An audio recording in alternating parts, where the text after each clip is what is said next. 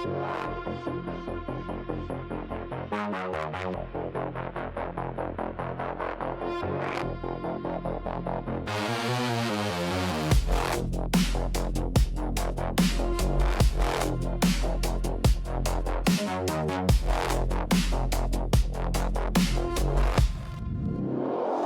I'm not seeing red,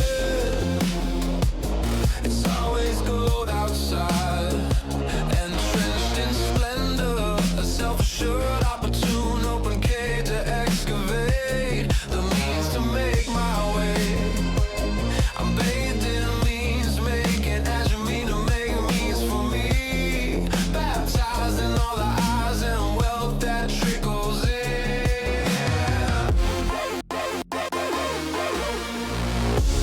Wake me down in all you give.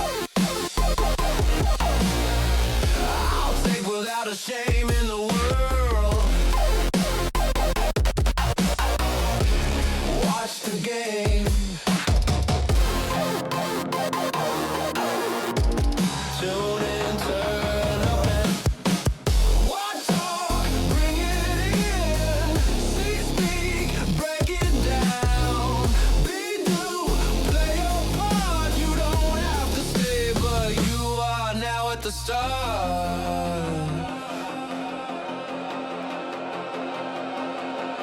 Enriched, glued attentive fixture. I'm a part of the mix. The background fits right in with wherever I am. Sit or stand, I'm a piece of your plan.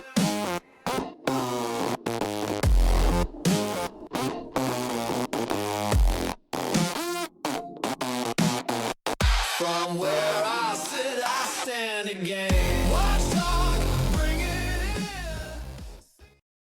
Hello, hello, here we are yet again. Today is a new day. Today, we're doing something a little bit in between. Today, we're starting with Path of Achra. This game is my current addiction, and I need to share it with you. If you have not yet tried this game, holy crap. Wait, shift for clear options? Okay, yeah, run while you still can. This game is... If crashing, try deleting. Uh-oh. Huh. Okay. Cool. So here we are. This game is awesome. I don't want to delete my run because it does crash from time to time, but nope. I'm not deleting all data. Yeah, right now... Oh, yeah, I should turn on the sound, huh? There we go. A little bit of music going. So currently I'm trying to do the Wormborn. I've only got a handful of wins, 25 to be specific. But there are so many. There are so many. But the Wormborn here, he is a life-death combo. When he enters a room, he summons 10 crawlers. When he's attacked, he summons 2 crawlers. Crawlers are writhing worms with a doom-laden bite. Per summon ally, he gains speed, which really is a bonus that we're going to use. And then also 50% hit and block skills off equipped weapons, flat dex bonuses. Yeah. So that's going to be exciting. We're going to try again. Right now I'm playing as the Quaymar because if you see the little star on the bottom here, this is a class, or a... Sorry, let me do a breakdown. These are the races that you can be. So you can be a skeleton, you can be like a Cole, you can be a Strand, which is like a desert man. You can be a monkey man, an ape, Tengu. But I've beaten it with all of these. So we're going for Quaymar, the Star Dancer from the Astral Wall. Basically just like Nightcrawler. The Astral Walls, the story in this game is really, really cool. Basically it's just kind of, it's very vague, but they kind of shape it as you win. And one of the coolest things is as you beat classes, they give you more and more lore. So I'm into that. So Star Dancer from the Astral Wall. Let us see what that is. So Quaymar, yeah, they start with a ton of speed, ton of life. But if you on teleport, oh, I haven't actually been capitalizing on that. 100 astral. Maybe I should keep some empty slots. Huh. Because that's an extra 100 damage, which is a drop in the bucket, but it's not nothing. On standstill, if enemies live, you teleport to a random tile. That is something that may or may not kill me many times. We're gonna be the druid because I need something that zaps towards enemies. Because the goal is if I'm gonna be pumping up willpower, I need to. Oh, nice. Meditate. But yeah, I need to. Maybe I should do that. Stay behind my minions. And bonus is on prayer, you summon serpents, and you get one. If you stand still, you get a hatchling, and you also start off with a cobra when you get there, and the cobra is actually really strong. As you can see, these are your deities, so race, class, and the deity that you follow. Right now, we're going Tikal. The god of plagues, whose visage is jeweled altar of dark stone, hidden in the eastern desert, known as the shadow of that follows the wind. Tikal is an eternal enemy of Tengri, which I believe this is Tengri. No. Who's Tengri? Yeah, here we go. The cutting wind. This one was actually pretty fun. It'd be especially fast. But this has a bonus that one of the moves, as you pick up an item, if there's no enemies, you gain life. So that's huge. Prayers grant healing, increase max life, and deal death poison damage to yourself. Yeah, maybe I should capitalize on that. There's a couple items that do that. I've tried this run a bazillion times. I've just been like a nose hair away from victory every time. It's so close that it's hard to stop. Nice sip of coffee. Cheers to you guys. The sea rolls back. For a moment, terror-blind birds swarm to the world's edge. O Achra, land of finality, your shadow, pursued by roaring violet waves, all birth abandoned. O Tikal, praise Tikal, everything taken, glory remains. All right, so we start here. We got this is our level up. XP is glory, and it fluctuates. Our focus, we start with very low stats, but our focus is going to be raising our willpower and then keeping our dexterity to boot. Since in order to be a world-born with the prestige class, we need 25 of life and death, split in between. So the skills I have are invigoration, which allies become immune to damage done by you. That's huge. But it also gives them life, armor, and poison blood resist, which is good. We're gonna go with the Grove Cult. On summon, heal yourself. That's actually huge. So basically, depending on the level, you get 3 each to keep pumping those out. Loyal acolytes, a personal cult to attack and cast mend. Casting mend is huge because they're going to keep our guys alive. We're also going to go with vine form because every time I summon, I apply vine form to myself. And yeah, here we go. Effect: vine form transformation. Fire. Minimize my fire resistance, which sucks. But we also summon a root on attack, form an extra attack on adjacent enemy and step, and then per stack heal 5 to all allies and grant 10 hit to all plants on attack. Cool. That's all you can do this turn. So this is the map. Basically, we got the these are walls, these are grounds. We find the enemy and we zap them. We're fighting these guys, Zindiks and green worms. The squares are area of effect. If they go bright, and then they will eventually shoot fire and absolutely obliterate me. So I need to make sure I'm not in them. My allies, I can't really do anything for. Let's go here. So if I click my guy and stand still, we teleport to a random spot. That is, when we start summoning an absurd amount of enemies, that becomes very useful.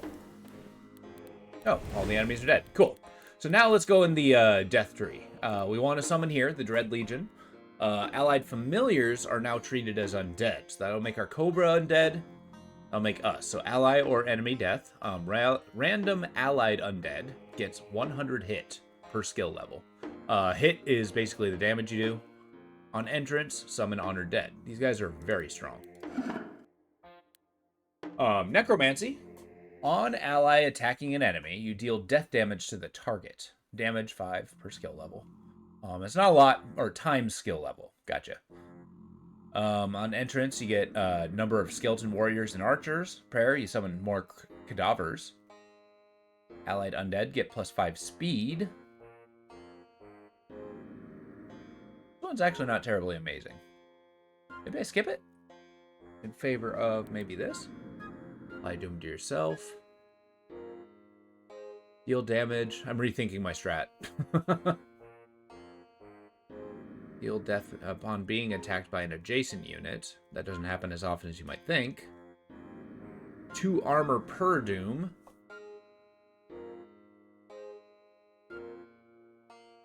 Another sip of coffee. We can go here. Apply Entangle to yourself.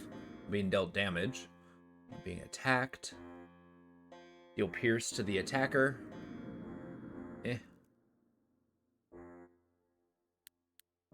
Go Bearthorn. Familiars are treated as plants, so I can turn them into plant undead, which is kind of cool. Summon Gisas. Plants gain 5% max life. That's actually kind of huge. We're actually going to go that way. Forget the necromancy. We're going to go overgrowth. Go hard in the life tree. We're going to raise this up to 15, then everything else to level 10. Strength is a afterthought in this particular class, but it is necessary in order to equip things. Oh yeah, when is the summon? Game turn or prayer. Summon a number of Gisas, skill level times 1000 max life. Summon mount equals skill level. Leafborn soldiers. Allied plant being attacked, you apply it Entangle. Okay, that's cool. I'm gonna teleport here. That actually did quite a bit of damage. Well, while we're here, I'm gonna take off my armor. Yeah, we're Kyuhei, the Quaymar Druid of Tikal. Randomizes the name because you go through a lot of characters, you stop worrying about what they're called. Get a good zap going. Cool, so now we got that. We got we got Ink. So per enemy, heal 10, which can be a lifesaver if you got a lot of enemies coming after you. We got Cherhen. Recite Cherhen, gain +20 max life and deal death damage to yourself. Damage equals 100 times the number of enemies. So you want to make sure the majority of enemies are dead before doing that. +1 charge when you pick up an item. -1 charge when an ally dies. Kiharkan. Per enemy, deal 50 poison damage to yourself. 1 charge. Requires 20 glory. I don't generally use this. If you have a maximized spell pool, this is what I use frequently. This periodically. And this I keep full just so when you lose all your health, you get a divine intervention. Sorry, that was really hard to choke out. Cool, so we're going to increase our Vine Form, which gives us more stacks per summon. And the higher we raise our... It's kind of a bummer I didn't get any good items. I don't like that. We got a nice shield. On block, being hit, apply bleed. That's not very good. Our struggle is going to be finding relevant items. And simultaneously not having enemies kill us. This one could be good. Just a good passive heal. Maybe keep this in your offhand, the banner, because that'll summon a rat, and more summons are better. Total summons limited by willpower. Fair enough. And we're going to be going up against a Blink Beast, Ethereal Hunter from the Void, and a Gore Idol. These guys are kind of cool. They're low health enemies. You gaze upon the mountain. There is an unusual silence. A strange light flickers in the distance. Travelers claim a nameless blood once ruled here. So yeah, these, basically every time you view an area, it gives you kind of a demo of the enemies that are going to be here. But it gives it with a little bit of lore. So it's like as you approach the mountain, you can't hear things. You see a strange light flickering in the distance, wondering what it is. It's not until you reach the mountain that you see the enemies. And then you're talking to travelers, and they're, oh, a nameless blood. Kind of implying that you're just kind of forever moving forward. Because in order to maintain the time constraint, the ocean is rising behind you. You have to press ever forward Going after the Gore Shrine. They summon these. The Gore Nymph. So, blood spawned from a Gore font. Yeah, that's the blood allied factions. There's... The elements do tie to the different factions, and there's, like, lore for each. Like, each element in the game has a different one that or different factions that are associated with it.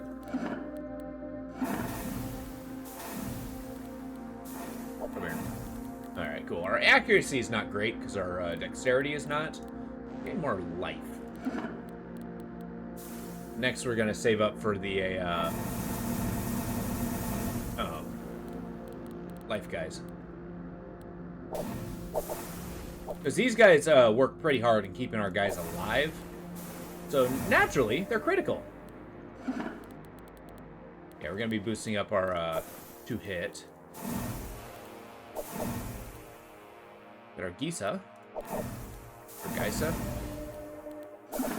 Or if it's like a tied to Gaia. But yeah, you got entire pantheons going on here. It's cool. This game is incredibly addicting. I very much enjoy it, personally. Alright, we got our banner. Got our gauntlets. Plating. Helm. So, we want to see if our... so that's +6 encumbrance. I'm not currently wearing a hat, so that'll put me over by 1 point. There's 3 encumbrance, 3 weapon size. I'll put this on my offhand. I'll replace that pretty much at the first opportunity. Yeah, we'll save up for this. Add strength. When we get to raising strength. Oh yeah, just cast this. Raises our main health. That's the most that I do. Alright, cool. So the goal, as the ocean rises... we're going up after either a place or a tower. These towers have a boss creature, which are insane. But they also have the most loot and the most floors, gaining the most glory. So, unless there's something there that you absolutely need, or an enemy that you're absolutely terrified of, it's really beneficial to go after the towers. If you can beat the boss. Like the Burrow King, he's kind of tough, but I feel like with our particular build, we should be okay. And I get a good, decent staff, and this item's pretty good. Basically, the stacks of an effect, like my Vine Form, I increase my armor. This one's also really good too, but I don't need it. So let's do it. You gaze upon the green tower. There's an unusual silence. A strange light flickers in the distance. You hear a rattle of crude armor. There are wide footprints in the dust. That's these guys. You see the remains of a defiled shrine. You see a horrific statue made of dung in its shape of a crown. Executioner Monk, the Zindiq. We ride. The one thing I really do like about this game is how much of the imagination it evokes. Oh shit, I misclicked and I teleported. That's actually kind of bad. It's okay, it's all part of my plan. Summon rats! I think these are my rats versus their rats. Yeah, if the enemies are looking, or guys are looking this way, they're allies. If they're looking this way, they're enemies. I think. Yeah, summoned. What about this guy? You're also summoned. A Peltast, which are better than regular guys because they throw. But they also got like 1 hit point. Since I'm on cycle 25, the enemies are incredibly difficult. As you can see, their block is 50%, speed 8, they got a bunch of health. But it's also per cycle they increase their health. In fact, I think it says here. Yeah, empowered by the cycle of Achra. That's amplification. Everybody has that. But it doesn't give me a breakdown. It doesn't give me a breakdown of a what they do, though. Which is very handy. Especially on bosses that seem to kill you in 1 hit. It's good to find out why. There's some that actually, like, return damage when you cast to them. I try to avoid those, seeing as I don't have a ton of health. We're playing a fairly fragile character.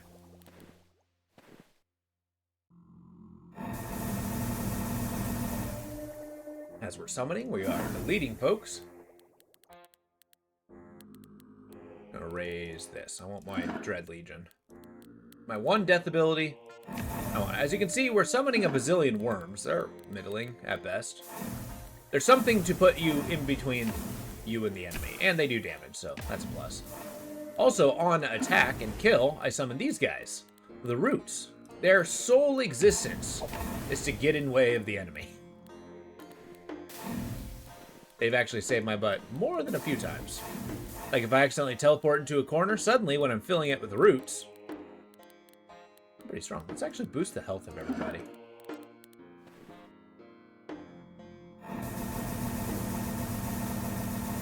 There we go. We're actually killing things by summoning in. That's awesome. That's kind of the where we want to be.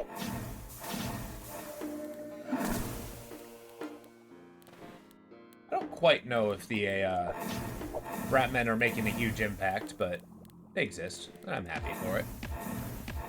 I mean, I guess they're not. They're trying to run up to the enemy and not doing anything.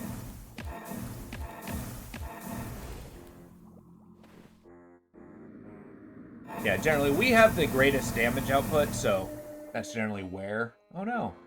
Dream Boo! Get out of here.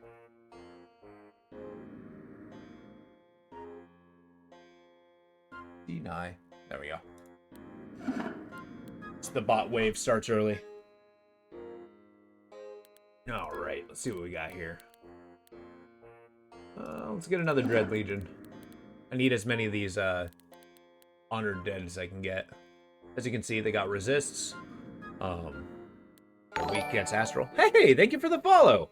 What's going on, Peachock? How you doing? Hope you're liking it so far. We're just kind of warming up with this game, because it's early. I'm addicted to it, and I want to share it with you guys. This game's great. They're coming out with the sequel eventually. Actually, it's Lands of Achra. That one I'm insanely... no, not insanely. But I am incredibly excited for it, because that one's going to be a lot more of a... Since this is more individualistic, you're a single hero going on a quest. This one, the next one's going to be like your armies and nations going on them. So actually, like, seeing the lore of nations... it looks like it's like Conquest of Elysium. It's gonna be great. Gonna be great. All right, what do we got here? Been a while since I've seen anyone play Achra. Good luck. Well, thank you. That's a this game I put down for a while, but then I pick it up and then I'm instantly hooked. It's really good. I'm making a goal that I want to 100% it, get all the achievements, as in beat it with all the prestige class. So I'm just going down the list. That's why I'm doing the Wormborn. But this is quite a hard one. It's a shame, a crime really, that it's as undervalued as this game really is. It's really unique.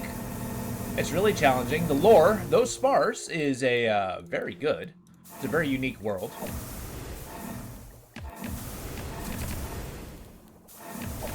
And the mechanics are actually fun once you kind of figure out how they work. Usually it takes me like 10 or 15 runs to figure out how to play a particular class. Like this Wormborn is and was very hard. But I think I got it. I got a system down, and I've got right to the end.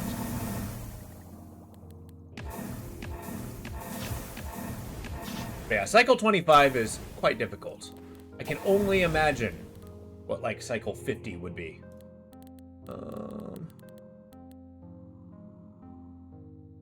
What do I got here? I need 6. I need to level up my Geisas. Geisas, I don't know. Okay, we're gonna raise our dex to increase our accuracy.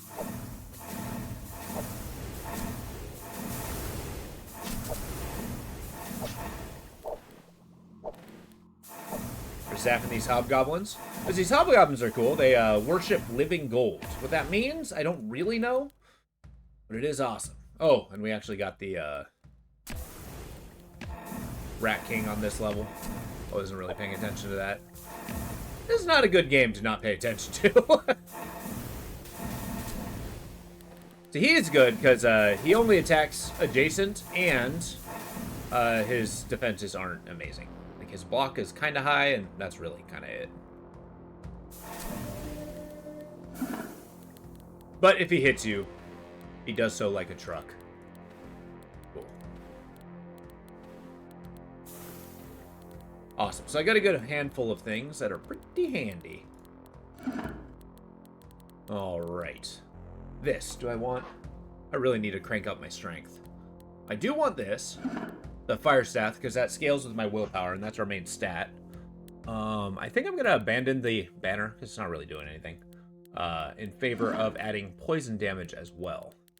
Our accuracy is 80, which isn't amazing, but we'll increase that with our dexterity. Yeah, we do fire and poison damage.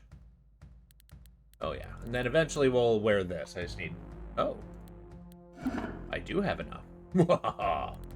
And then I'll get enough for the Emerald Helm. I'm not really hankering for the Telefrag build, because I have a feeling that will get me killed just as fast as anything else. What's this do? Dealing physical damage? No. Dealing lightning damage. Oh, I got lightning gloves. That's not bad. Since I can't really hold still, that might be an advantage, and we can kind of crank our speed for that. But it's only 2 tile range. That's worse than I would think. I prefer standing at range. You gaze upon the pillars of salt. You see discarded sheets of rotten flesh. The rumor of children vanishing. Yeah, that's the Gehen. Basically, they're skin priests. They skin people and reanimate that skin. And then you got Obar, which are giant ogres that eat children, apparently. Great information. Yeah, let's see. Yeah, so you can see they get life per cycle and damage per cycle. So they get pretty strong. They get pretty strong. Oh, they also got these 2 guys. Why the hell? Oh, that's just showing me everything on this line. Oh well, lightning gloves are lightning gloves. Maybe they'll save my butt one day.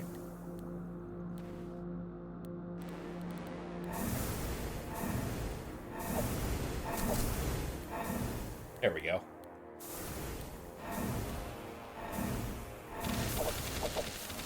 Might have to level up our vine form to get more stacks now that I got something that capitalizes on them.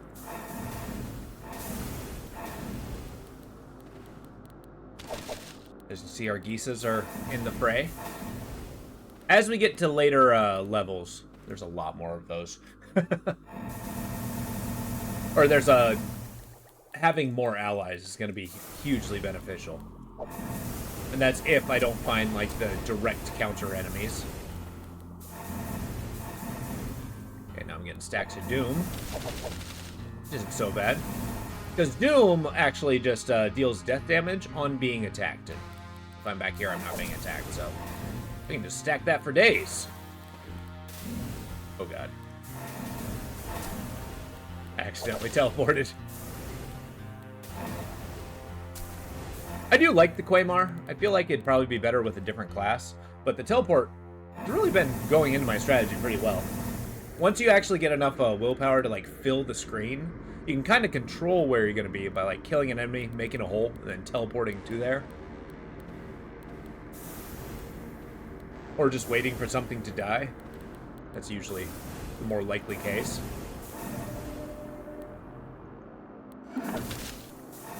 Gonna boost our strength so I can wear that hat of healing. Fantastic. These lightning pants as well? I can do that. Yeah, I'm never gonna wear that hat. I'm kind of curious. Okay, so damage scales with a willpower. Those damage times your willpower. So the hit's kind of low. What happens if I put it back? It goes up a little bit. I'm taking an accuracy debuff so that I can actually just get an additional attack. Don't mean to jump the gun, but have you beaten any cycles as the Elementalist?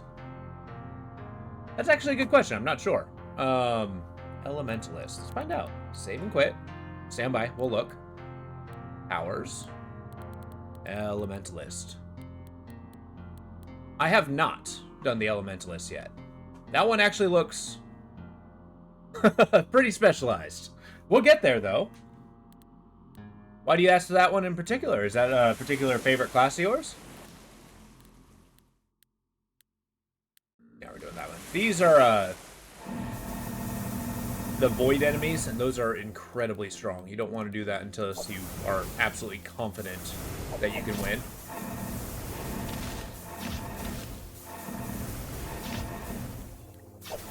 Fire damage is getting these. So, sorry, I didn't even read that. Ferods are elemental masses of vines. Malicious vines, specifically, serves as vengeful will of the sacred forest that was destroyed long ago. Oh, nice. Okay. Yeah, I've had a lot of fun with a lot of the classes. I gotta give that one a shot. Fanatic soldiers. Okay, I'll read the rest. Oh, God. Let's step back. Let the roots take the damage. Whew. Okay. So we're gonna summon this to summon more guys and heal. As you can see, there's a number of enemies, so I gain a number of hit points. And then I need to stop moving. I forgot I got a entangle.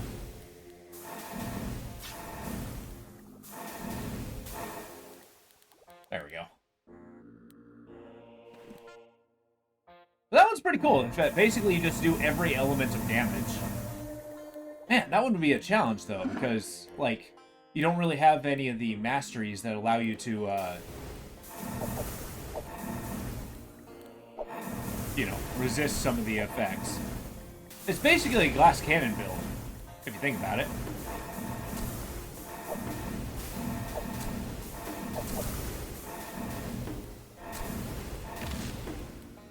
I usually, on every other build, tend to go with one of those kinesis skills, though. But yeah, feel free to jump the gun. As a usual rule, is backseating is okay, as long as you're okay if I don't do it.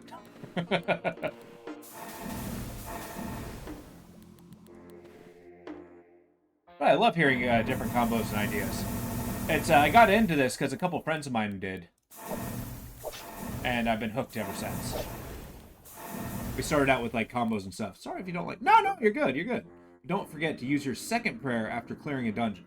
Did I forget? Oh, shit, I probably did. Yeah, that one is a part of my strategy, but I'm falling apart. I'm missing, like, critical details if I miss that one. But no, feel free to backseat. I don't mind. You probably played quite a bit of this game, too.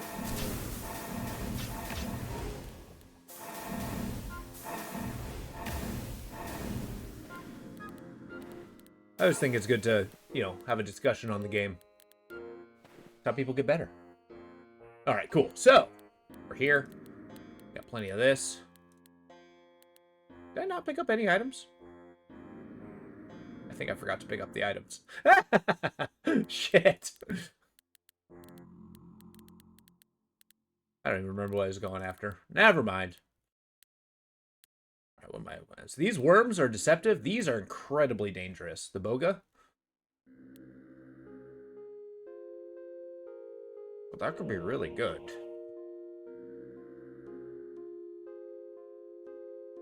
Dealing fire, apply and flame. That would increase my defense. I've not tried this strat. Let's challenge the boga. You gaze upon the pillars of salt. The ground is littered with discarded scales. Ratmen have raised their flag here. That's these, Phalangite. Phalangite? Doesn't that just mean he has fingers? I don't know.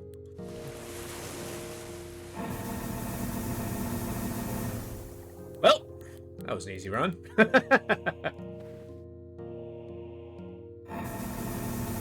Yeah, I'm not used to doing this as a stream. I usually play it on my own time, but notice I missed a lot of details. Yeah, we're gonna save up for another one of these guys. Maybe a vine form. Yeah, maybe vine form. I need to raise the stacks to raise my armor.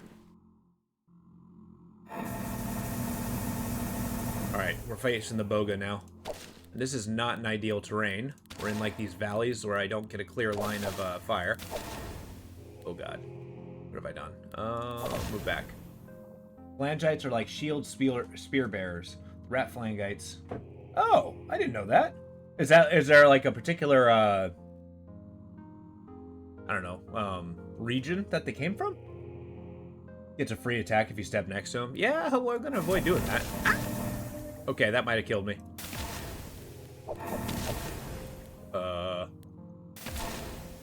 Problem.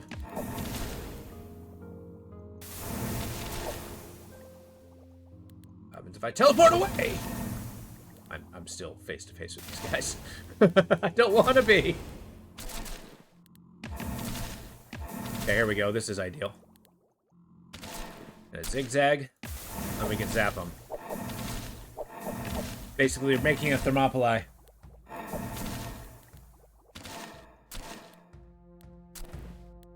Oh, Cobra. It is a shame. I do wish there was a little bit more. Wow, that was actually a rough one. But we did it.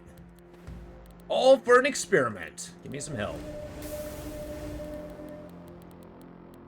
And we're going to do this in the offhand. Okay, this one's a little odd.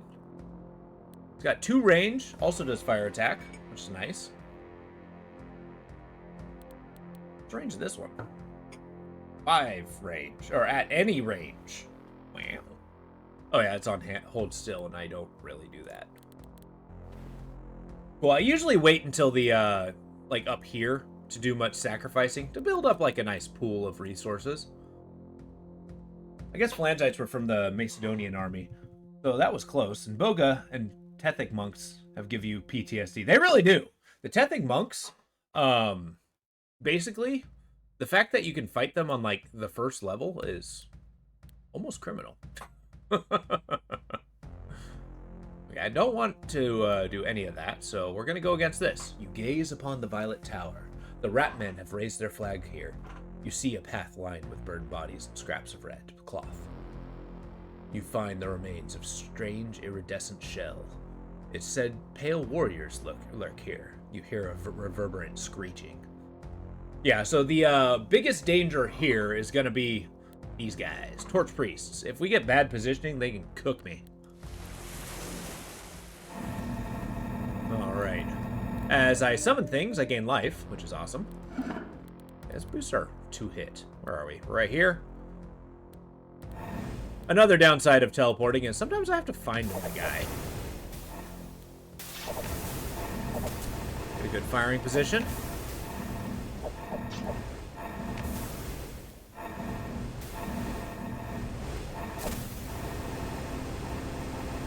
Oh god!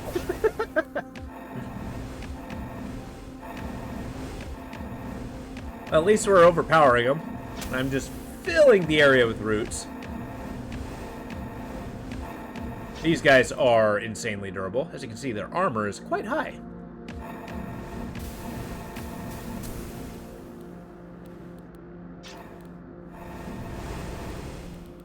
Wait, what's their range? Obius's flame. 4 range. 1, 2, 3. Oh, yeah. I gotta get out of there. I can do... Oh, wait. I'm doing fire damage. Get me out of here! Okay.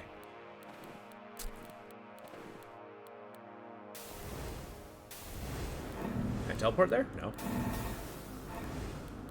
Nice. Our Centurions led the way. I like how they're taking a Macedonian route in there. It's usually a much forgotten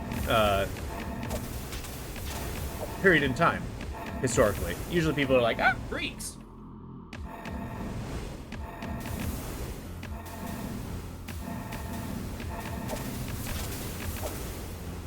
Just in general.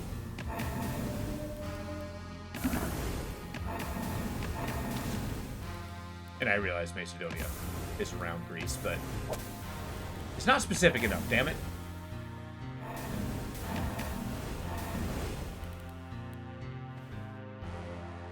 Alright, we move on. We are really close to fire, guys, and I don't like that. First turn teleport, I think. Game devs sprinkle in real-life lore from a lot of cultures in Achra. I've really enjoyed that, too. So, like, they got little fragments, but he moves them around a little bit that they're actually unique enough to, like, really fit a cool fantasy world. Like, he has a lot of references to H.P. Lovecraft and stuff like that, because everybody does, but he does so in, like, a unique way, which I think is cool. And, like, some of the Eldritch factions seem kind of cool. Like, you know, you got the Orchid Cults, which are awesome. You got Jungle People. There seem to be a lot of creatures from the Tunnel Lands. Tunnel Lands just seems to be a land of monsters. What happened?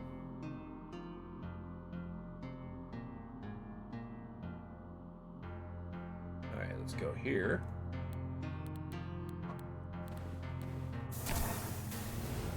But no, honestly, the more places people gain inspiration from, the better, I think.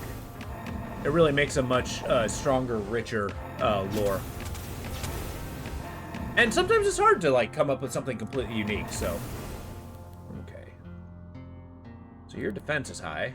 Your fire resist is also high. That's the problem. Oops, I teleported. Shit. Where am I? Here I am. Well, we're just gonna zap this guy for about a month.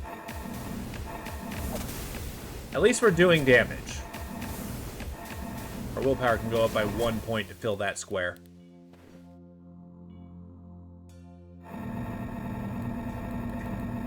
This is very much a slow and careful class. Like, once you get to,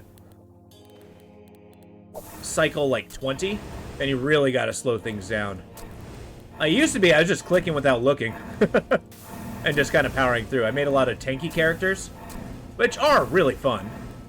Ah, yeah. Doesn't mean you're immune to fire. Oh, God. 1, 2, 3, 4. Let's get over here.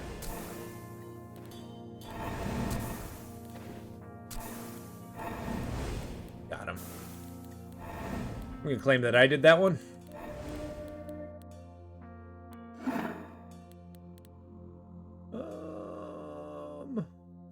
We actually get another level in my Grove Cult. What else do I need? Can I wear this hat yet? Delightful.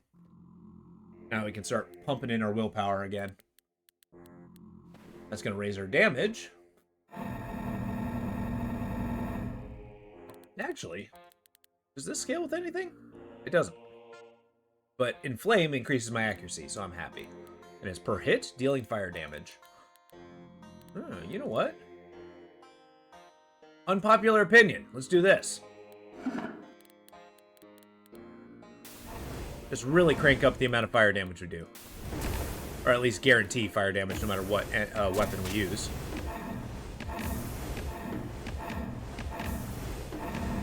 I usually have a core level of skills that I get. And then if I get a particular build based off of equipment, then I kind of, you know, pivot from there. Like, I use the Jade Pilliums pretty frequently. Those are incredibly good, because per stack you get an attack. Although I'm pretty sure it caps at some point.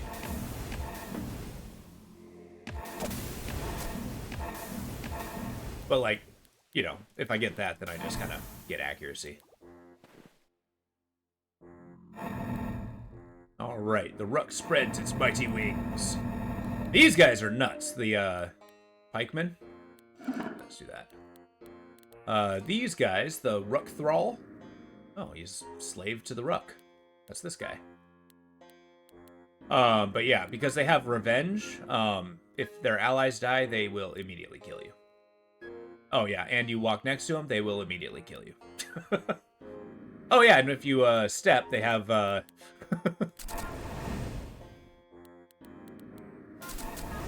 Inflame. Thus making it easier for them to immediately kill you.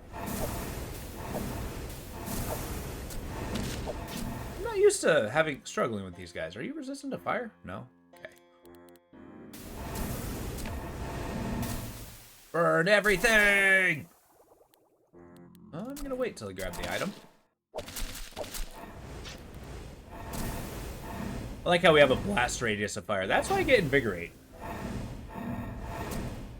I do remember going to Jade Pillium with the Strigella class. You just nuke entire screen. Exactly, exactly. If you couple that with a, like, you get a martial ability like, shoot, where is it? Like technique or stand ground, you just attack a bazillion times. Although if I'm going a character like that, I usually lean towards the ice javelin. That one is super strong because its damage scales with your level of block. If you get the Zengja in your offhand, then you just cook them. Okay, I won. Delightful. 1, 2, 4. We move on.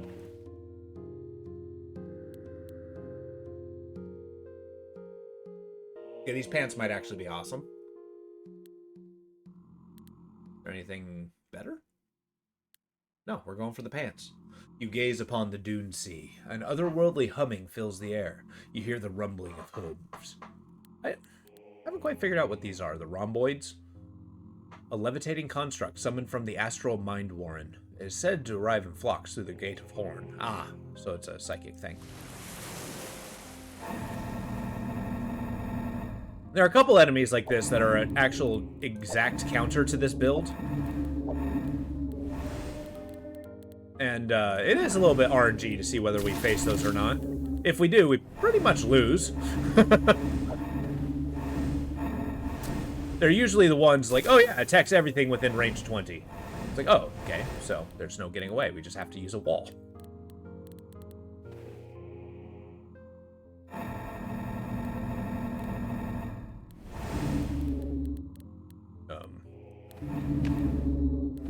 can't believe I'm fighting a goat. Or a bull. Come on. I'm gonna assume it's a carnivorous bull. The violent beast of Marduk, yeah. It's a bull that also eats meat. Look at this, these guys are so strong! They can just stand up, and then the fact that our, these guys are healing them, top notch. Can I teleport closer? Where am I? Yeah, there we go. Do I want more Invigorate? No, I want more Grove Cult. Since you mentioned RNG, please don't get disheartened when facing the mid-bosses. Each of the 4 mid-bosses hard counters specific playstyle. For you, yes, the Fog Guy actually killed me before I started the stream. And he's killed me many times. But no, it's a... even though it can be frustrating, definitely not easily disheartened. But no, yeah, the Fog Guy is a rough counter. I also, the Flame Dancer is one that I struggle with as well. You know, 50%. Okay, we're gonna put that on. And we're almost to, yeah, one more, then we're gonna... Got an Ice Staff. The Ice Staff and the Lightning Staff look identical to me. Ooh. No, not with this particular build. It's one of those roguelikes where you can play perfectly and still lose. Yeah, exactly. But I mean, that's exactly it. And I mean, sometimes RNG is in your favor. I don't think that's necessarily bad. Like, you got a good strategy, you got build. You just hedge your bets. You stack things in your favor. Oh my god. It just burned a hole in here. Star Brutes, Violent Warrior. What are you doing? Thundering Star. Astral damage and melee. Exult on kill, deal damage to... Oh, that's why. You're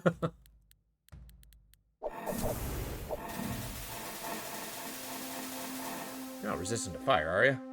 No. I just gotta double check, because it's been a long time since I've actually played a fire class. It's not really been on the forefront of my mind. There we go. There we go. Just gotta zap these guys. There I am. Go get him. You are the honored dead. Let's go in our circle. We'll teleport, see if I can teleport in here. Nope. A little flame burst work, though. Nice.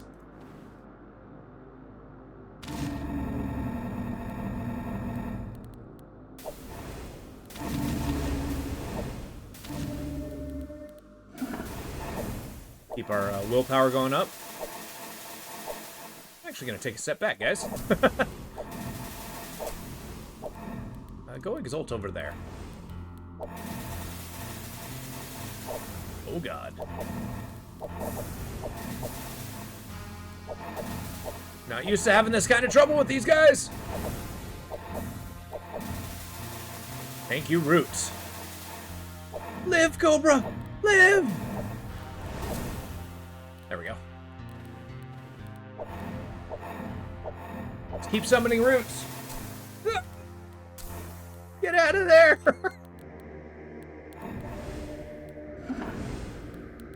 We did it! Let's get some more Honored Dead. I usually get that to like level 8. Get a bunch of them running in. Rule of numbers isn't really in my favor, but...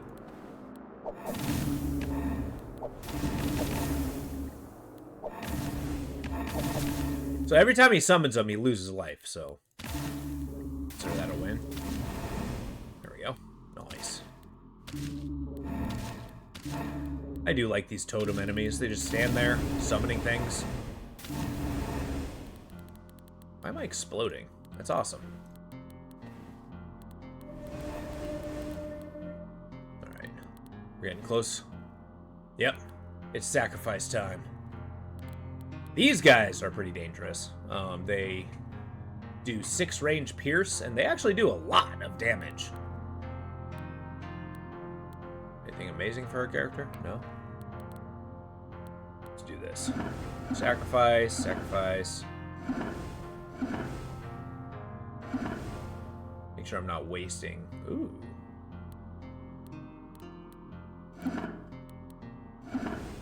We're switching out to the fire gloves. I actually didn't realize I had those. Increase my resist fire, which doesn't really help me. Because I am... Actually, where are my resistances? Does it show me? It does not. Bummer. Single-handed.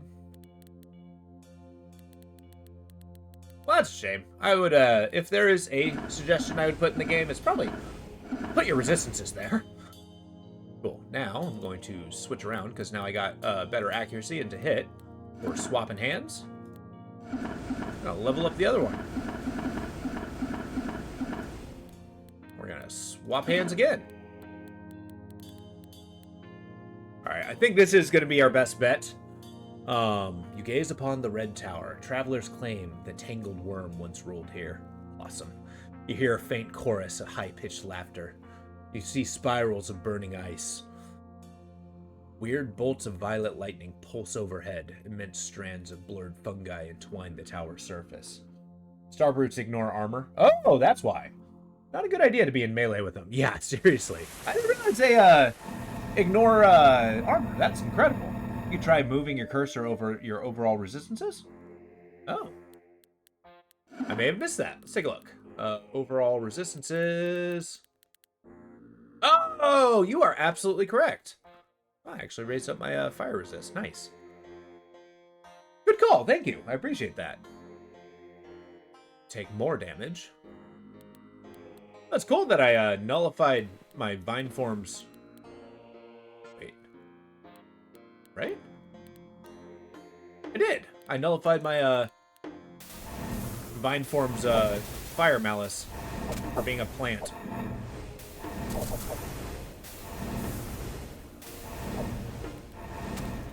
Get out of here.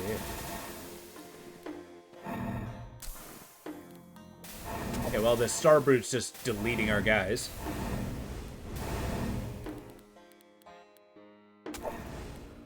Which, actually, believe it or not, the Starbrutes, I've never actually had too much trouble with them because they usually die in, like, one hit.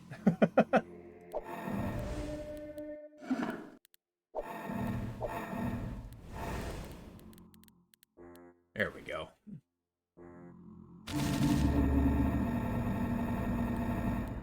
Alright, where are we at? Got worm boys. Yeah, I can't really zap this one without getting in melee range. Oh yeah, I can. Thank you, fire. What a serendipitous build. I never thought I'd get that. We'll up our dexterity next.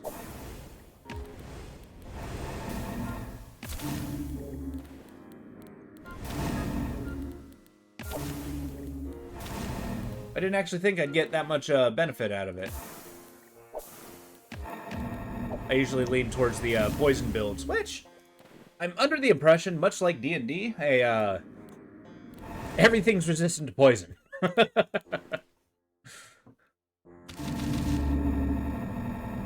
And that's a good way to nickel and dime people to death, not much more.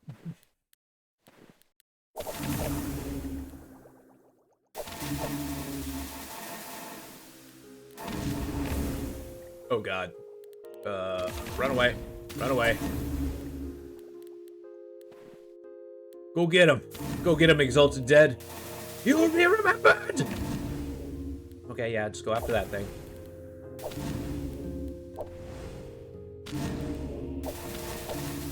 Well, he's dead. Shit. Teleport. Did I win? Okay, here I am. Still not a good fighting zone. Yeah, we're summoning Jensai, which are or a Isas. Achra, the skill Morbumancy reduces enemies' poison resistant to stack of poison. Oh, interesting. Which one's Morbumancy? Is that this one?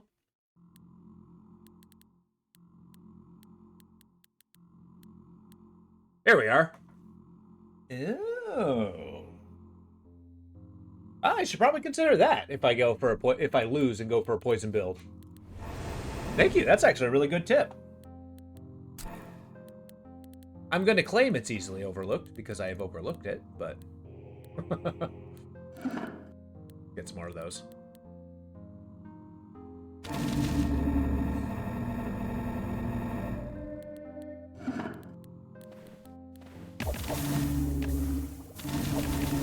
Is there a similar ability in fire? Or its target? Fire healing's cool. All units, 2-tile range.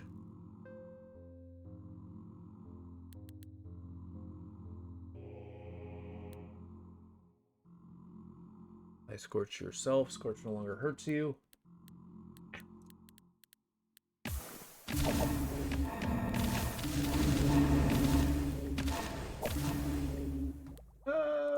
You go get him, Roots. Not really a good shoot point for me. But the honor dead's on the case. There we go. Maybe now I can zap one or two.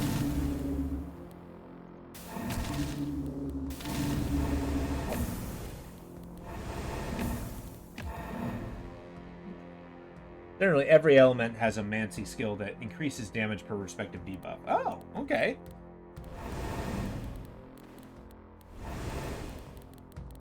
Yeah, I know that the builds themselves or each element is inherently different in their own way, which is pretty interesting, but I do like the consistencies.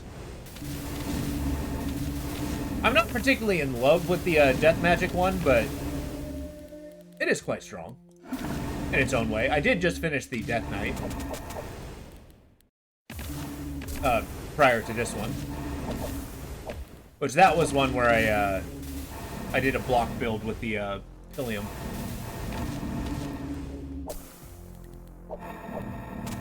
I also found out that you don't actually have to kill the Prince of Colors at the end. Ideally, you should, but all you have to do is leap through that door, and then that's a victory. Oh god, where's the lightning coming from? Ah! It's probably this guy. You have lightning? Just keep shooting him. Just keep shooting him.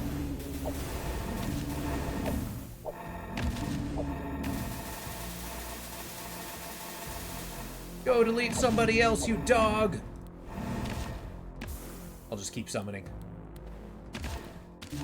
I do like the summoner builds. They are kind of silly. But they do have a lot of hard counters.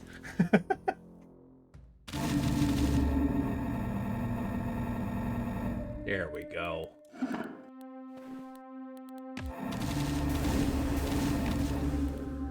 Now you're cooking with gas. Get him.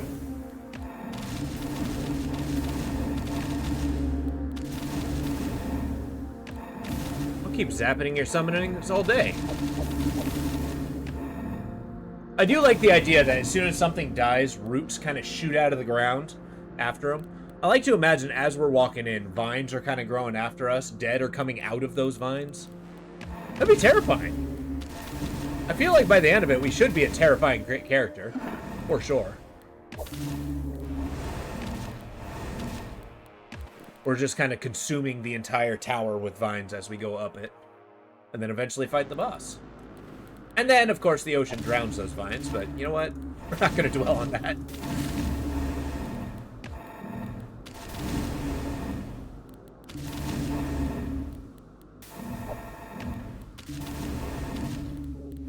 I like how my attack has a blast radius. Let's teleport. There we go.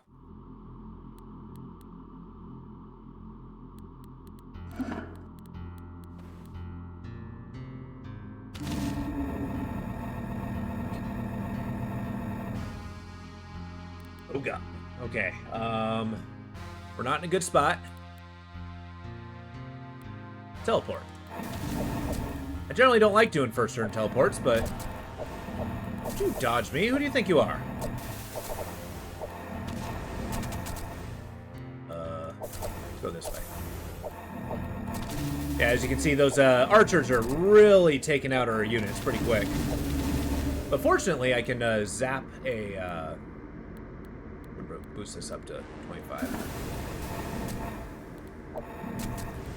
We can summon a root basically every turn that I attack. There we go. Look at that. I don't want to turn the corner. This guy will get me. Teleport. There we go.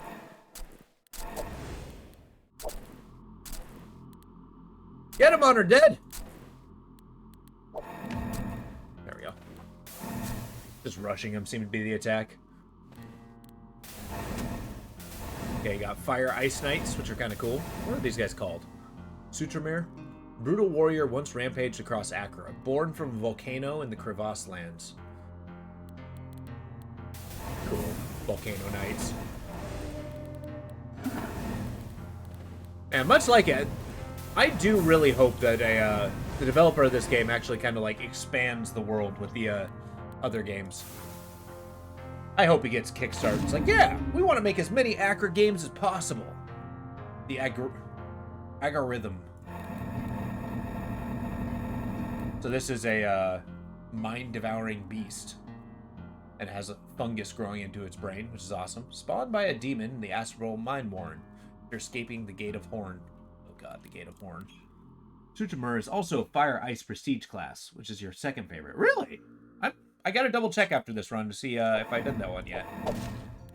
I can't recall. Like I said, there's a lot of classes I haven't done. My strategy was, in my quest of 100%ing, was to do all the Elemental Purist classes first. So I got all of those. Why am I taking damage? Okay.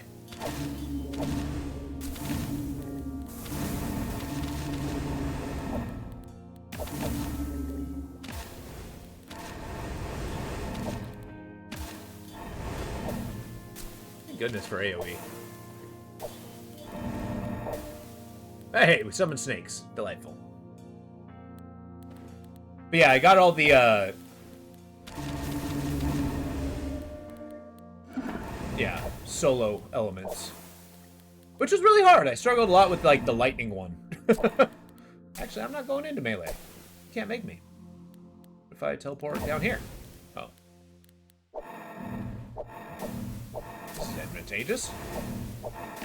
Burn him! Next, we'll have Streets of Achra. It'll be a beat-em-up. Hell yeah! Actually, a deck builder would be sick. Then Achra Survivors. Oh, no. Don't give me the Survivors. I actually don't hate Survivor games. They're kind of fun. But I only really dive into the ones that seem to be changing the formula, doing something different and unique. Sometimes it's not the case. Sometimes it is.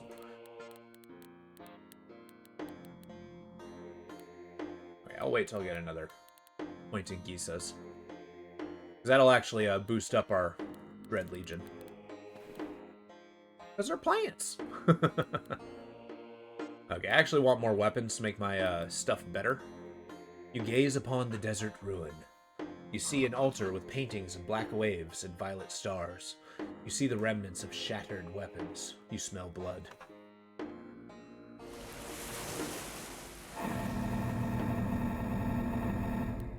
Alright, so these guys summon gore nymphs. They're pretty fun, though. Which I guess now that we kind of got a blast radius, I don't really worry about gore nymphs at all, except for their infinite dodge. Stop dodging me! Okay.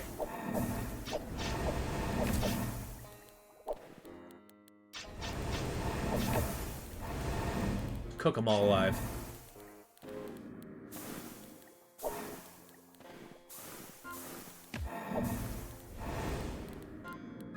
I don't know lore-wise what a fire-based Vine Lord would be, but I enjoy the combo.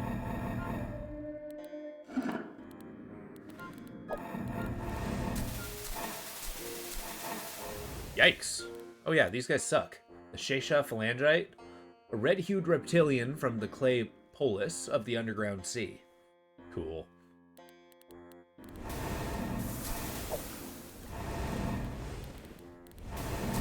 They just stand against the pilgrims on the path of Achra. Easy money.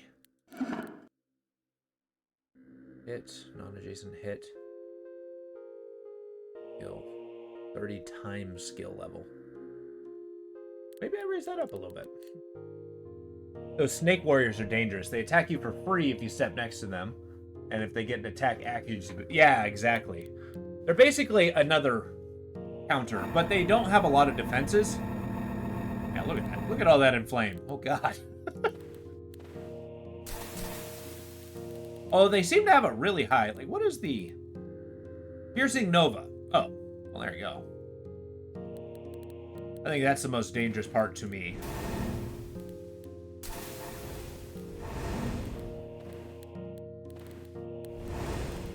But if you snipe them, they're nothing. It's the ones that have, like, an insane amount of dodge and an insane amount of armor are usually the ones I struggle with the most.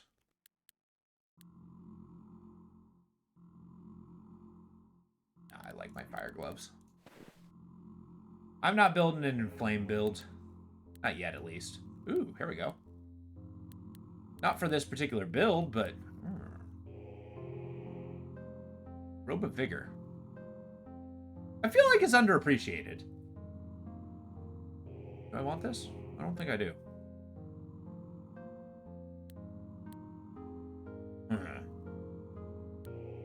Well, we're gonna go with this one nonetheless. You gaze upon the pillar's assault. You hear the ferocious insectoid buzzing.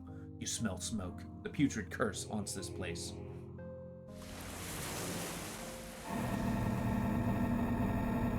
I just want an RPG where you can, like, run around the world of Achra.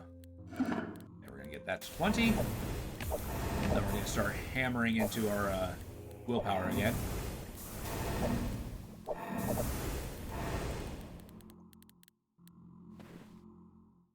Like, as dark fantasies go, this place is cool. Alright, Death Revenants. Well, I gave up death magic long ago. I just have to honor my dead. And summon worms.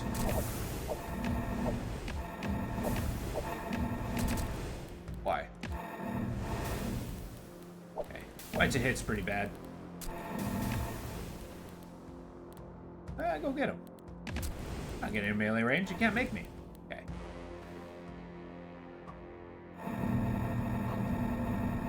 That's what I was hoping the Inflame would do. But I don't hit enough to get the Inflame stacks. I mean, 2. That gives me 20 accuracy. It's not bad.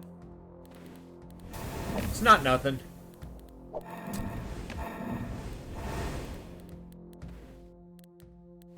Basically, the longer a fight goes, the better.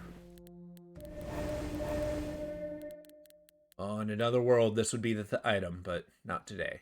The staff is kind of my thing.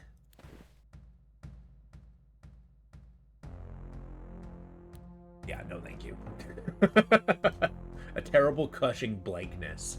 Oh god. Okay, you gaze upon the forest. You see trails of quivering fungus. There are whole skeletons cleaned of flesh. Yeah, these guys are insane. They just walk through my enemies. I think it's Cruel Feast that does that. These guys are not too shabby either. They don't have blast radius, so as long as I'm not caught in melee with them, I should be fine. Yeah, see, watch how fast this guy goes up the tunnel. Oh, he ate him? Yeah, what does that do? On ally death, become stronger. Yeah, okay. Oh god, I teleported. Here I am.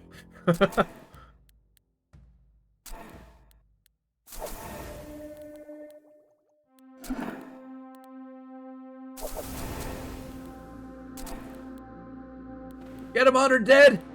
Put him down! Oh god, okay, well there's one Honor Dead down. Okay. We'll just keep Zerg rushing him. Just teleport.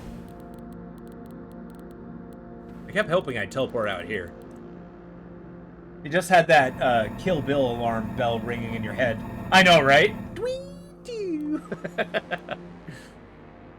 I can hit him if I go here. Listen, I think all the Tethic stuff is just ridiculously powerful. Kind of makes you want to become a Tethic mage, right?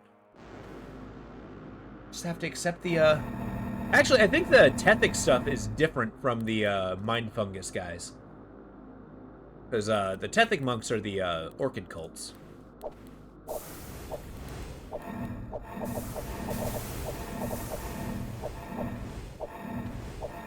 Whereas this is, like, on a border of the, Hell Gates with the Yellow Queen.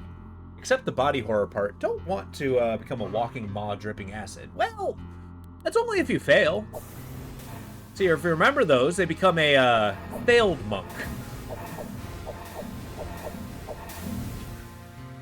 You just gotta be better. I don't know what a, you know, mind-breaking combo for... Or I don't know what's required for that, but let's boost this 2 points. Yeah, exactly. You gotta in it to win it. Besides, it doesn't say that it's a tortured maw. Maybe it's like, you know, having a gigantic mouth with a corrosive spit is a good thing.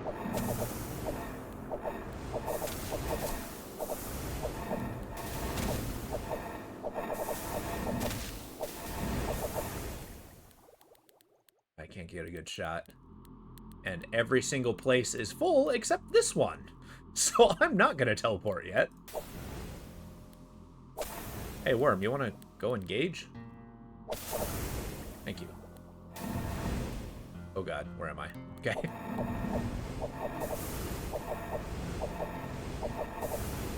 Yeah, these guys are kind of cool, the Grangas. I haven't quite figured out what their story is, though, but they have their own void land, which is kind of cool. A strange Brahmask warrior from the icy crevasse lands. Like, they have, like, an entire banished kingdom, which is kind of cool.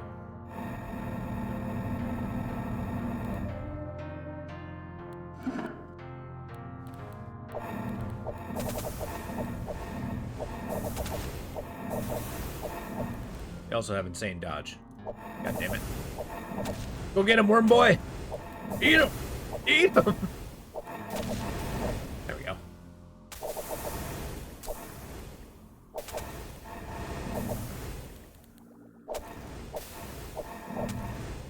That's right, we keep summoning vines so he can't go anywhere.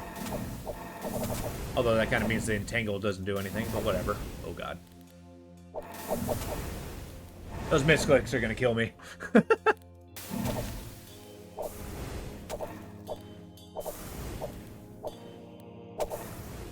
don't really want to get caught with that. And whatever these squares are. Does it say? No. Oh yeah, they do their ice blast. Oh god, where am I? Okay. Takes a few turns to charge up, though. I remember losing a promising character to the Grango leader in the second half of the game. Always. Yeah, exactly. Although, they are, among the challenge areas, they are among the more beatable ones. Like, basically, I'm willing to do anything except the Gate of Horn. That's an exact counter to this one. The Gate of Horn is so hard. The Yellow Queen is no joke. Hey, you want to, like, kill that guy? Please? Come on, Honor Dead. Uh-oh. He's in such a bad spot. I hate that. Get him!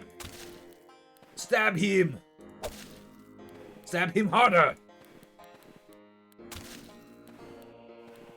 No, you're losing! Stop losing! I thought you were honored!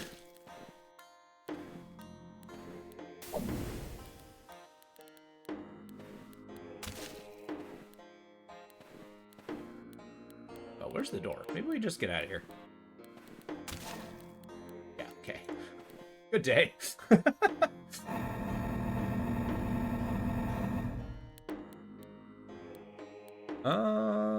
What if I go here?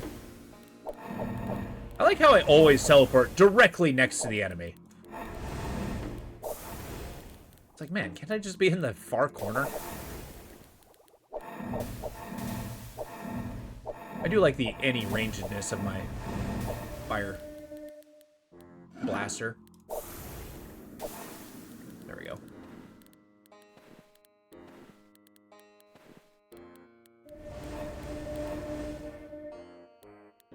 I don't think there's anything like particularly good in here. This might be fun. Different character, not today. The red axe is one of my favorites. Okay, I'm getting nervous. We're getting closer to, like, end game, and that is so hard. I just can't let my guard down at all, ever. Ooh. Get a good shot off of this guy. Gora dogs. They really are. They really are. Especially if you get bad terrain. Because you just don't want to be next to them, period.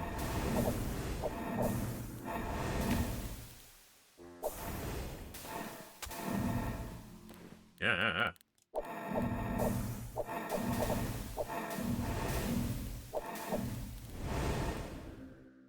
Did I win? Yay!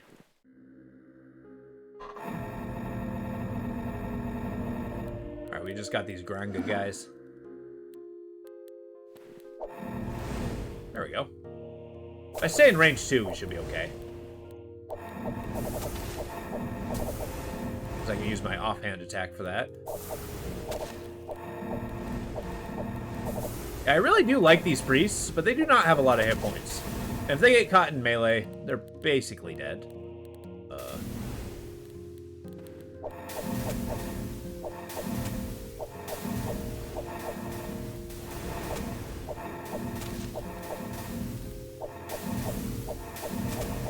Cook them alive.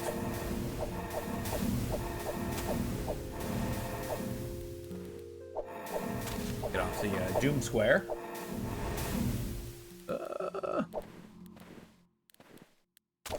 Oops. There we go.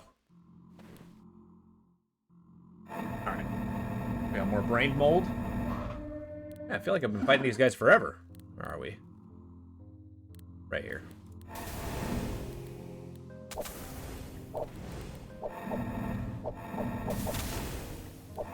It's a good centralized location. We can zap pretty much anybody.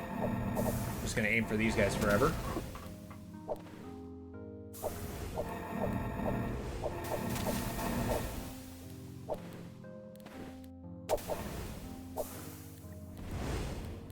Over here. He's kind of held up by my fire blades. Woohoo! Alright, I don't have to worry about being overburdened, which is nice. Or inflexible. Oh, it's obelisk time. Get another life. Here.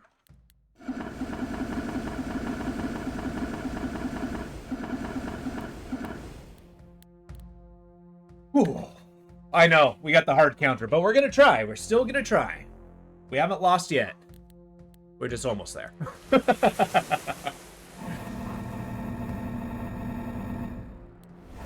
Basically, what I'm gonna do is I'm gonna hug the walls and basically just inch my way to the door and then leave. My chance of fighting that boss is not fighting that boss.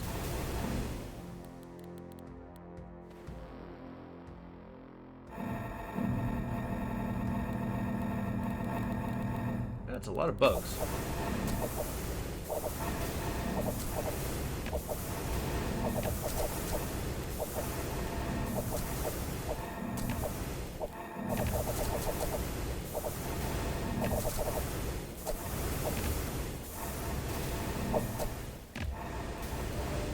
Got him. He's just eating his way through my allies. No big deal.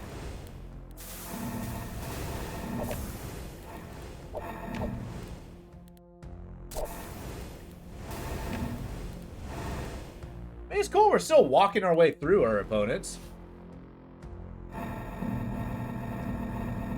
Okay, yeah, the fight is basically just gonna come down to positioning and terrain difference. Hopefully we end up, like, right next to the door.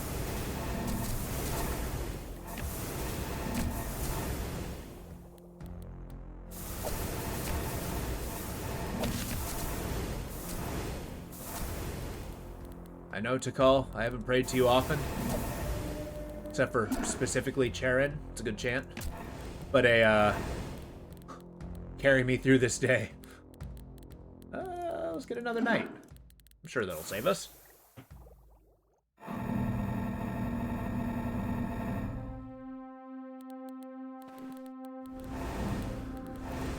See, this is the sort of thing that makes me think I can beat anything. Okay.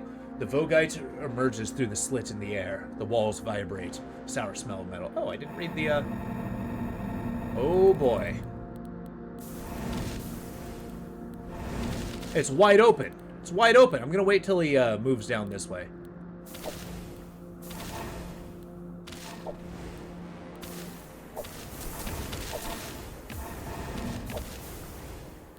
That's right.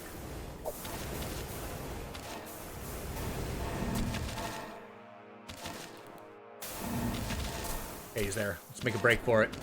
Go! Go! Go! Stop for nothing! Get out of there. Woohoo! I did it! Alright, I kinda gotta. You gaze upon the eaten star. You smell the decaying star. You sense the terrible crushing blankness. A perfume of shimmering death. Hunched shadows prowl beneath the bent spires of cosmic waste. A quivering bulk slouches in the expanse of dying light. I seem to recall this guy is dangerous, and I don't know why. He's got Pierce. Doesn't say he attacks from basically any range. He's got Revenge, which sucks, and an area attack. But he's mostly an adjacent foe. These guys are pretty tough. Retort on being attacked, so I just don't attack them, is the answer. They summon these guys, the Barcorpus. Dooming Touch isn't too much of a problem. These guys are a pain in the butt. These will kill you if you don't pay attention. And then these guys. Gathering of Conic Boundaries, bound to inflict divine refraction, and engorged Star Eater pursues self-birth through animalistic devouring of light. Jesus. Oh, he's got a retort. Shit. I don't like that. I don't like retort. Alright, we're gonna give it a shot.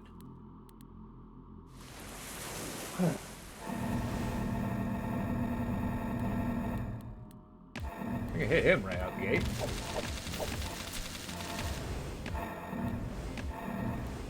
Basically, I'm gonna try to kill this guy through AoE.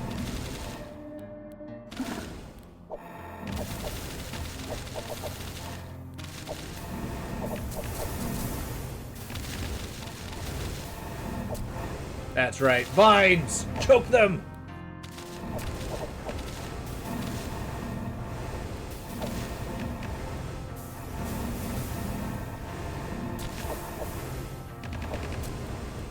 I think we might be winning. If I go down here, if I go down here, if I go over here, I can start shooting again. I just choke them with vines. Do this! Summon more dudes! Those poor snakes just showing up in a dying star. They don't know what's going on. Oh god, I teleported. Woohoo! Alright, one down. Those star beasts are no joke, but I'm glad I can actually start. What are these? Violet demons? No, Crompites. Astral scavenger that prowls the dim expanse of devouring light. I like the idea of creatures that eat light. I don't know what it means, but it sounds badass. Also don't know what the smell of a decaying star would be, but I can't imagine it would be good.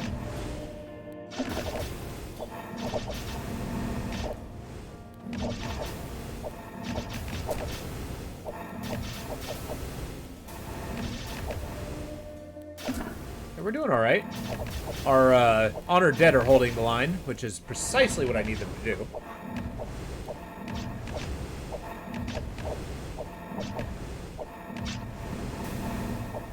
I think my Cobra died.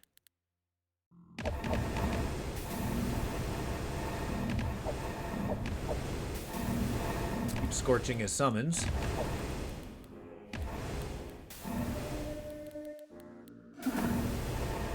That retort didn't get me.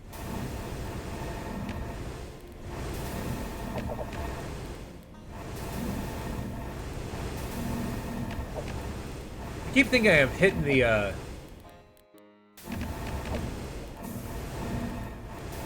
octopus thing.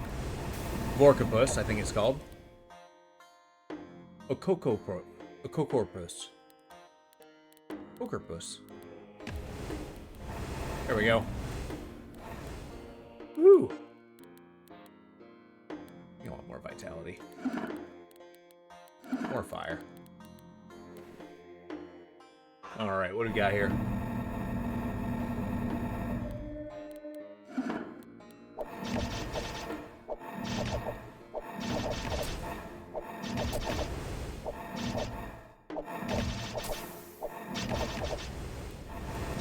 There we go. Got kind of bad positioning here.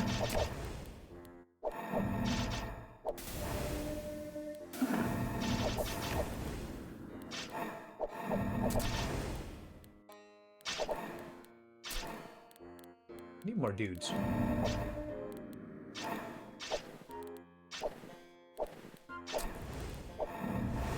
Aha! Delightful. All right. The Okan Maksha. I can shoot him from here, but I kind of don't want to do that.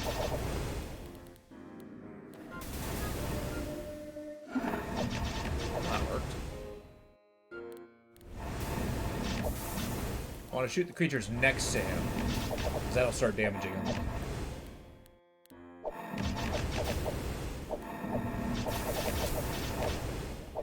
Get out of here. There we go. Look at that. Cooked him.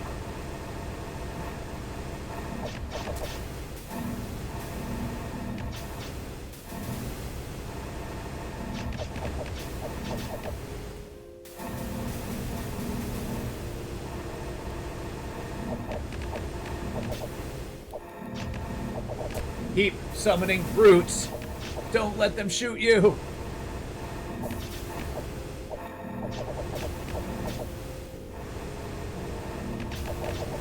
Got to reduce the amount of shots coming my way.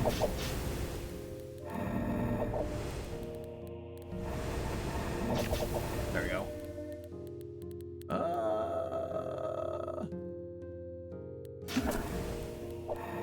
Start boosting willpower for the damage. Uh-oh. I didn't want to teleport there.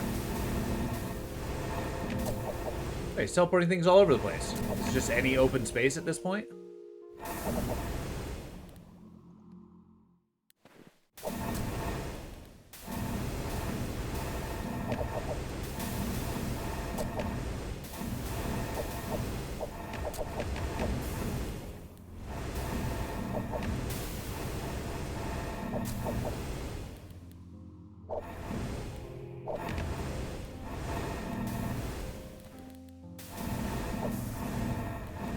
Alright, that was hard won, but that was awesome.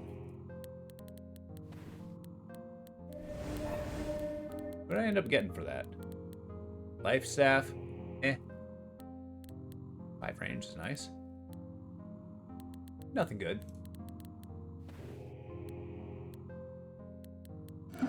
Get some more life mages. These guys hard counter. I don't like them. This one's okay. Oh, I didn't read it. Shit!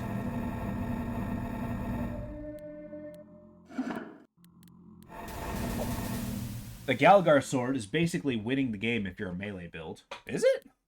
I kind of assumed it was good. On attack, deal slash damage to the target. So you just attack twice? Damage equals 2%. Oh, so it just does a ton of freaking damage. And hits almost all the time. That's pretty good. That's actually pretty good. I may have slept on that one. Not a melee build, but in another life, maybe. Oh, God.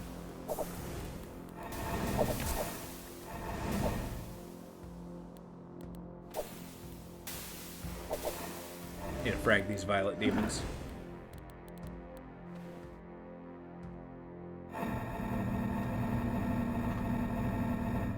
Wow, that's a lot of dudes.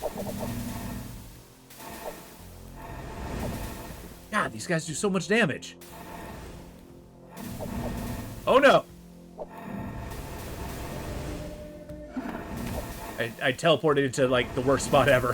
Thank God for AoE. Thank you, Tikal.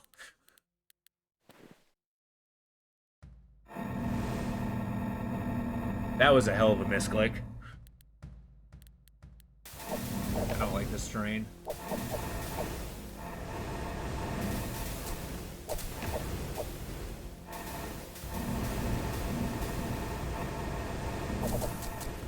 Okay, good. What is this terrain? Go get him, Honored Dead. You know you wanna. Okay, I think I need to teleport somewhere in here. God, where am I? Oh, the train just doesn't get better. Oh, shit. Where the hell am I? What is this? Oh, okay. It's linked. There he is.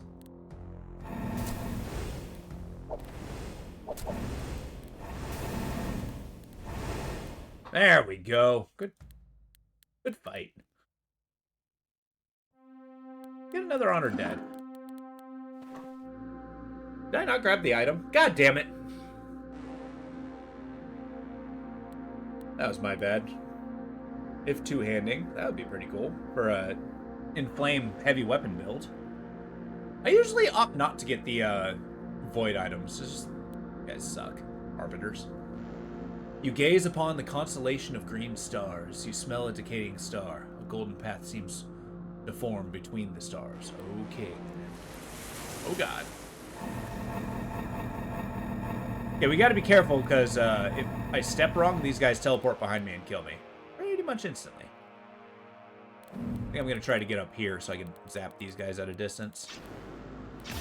Wait, what am I doing? I'm shooting this guy.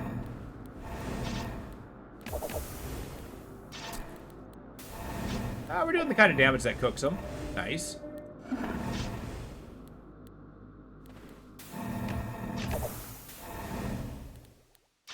Basically, sniping is the key here.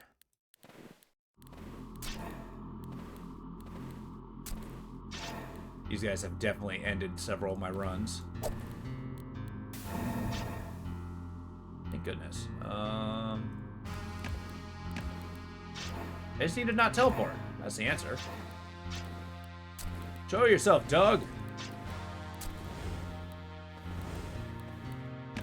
Go get him, Cobra.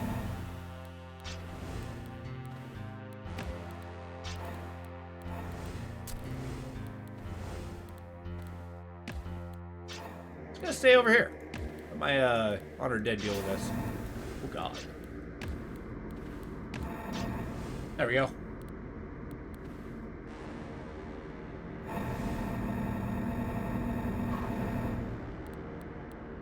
Okie dokie. This is not great terrain.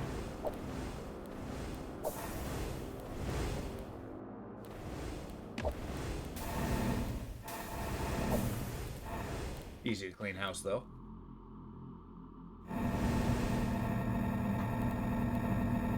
Okie dokie. Don't like it. Don't like it. It's a good thing we can escape if we want. Go, Honored Dead. I beseech thee. Charge!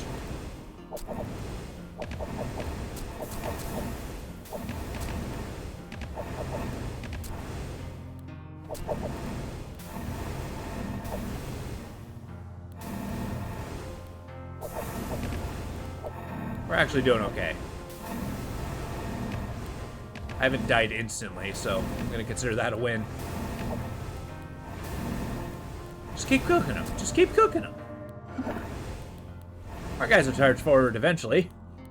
Let's plop a root in that place as a good placeholder.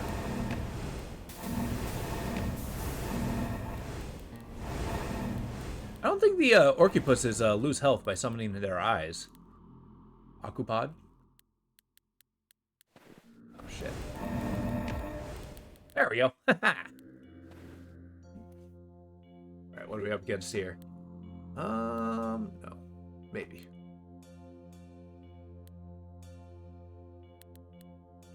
I think this one's the least dangerous. You gaze upon the expanse of pink stars. You smell a decaying star. You see streaks of fiery light. You hear the flapping of ethereal wings. These, Firebirds are kind of ridiculous. They have, like, this fire AoE that's just no joke. That's okay, so do I.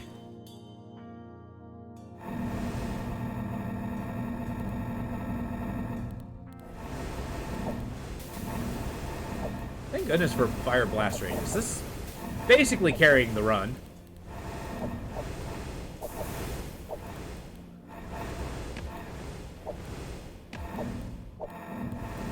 They're zapping my worms. Knock it off.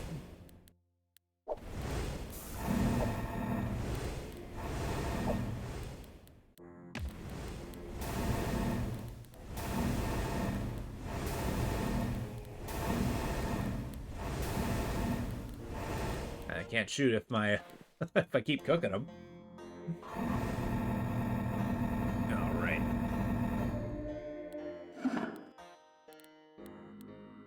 So Firebird, a fire beast of the star path, a wild refraction of the goddess Phoenix, who once brought light to Achra. I think you can actually worship Phoenix. I'd have to double check that though. Because Agni is apparently like a god that stole the power of Phoenix, which is kind of cool. And that's what the fire priests, I think, worship.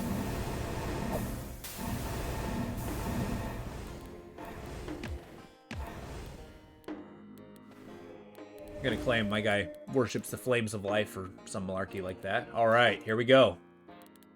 More life.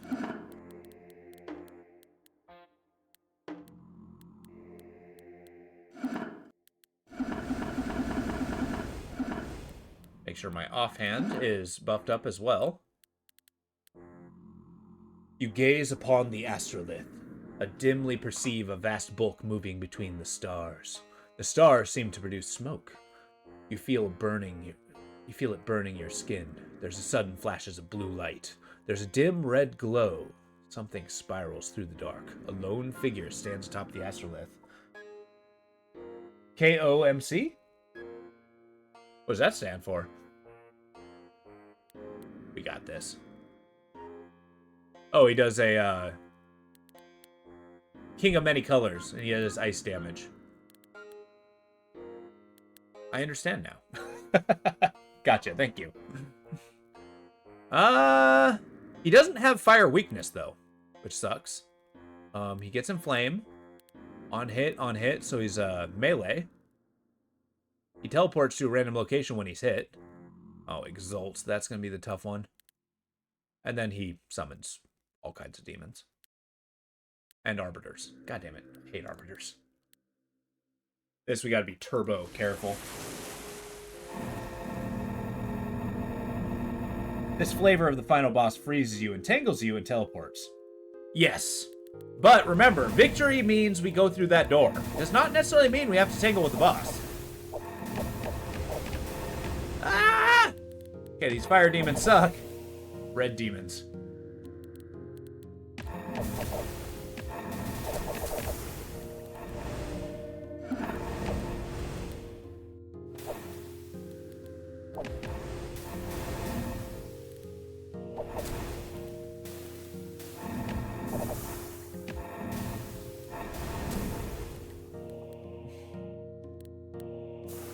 Yeah, hopefully he doesn't, like, teleport in front of the door.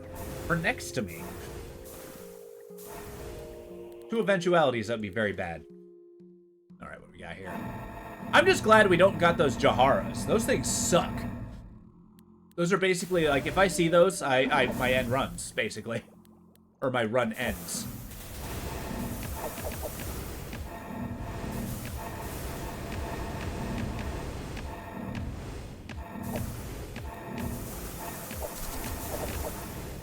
If I just hit this guy, I can damage everything around it.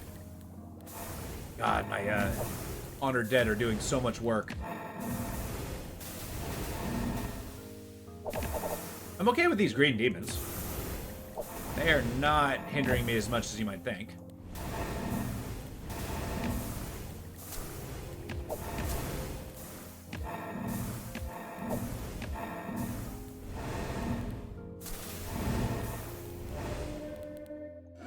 Dexterity for more hit. We got this. We got this. Do I want to give him more life? I don't know what would be better. No, I'm going to get another Honored Dead. I mean, strengthening him might. Might change my mind on that Invigorate.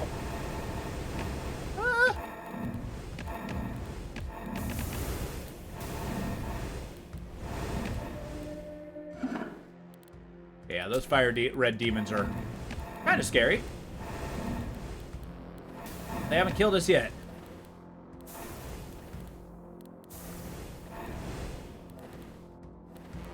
Go get him, Tiger.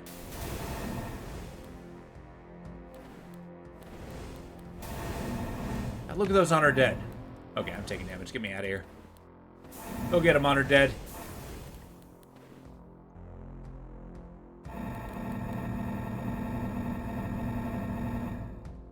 I think I'm going to go with Invigorate.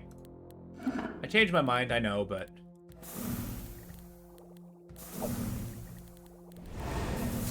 These bloodworms. Which, early game, they can be pretty much just like the Boga. As they just press in on you and there's a bazillion of them. But their defenses aren't particularly huge.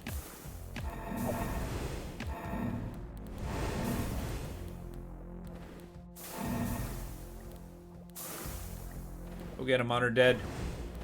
You know you wanna. There we go. I think by the time I get to the King of Many Colors, I should have one more Invigorate level in me.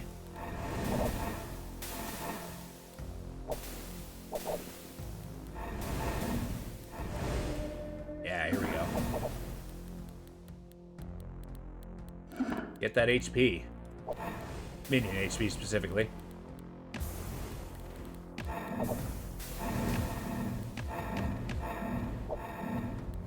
Because I'm actually pretty sure it also increases their hit. No, but their armor.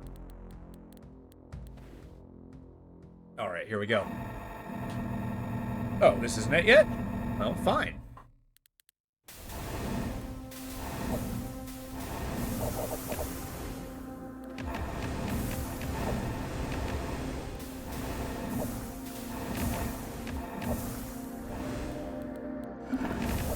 Crazy Might to hit.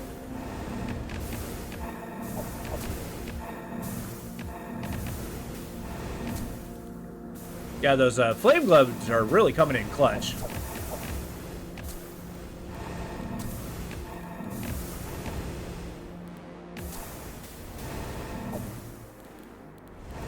But with the sword summons. I'm actually hitting these guys pretty frequently. Good stuff. It's gonna take the glory from my honored dead. Do I get one more Invigorate before the end? Maybe.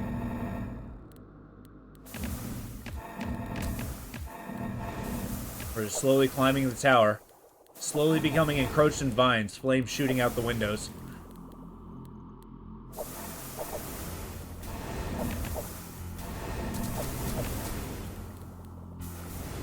The dead walk again.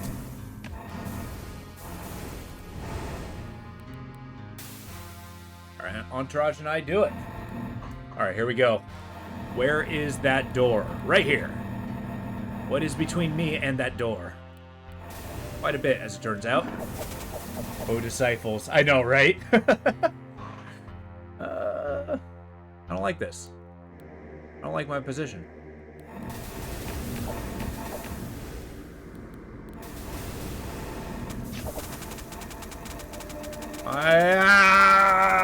He got me! I teleported right in his range. Damn it! The King of Many Colors casts you into the abyss. You die. No! Like I said, a nose hair to victory. Oh. Man.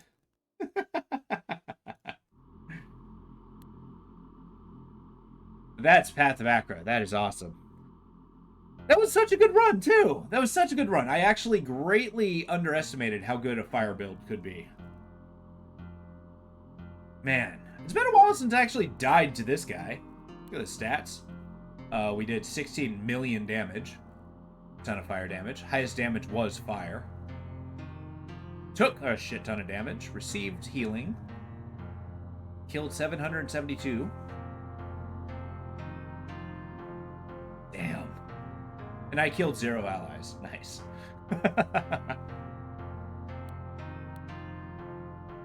Cool. Well, that was fantastic. That was Path of Achra. But we're going to take the time to head back and to do the room. But I need a bathroom break. So I will be right back.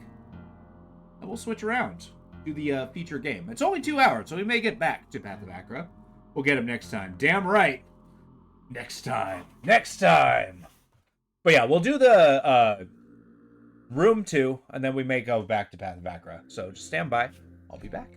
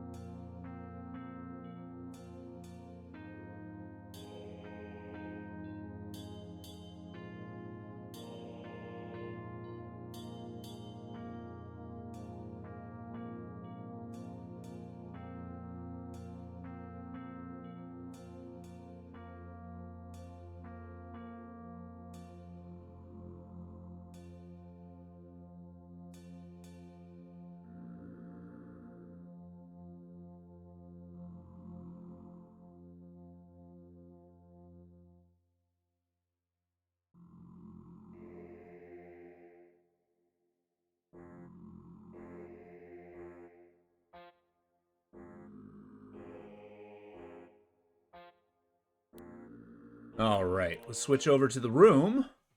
Let me do a change of this. The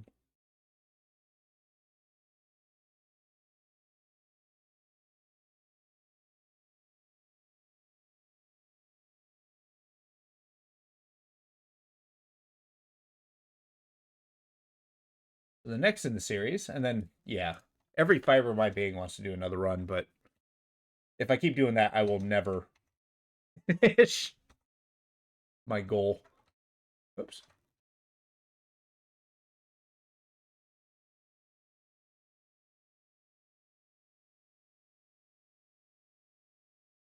Does the room not have? What happened?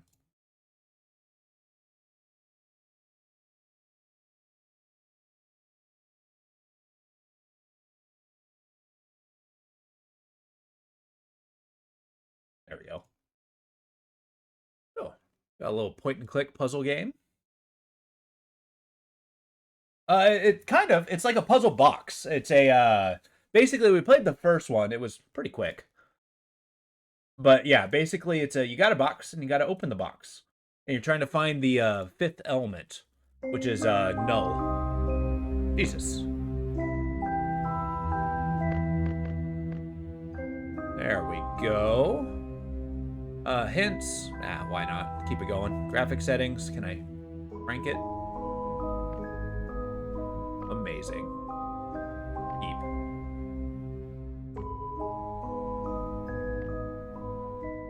The music's pretty high in my head. Does that sound good to you? Yeah, let's give this a thing. I've beaten it before. It's a good game. But I always like showcasing these. It's a, always having a nice palate cleanser.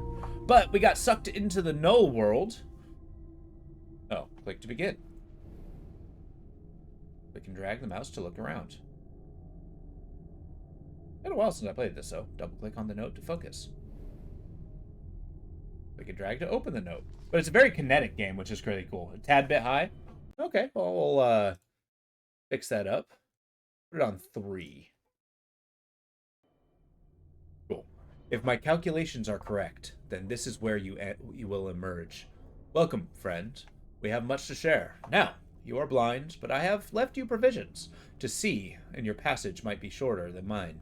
I am forced to conceal it somewhere in this room, and trust in your wits to uncover it. I am not the only ghost in this place. Okay, click to continue. Check the eyepiece in your inventory. The lens is broken. So it broke in the last game, basically. This looks cool, though. I kind of like the idea of just this hanging over our eye. Right-click to zoom out. Zoom out further to view the rest of the room. There's another box. Double-click the other table to explore. Double-click on the round box. I notoriously hate tutorials. Rotate the keyhole cover. I did it. Push the button. I did it. Puzzle. Looks like some objects can be moved.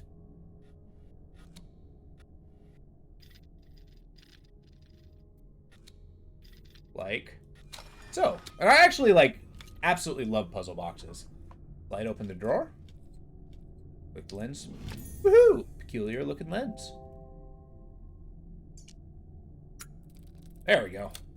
And we got red vision.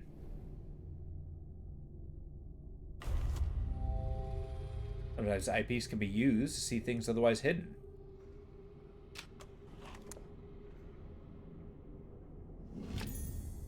Small piece of shaped metal. Try to find where this piece could be used. Explore the room. Okay, well, we go to this box. Okay. October 23rd, 1883. Mr. Rigby, suffice it to say that I do not share my colleague's faith in your character. Were it up to me, I should not engage a man of such low breeding and even lower station as yourself. Wrong. Rude. The very thought of taking a grave robber into our service chills my stomach. But as Mr. Montfaucon is fond of saying, needs must as the devil drives. I actually like that full saying. It falls to me, then, to brief you your ungodly task. As you should be well aware, you shall only be paid upon your successful return with the artifact. Should you find yourself having any ideas otherwise, I must stress to you that, while the artifact is of enormous value, it is only of value within a certain small community of researchers. It is not for the eyes or hands of an uneducated man such as yourself. I unconditionally demand that you do not interact with the object in any way. You might prove incredibly dangerous for you to do so. It is an instrument of great power, and should not be interfered with by inferior minds. So, we can see our curse. Oh my god. I am so sorry. I am so sorry. Thank you. What happened? The capture worked. It worked. Okay. We're going to try round 2. Give me a moment here. Close out some of these windows. We're going to go into spectator mode so you can see my monitor for a moment. There we go. How about now? Look good? Hopefully that wasn't the entire stream. I'm sorry. Nice. Okay. I remember I struggled with the first one. So it looks like AJ was interacting with... Was it AJ? Was interacting with a grave robber. Also good to see you, Opal. I guess it's not actually signed by anybody. Oops. Stop it! Okay, that's what the pause button is. Alright. Gotta get the controls down. Looks like there's a piece in the box.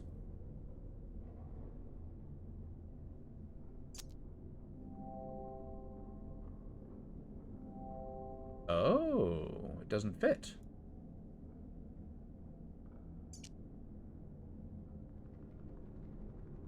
Looking for a hexagon. I getcha. Well, good. I'm glad that you're able to catch the stream.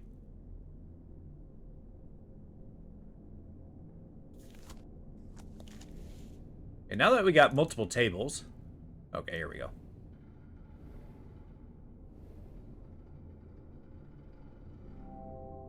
Doesn't fit here either.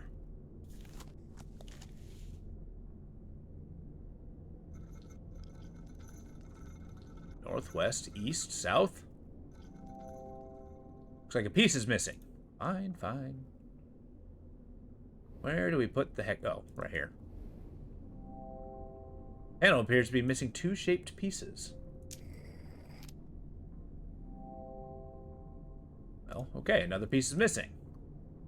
Let us interact with something.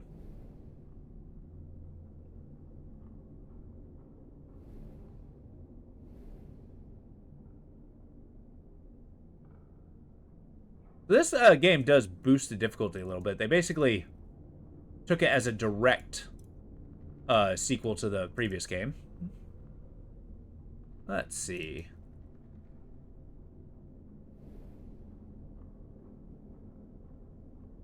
Perhaps there's a button.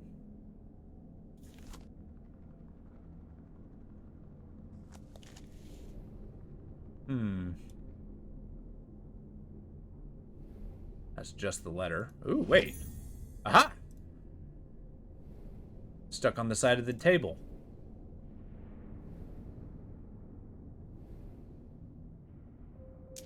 Boom. And we open it up.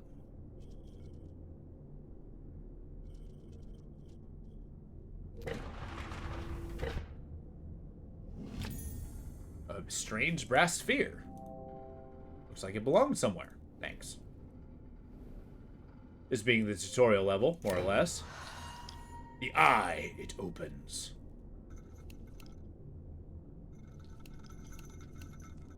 Oh boy. Perhaps the code is hidden in the room somewhere. Okay.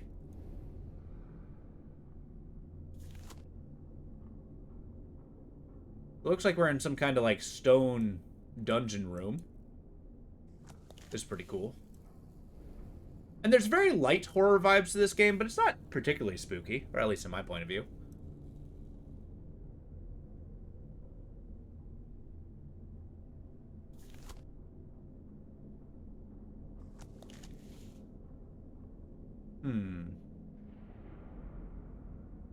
Maybe it's actually in the letter.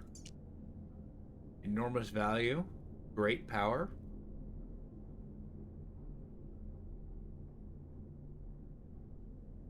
No, it's not spelled. It's W. Not doing it.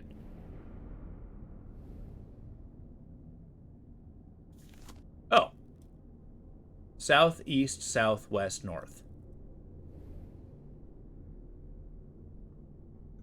South, east, south, west, north. The eye has opened. Yay, a medallion. Looks interesting. I should take a closer look. Teach us all the mechanics. We can open it up. I did it. Now what? There we go. Now it's a square. Wonder if anything matches this shape.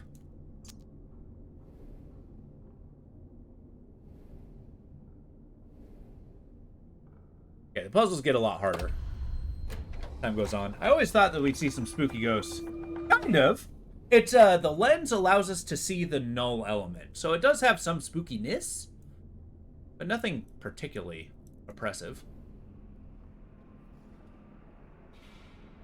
Oh, we got this lens. Oh!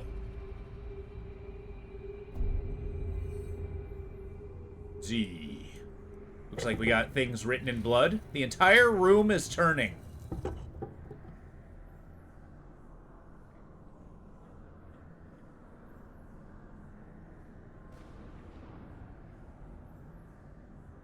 See if we can find it.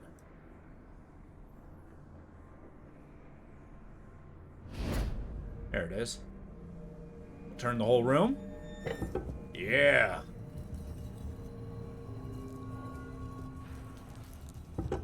Into this area. We'll look around.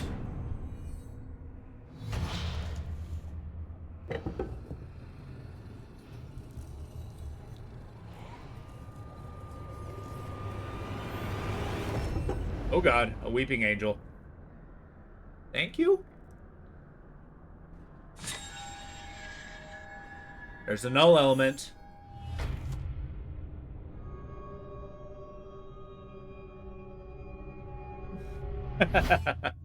Oh God. Want this to turn into a symbol? Oh, here we go. Ah! Oh God. We did it. Oh, the door. The door. And roots. Just like Path of Achra.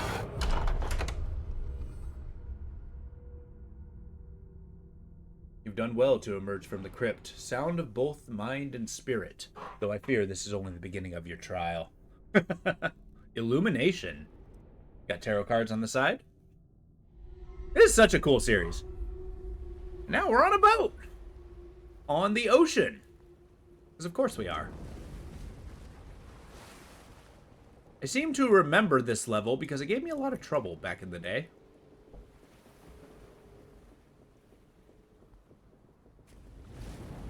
We got waves passing through. God, riding on a ship would be so cool. Okay, There is still no sign of my patience, and my patience wears thin. In my frustration, I even sailed the foremast myself. A fool errand, but the fog is so dense I can barely see my own deck from the crow's nest, let alone the Helena. Regardless, I have had the gun deck run out the cannons in readiness. It's good to keep my men sharp.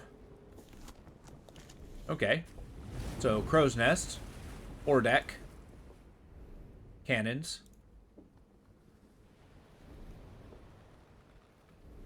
We got a lot of clues there. Oops. What happened here?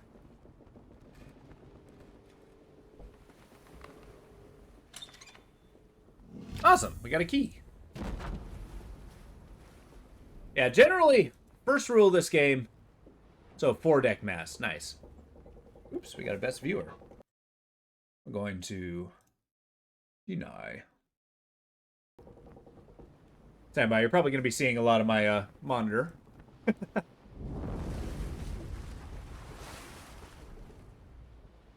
Missing the wheel. What could this key be to? Is there another item here? Now, they haven't lit up any particular areas, so I'm assuming it's not activated yet. Which is nice. I do like how they can kind of focus your attention with the light. I think that needs something heavy to push it down. Check the foredeck. Oh.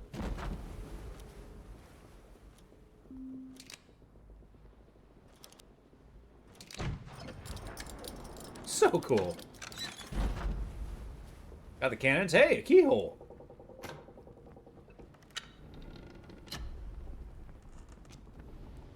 Now we're looking inside the ship. Strange shaped key. Sure, we'll find out what this means soon enough. Got a Triforce on it, though. I'm missing a gem. Is that a replica of the, we've unlocked the chest. Been 30 weeks at sea, and the crew grows restless at our lack of plunder. Though I would not betray it, I share those concerns. A privateer's license is no small investment, and my investors will not be happy without a return. According to the prisoners, we took off the San Esposito, and we should find the Santa Helena in these waters, fresh out of New Garanda. They were simple swabs, ignorant of all save the workings of the decks, but they spoke of some artifact of great value aboard. I gave them a place among my crew. Okay, so we're English fighting against the Spanish here.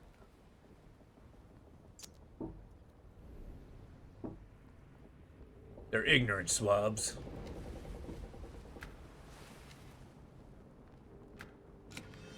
There we go. Small key. Got another Triforce. I think that's going to be linking to another puzzle. Got cannonballs. Sure, that's not the answer.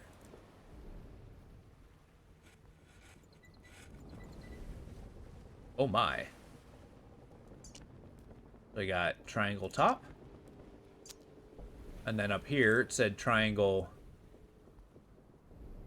Let's say colored triangles pointing in.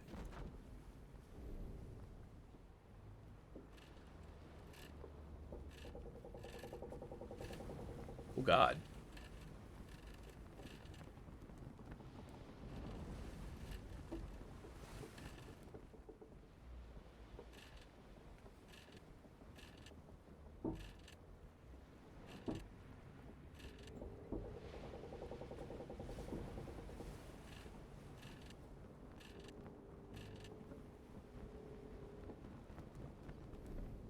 Really? Yeah, pointing in. In. This is pointing up. Don't you dare offer me a hint. Oh. Keyhole shape doesn't match. I mean, it doesn't match. Look at that.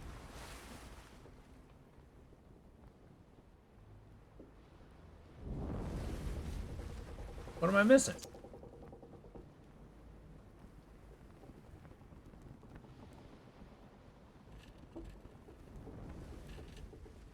Oh, here we go.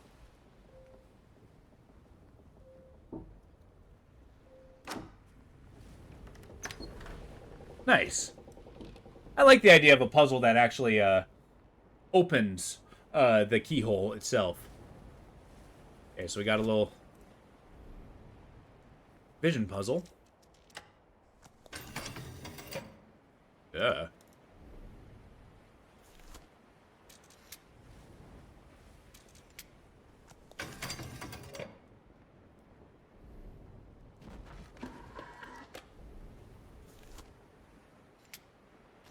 Got a couple little puzzles.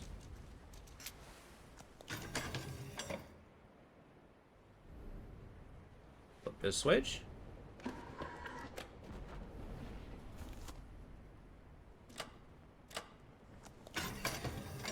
Nailed it. I just need to find whatever this is. Okay, well. I'm glad we did the thing. Now I think we need to get back to the boat? No, there's got to be something on the side. Oh, it does show you right here. Huh.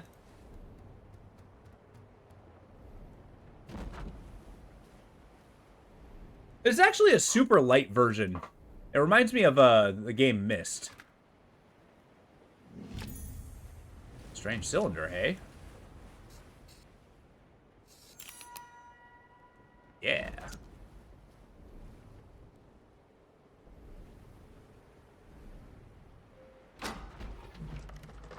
Like, it's a lot more of a kinetic version of the game.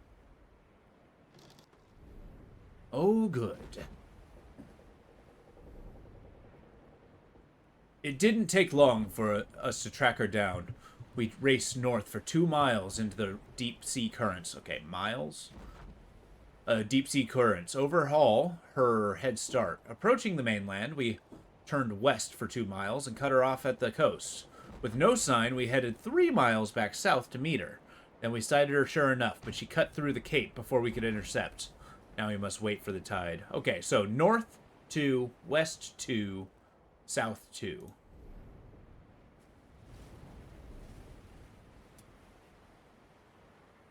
Two,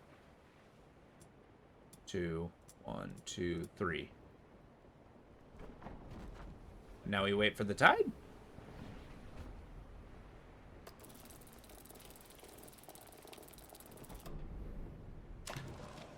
Oh, another part of the journey. Little keyhole. Even the elements turned against us. Passage through the cape took us 4 miles west.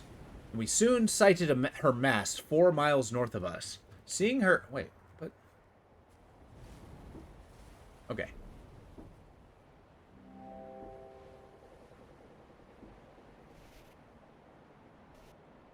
Oh my.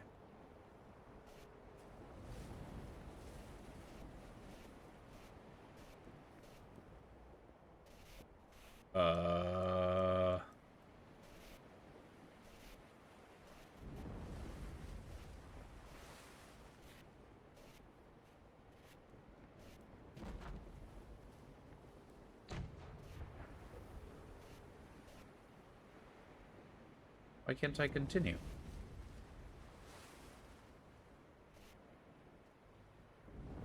Oh, it's connected to this one.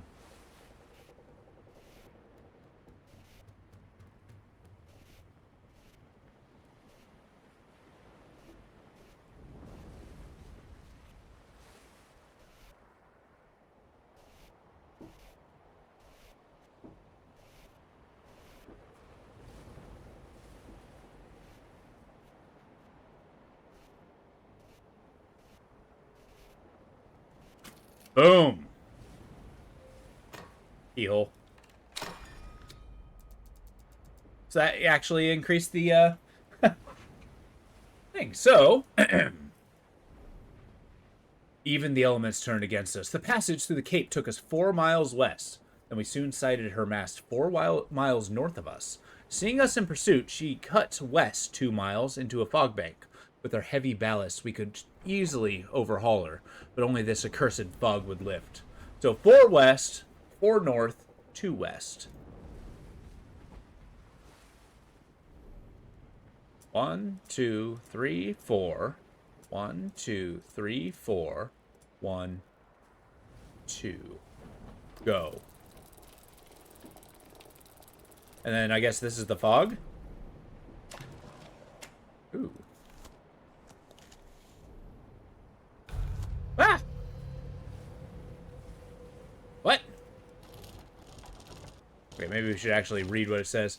We have her now. This fog lifted shortly before noon, and there she was, 6 miles to the south. Rapidly, we closed her down. She fled 2 miles east, back towards the Cape.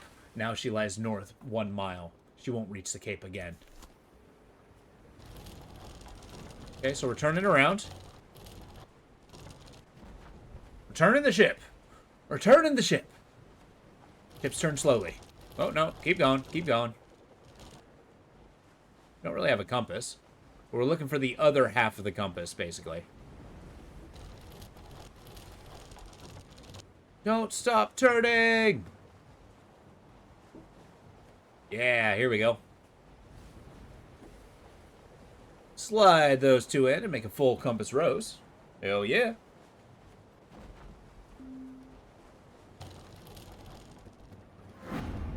Close enough.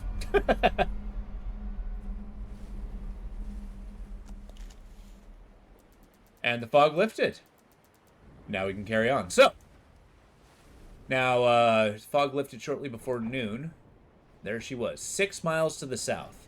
Rapidly, we closed her down. She fled east 2 miles, and then north 1 mile. So 6 south, 2 east, 1 north.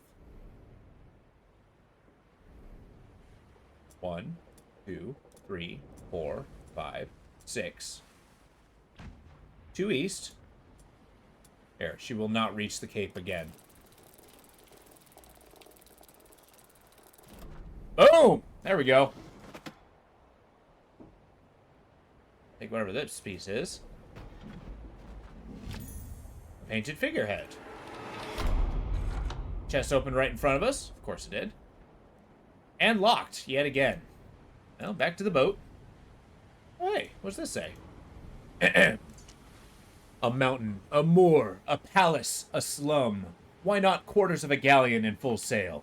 With each dizzying step, I'm whisked around the globe as simply as I turning a corner. Would you be following my path or forging one anew? What sights you must have witnessed, if my own experience is any guide. I'll keep leaving notes, and I urge you to do the same, that we might know if our paths have crossed.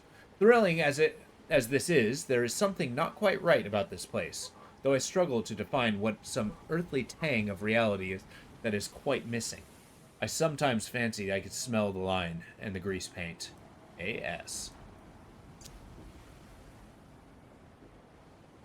Alright, they got supplies. Now that we got our fancy little figurehead, gotta zoom in. Now that we got our fancy little figurehead,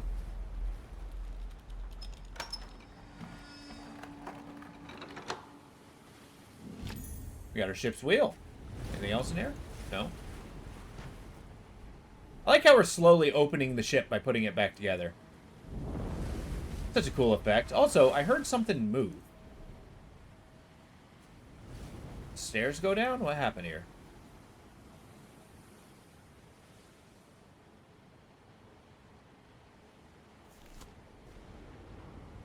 Do a quick look around, just in case.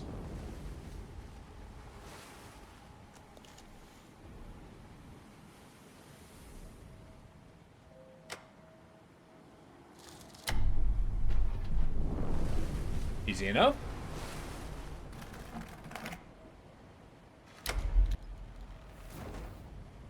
Okay, masts down.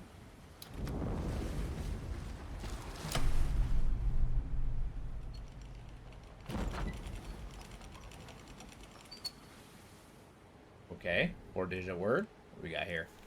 Rose. Fair enough. R-O-S-E.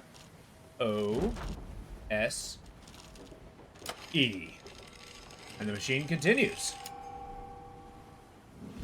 We found a gem. The gem to this. And still, the ship opens up. It's like these puzzle boxes are amazing because, like, the amount that it opens up is staggering. Oh, hey. Popped up right in front of us. Ahem. The Santa Helena came apart on the rocks as 1800 hours. She heaved as if the bottom had been torn from her and began taking in water at a terrible rate. Only there were no rocks.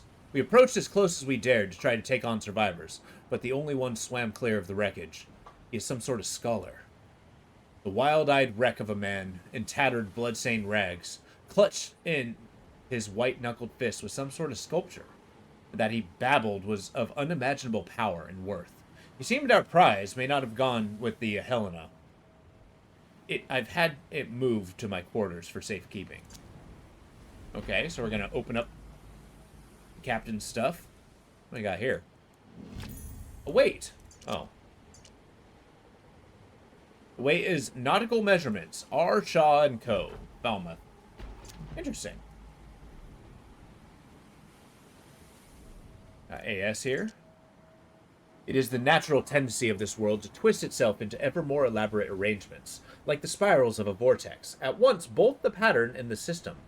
It seems as though each room itself is part of a wider apparatus. You must tune the room to find the glyph, and tune the glyph to find the door.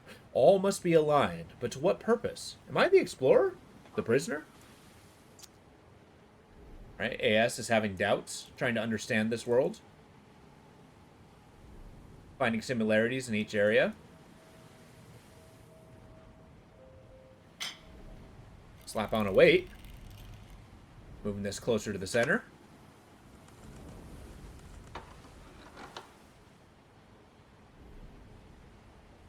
That's missing a thing.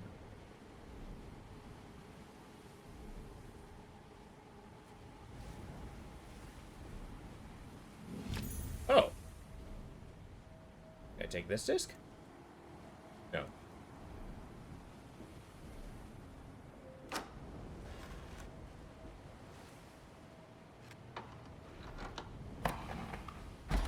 We open it up to find a weight.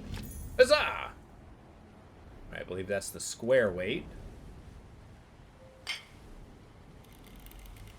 Balancing.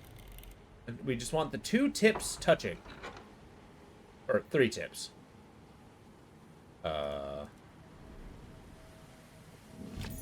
There we go.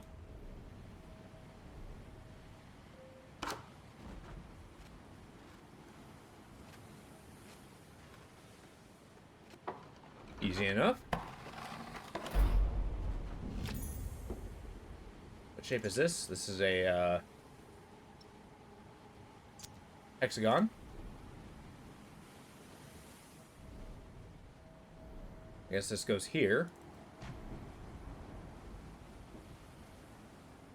Wait, it doesn't? Oh, it turns.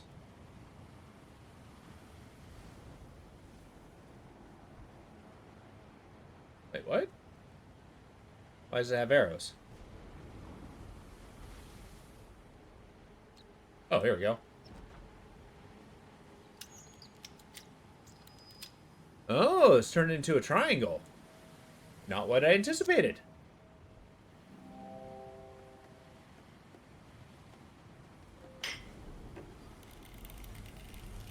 Weights get ever closer. Where's the circle in this one?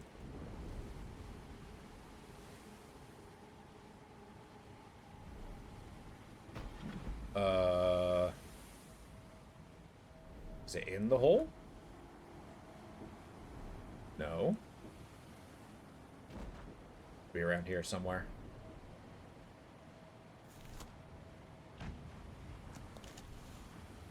It's tied down, which is kind of cool. Sure doesn't sway around.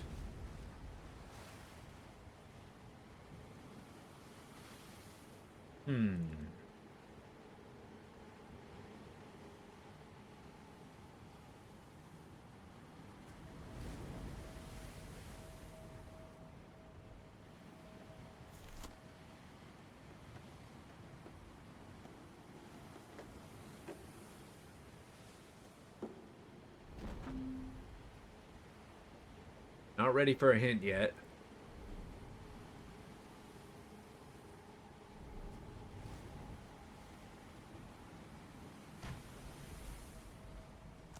All right.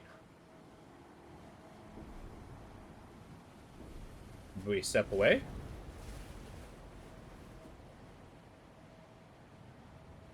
No extra areas.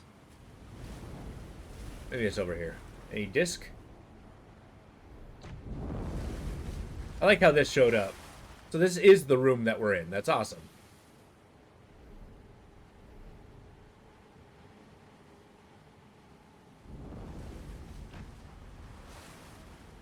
Making sure there's no discus floating around. No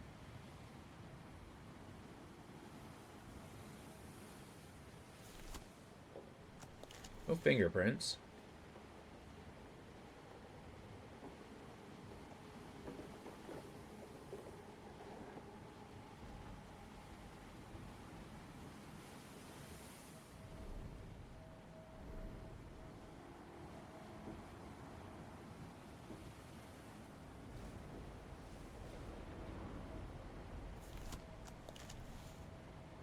No, it doesn't quite make me turn around yet.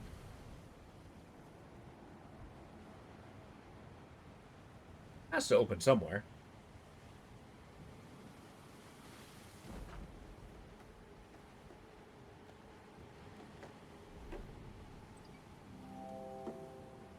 Something seems to be stopping the drawer from opening.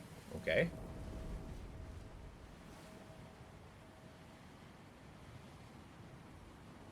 At least we know there is a drawer.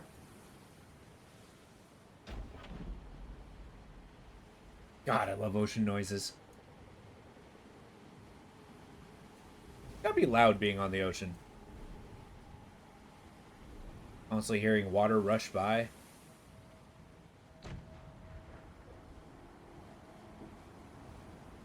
What am I missing? Probably missing something obvious. I can zoom into this. Are you certain I can't do anything with it?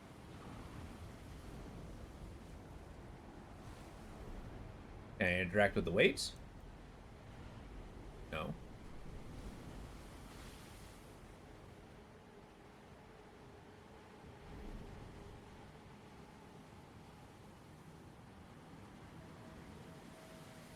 Someday I want to experience being on a boat in a large body of water. Yeah, exactly. See exactly how terrifying that is?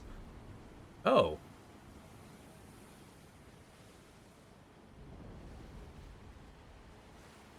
Can't seem to turn these. That would be awesome. Feel the vibes. That's true. I want to try sailing again. Like getting on a sailboat, messing with the ropes and stuff. Now that is a lot of work. Yeah, there is a lot of constant motion. I hear people get a lot of seasickness. I don't get a lot in the way of motion sickness. Except for when I'm doing, like, VR. Yeah. I need a disc. Perhaps one of these corners is a disc.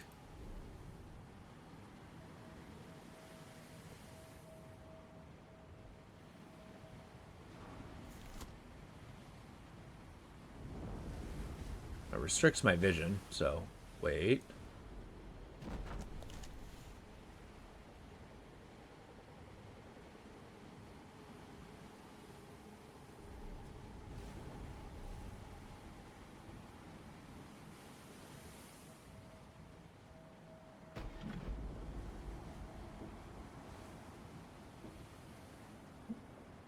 Yeah, I get a bit car sick, but some seems completely different on a boat, so you might be fine.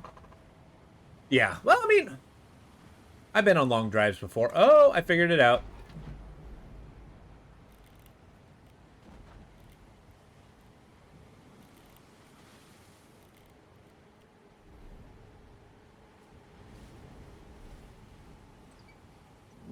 Boom. See, I was missing something. Which, I mean, I've been on long road trips. I have enjoyed them. It's just you got to find something to get your mind off of being in a car. I think that's the biggest part is or struggle people have, is they're just thinking about how long the road trip is. But yeah, I've gone multiple states in a car. And it's kind of nice. Just bring a book, listen to some music, see how the radio changes over the miles. You get car sick easily. Keep an eye mask. Oh yeah, is that a good way to avoid car sickness? Ooh. Oh, it's the star. God, these elaborate weights. Simultaneously so cool. And who the hell made these?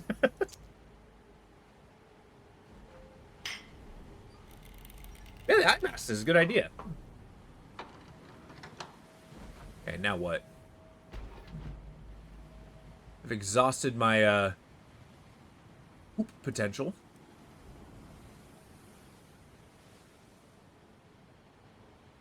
My disc potential.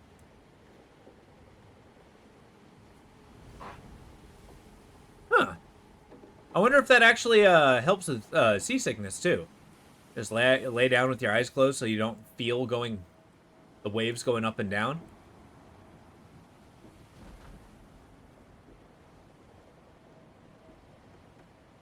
Oof, now I'm totally at a loss. Oh, no, I'm not.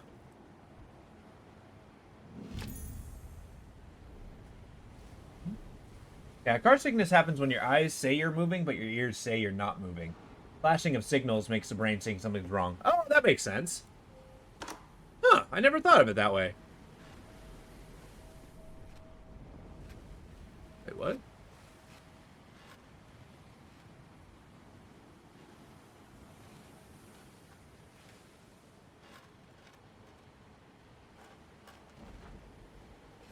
No, hold up.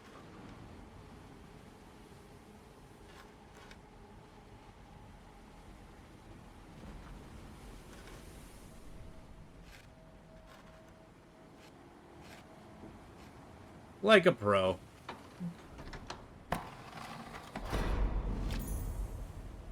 Yeah, I think that's when I'm doing VR, I get that issue. Like, the ones that affect me the most are the, what the hell am I looking at?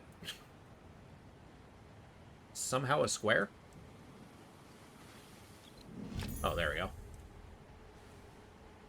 Yeah, it's usually when I'm sit still, right, looking forward, and my perception changes. That's usually what gets me pretty bad. Like, if you're turning. Alright, it's right at the end. And now, the last weight. Boom. Now what? Ah! I always feel like I broke it when something like that happens. Okay, we got a spring and an anchor.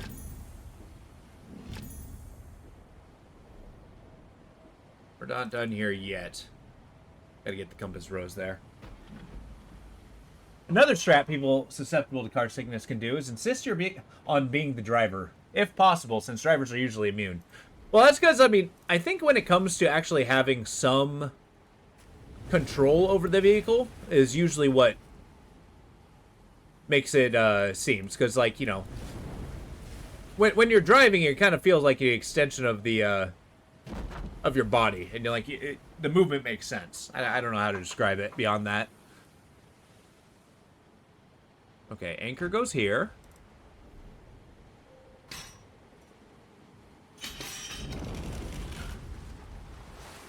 Get this little dealio, a metal star. Delightful. You know where that star goes.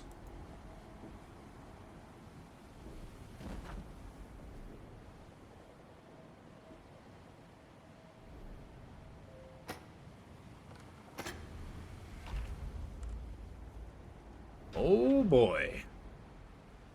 What do we got here?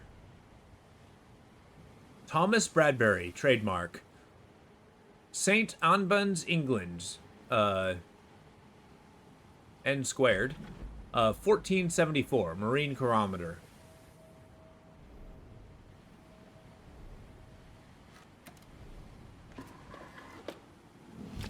Okay, we got a winding key. That's cool. Good start.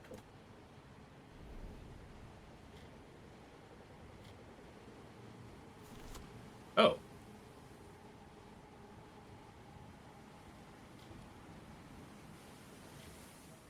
Yeah, I guess we gotta wait until we get something there.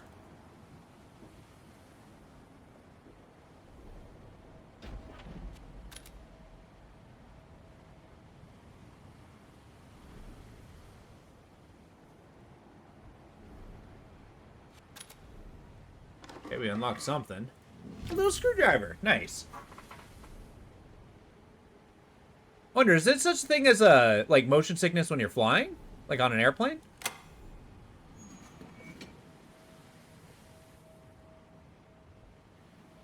The hell? What does making it upside down do? Oh. It does that. Screwdriver. Lefty loosey, righty tighty.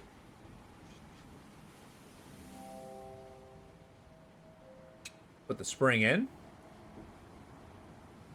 Put the winding key.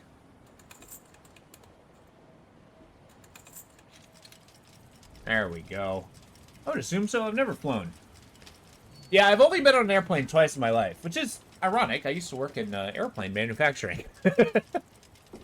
Well, airplane interior manufacturing, let's be honest. Oh.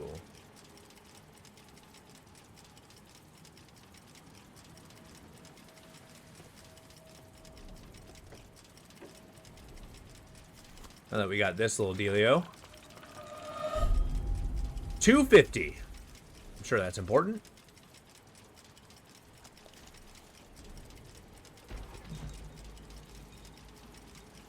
Five, 10, 15, 20, 25, 30, 35, 40, 45, 50.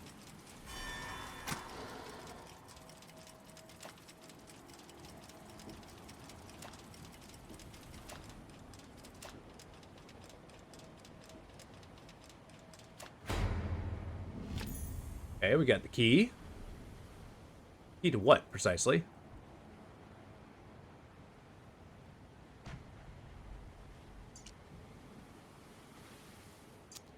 Okay.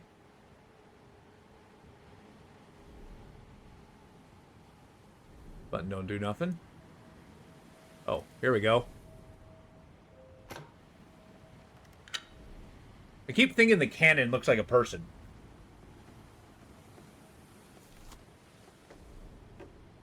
Whoa.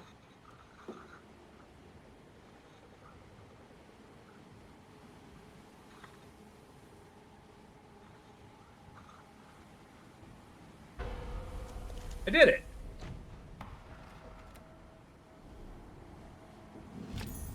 A diamond-shaped metal casing.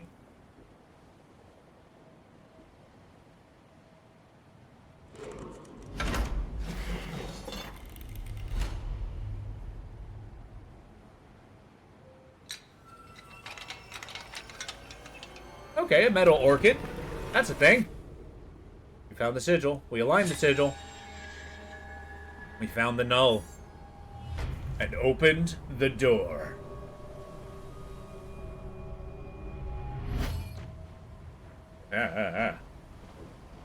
Okay.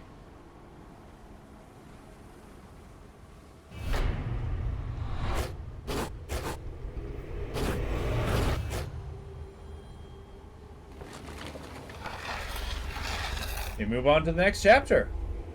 As you can see, this puzzle isn't absolutely mind-crushingly difficult. They have some challenging parts. You have successfully navigated the secrets of the ship, yet this grim ordeal will become increasingly challenging. Navigation. To the next one. But flying is fun. I actually enjoyed being by the window seat, because I can see, like, an upside-down sunset. What's going on here? Am I in a prison? I would be freaking out right now. A metal bar. Amontillado! Amontillado! Okay. Found our way out. Looks like we're in Egypt. Because of course we are. You can't go world globetrotting without showing up in Egypt.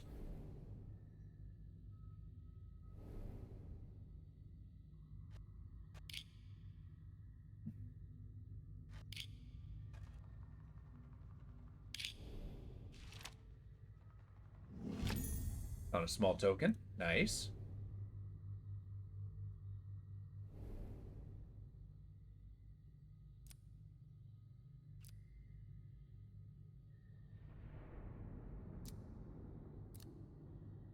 Feel like we gotta match these three now.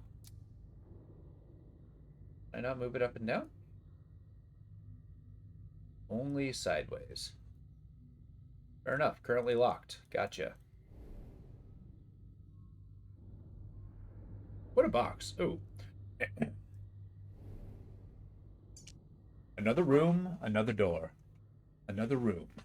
Either you are as lost as I, or more likely you have forsaken me. Another room, another door. Yet never a pang of hunger, nor a welcome respite of sleep. Another door, another room. I keep a tally on my ledger, but I can no longer count the marks. I count the pages. The writing keeps me sane. I feel myself so. I tell myself so. I did not deserve this hell. So I guess he's just been in this purgatory of puzzles for so long, this professor. I wouldn't call permanently having to do puzzles hell.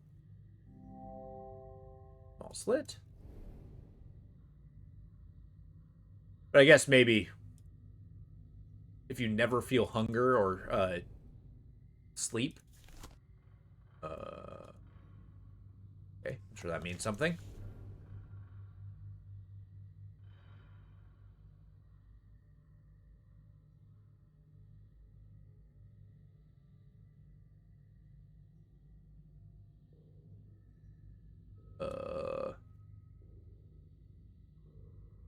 Alas, I don't understand. Okay.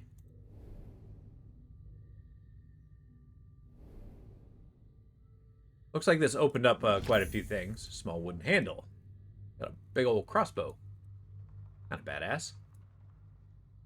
One piece of metal. Yeah. I think we're going to assemble this bad boy.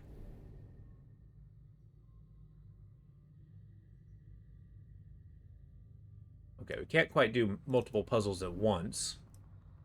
But can we? The gear, a cog.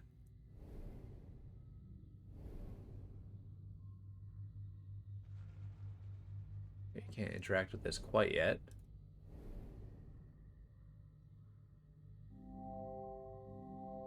Smells like burnt straw. Straw? Maybe more like oil.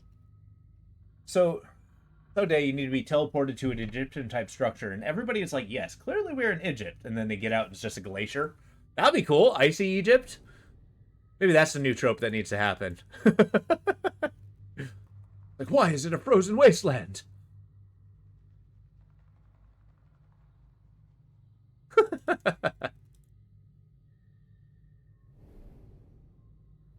didn't unlock anything new. A keyhole?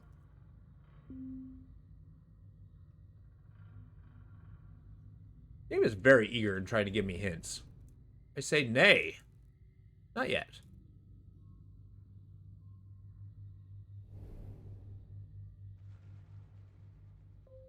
There we go. Boom.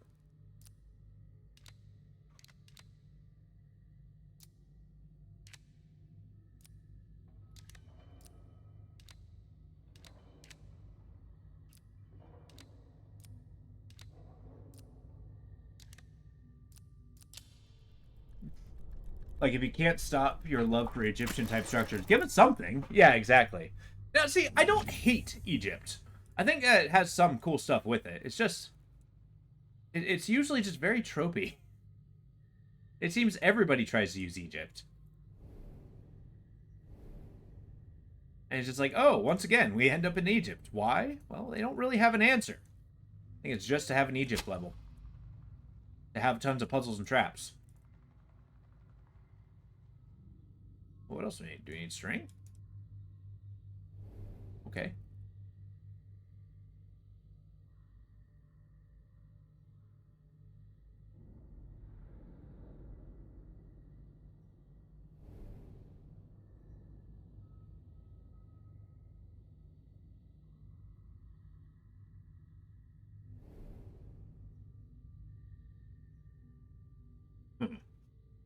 I feel they have a reluctance to do things new and they get so used to it. They don't really make it their own. Exactly. And it's kind of that, it really holds them back. Like, take Path of Achra, for instance. Like, they do take things that do exist, but they make it their own. They make it their own world. It doesn't seem to have much of a grasp of anything in the real world other than, like, you know, some historical seeming things. One of the reasons why I like the game so much. Because it's so unique. Well, that and it's addicting, and the mechanics are amazing. I mean, the list goes on.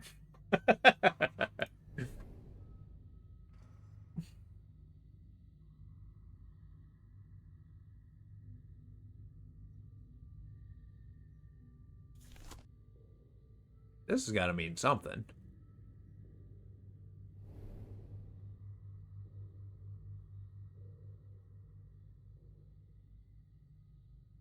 I'm sure that'll become apparent eventually. I remember being stuck here for a while. Oops, don't get me away from this. I don't want to look at this box anymore.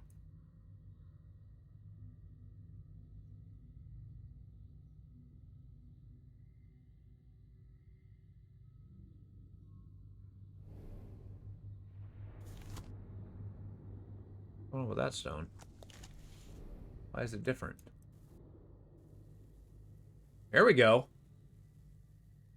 Yep, that means something.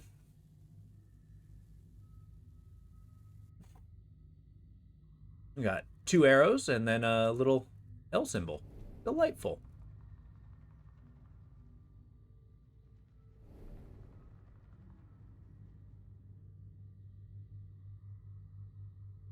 Did you get the impression that this moves? No. No keys.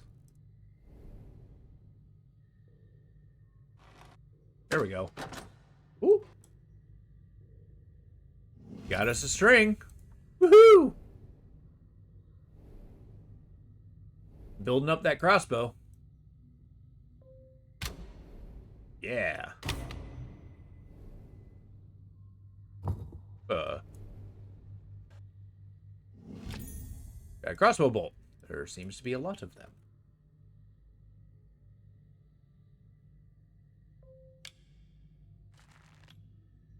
So cool. I take it this is the trigger?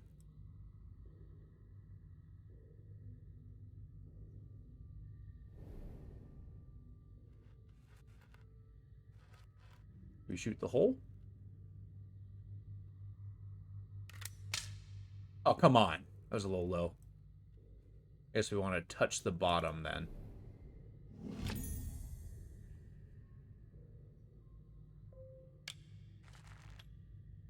Try again. Boom! What did that do? Oh, good! Another puzzle. Another room, another door, another room, another door. I see a once mighty people brought low by these heathen invaders, and their plagues that look to their priestess for the will of the gods, but for the jaguar and the feathered serpent speak to me as no more. There's crystal of our ancient mothers is being summoned. I would speak to them. Oh, we got a whole bunch of symbols here. This one's important. There's a null symbol. Got a couple triforce in there. A door. Yeah, that means something. The mirror. We're looking for mirror fragments. Why'd they break the mirror? Oh boy. Oh boy.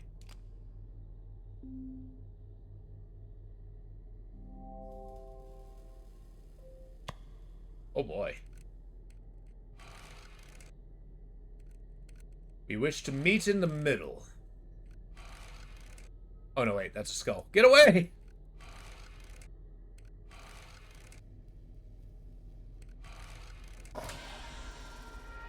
Oh, this is cool.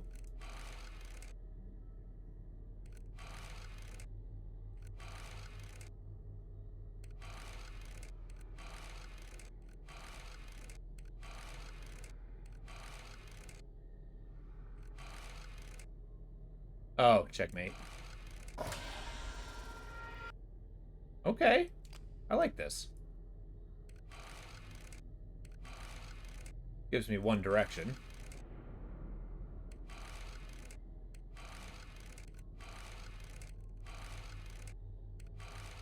I don't wanna.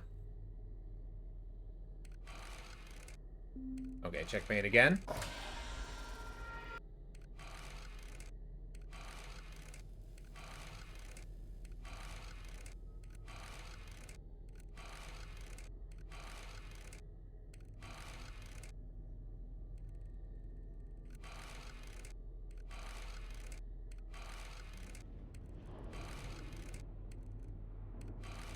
Come get some.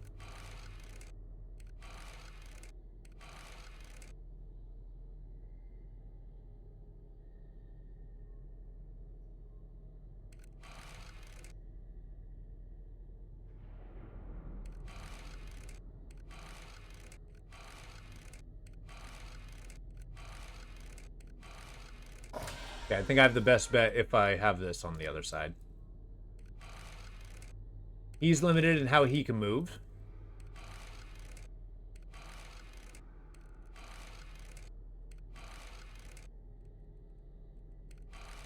I messed up.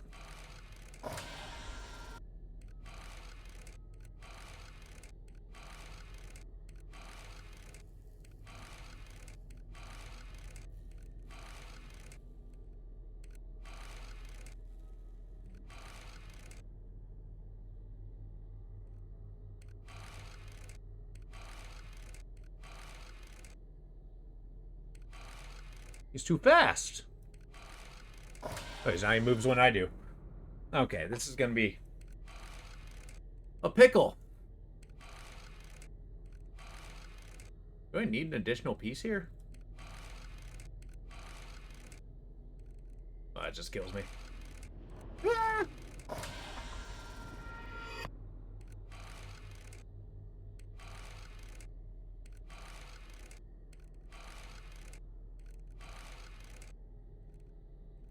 I want him to chase after me. No, that borked it. No way they got you playing Eldritch Checkers. I know, right?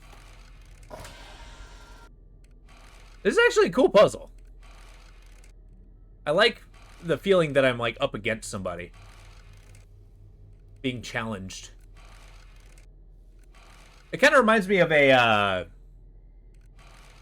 Inkwell, or, that one card game. Sorry, I'm thinking of this. That's one I definitely need to power through and beat. That one deck one. Inscription. Oh, I'm dead again. Damn it! Okay, maybe we'll try this. We'll trap him in his eagerness to kill me.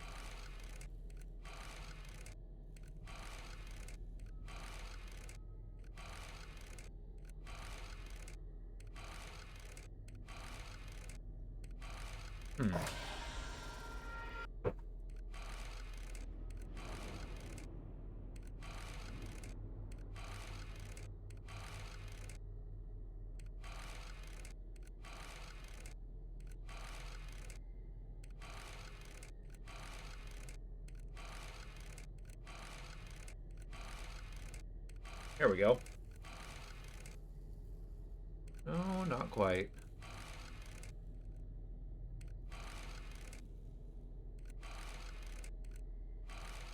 Run away from me? Are you gonna head me off at the pass?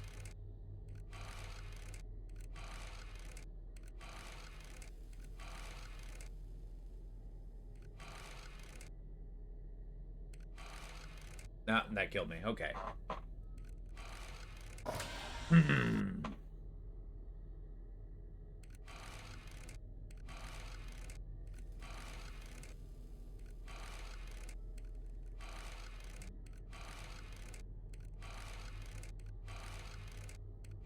Okay, him going up. Gonna come after me. He matches me here. Good.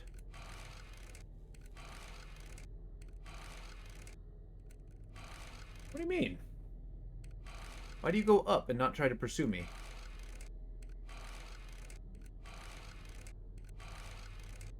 Because I can go this way.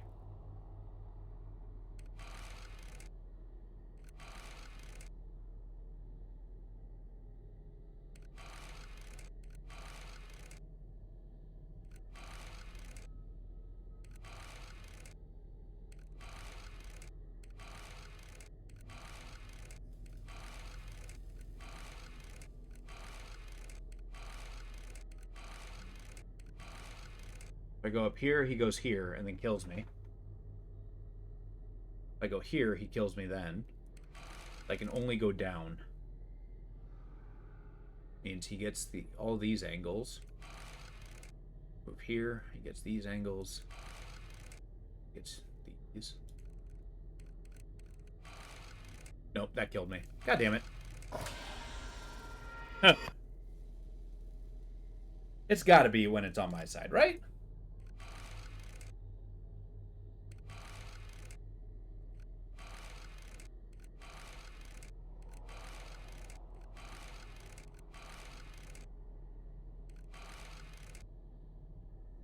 Then he goes up here.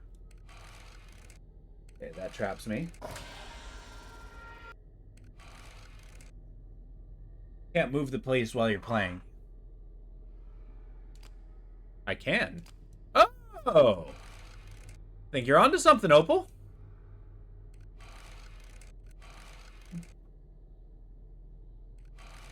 Now I just need to do it in such a way that it doesn't kill me.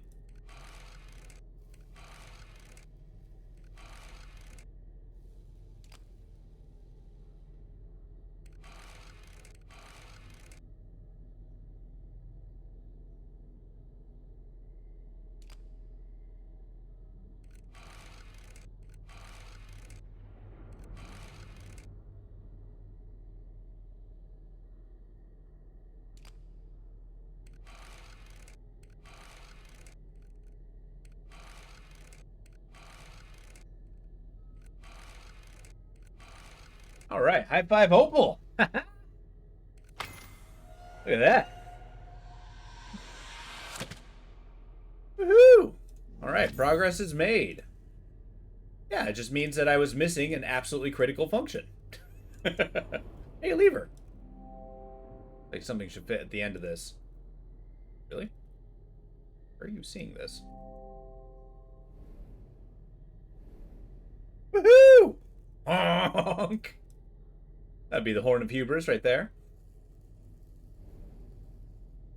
All right. We'll turn the key. All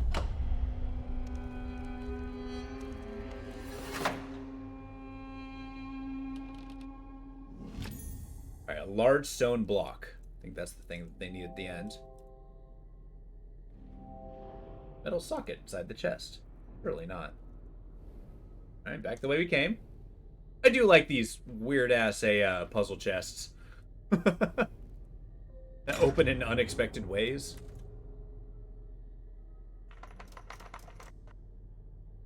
All right, smashing history!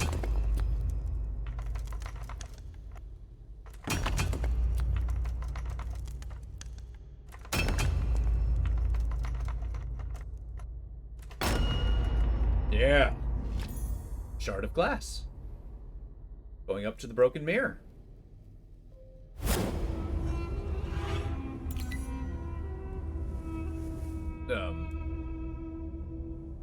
What?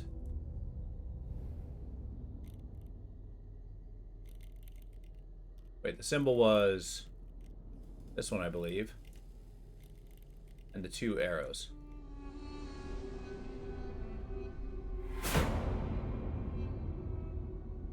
Oh, it's a new puzzle box. Interesting. All right, we press forward. We have an awesome spire. Is this same drawing? Another room, another door. Okay.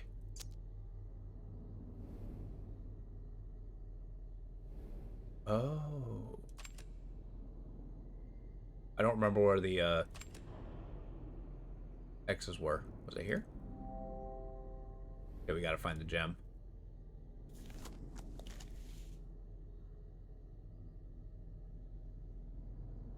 There is a spire missing? There is.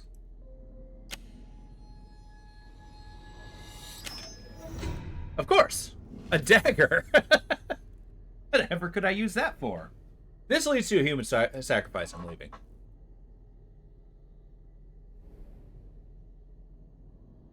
I also like how this thing's made of gold. So cool.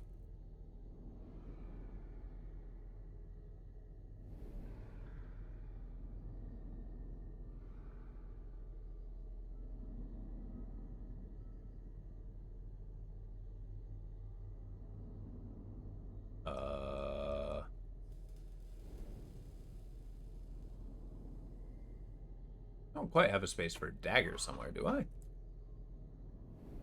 Guess that might have exhausted my things here. Although, can't change it?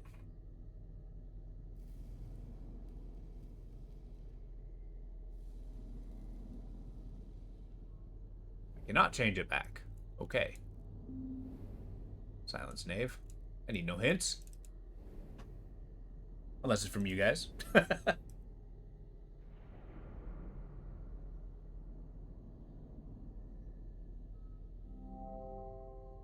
Wait, what? Oh, perhaps something could fit in the ridge. Ridge? What ridge?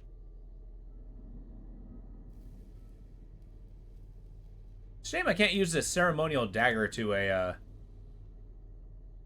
pry open anything, like a little mini crowbar. I would. Then again, I'm also very much somebody who brute force puzzles and stuff like that. I don't need the solution. Nobody needs the solution. Just break it.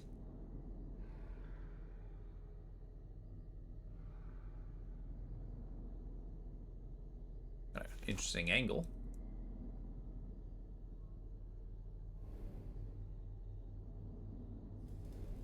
Ooh, what? We're playing as a grave robber, so it wouldn't be out of the character. Actually, I think it's we are the nephew of this AS. At least it revealed that in the first game. He did send a letter to a grave robber, but I think that was to get an item of power. I'm not 100% sure what that item of power was. What's this? Is that a bloodstain?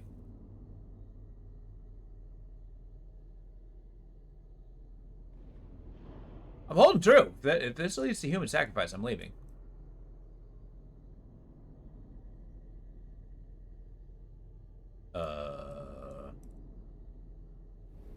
Basically done with the crossbow. Can I shoot a dagger? No. I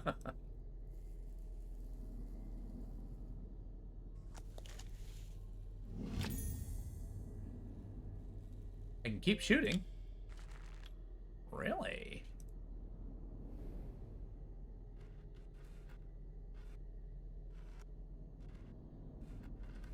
It only turned so far.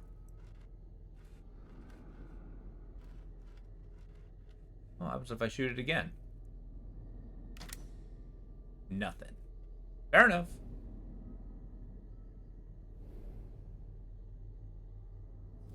Oh wait, maybe there's something here.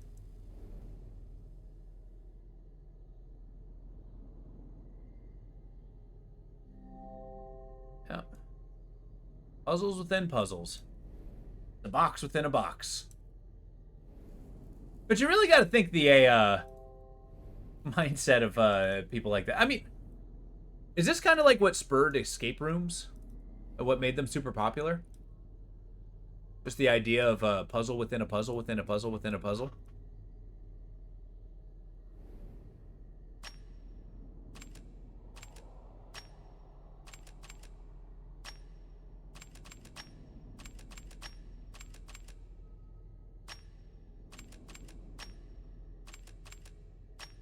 Yeah, I definitely need this.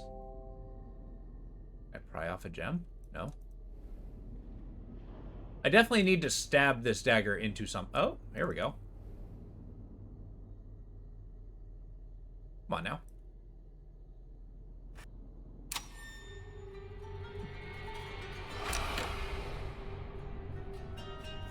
It's always the smallest details.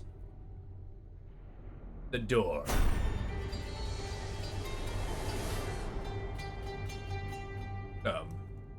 What?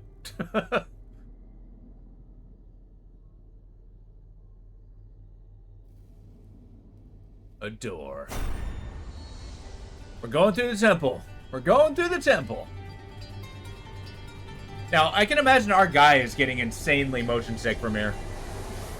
The first escape room you remember playing was Anti-Escape Room, where you're playing as a werewolf guy who doesn't want to hurt people, but it's the night of the full moon, so he has to make... Really? That actually sounds incredible. Okay, so we got C's and an X. C's and an X. That sounds awesome. Was this an actual escape room that you, like, go to?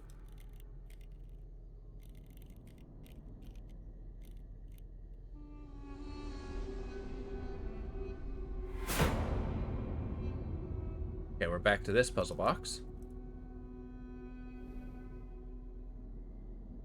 Ah, that sounds really cool. It was an internet flash game. Can't remember the name. Oh, that's a shame. I miss those old flash games. That is definitely a, it kind of goes in the way of, if you're familiar with... Oh, I killed a little wicker man. Straw effigy. Small gem. Oh, this isn't ominous at all. Yeah, but it's a, it goes into, if you guys are familiar with a concept of Pulp Fiction, basically it's just, you know, writing things for the sake of writing them. They were very popular in like the 1930s onward, and they kind of died in the internet era, which is a shame. But, stand by. I need to think. But I feel it's the same thing when it came to, like, the Flash games, right? It was basically people just making games for the sake of making games. And a lot of them, I mean, yeah, there was a lot of not great ones out there, but it really built the opportunity for people to just get an idea out there. Piece of flint. I see. Past lives. Future lives. Impossible lives. Yay.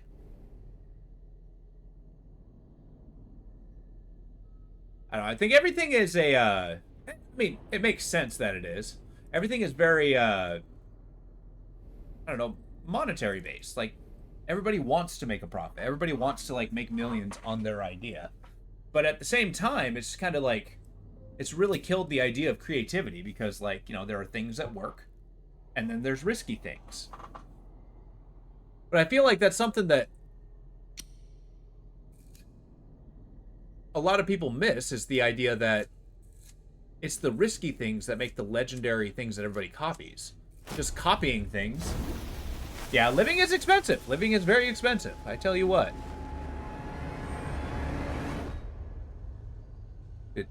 What did that do? Oh, good. More puzzles. I don't know how I feel about burning an effigy, but let's go check out what this is. Some kind of mechanism. We know what can. Yeah, I know. I was expecting explosion. It's like, oh, we're dead. We're dead. There's no other way about it. Okay, so we're going to get our trusty crossbow. I like it. We're doing it for more than one puzzle. We're gonna take aim at the sandbag. Huzzah!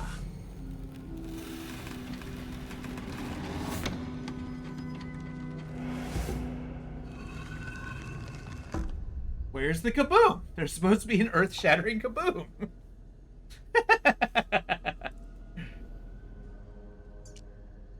I am blind as my reflection. Our gods do not live here. This way brings no salvation. This path is not for my people. I shall seal them from it. Oh, metal object with a star shape at either end.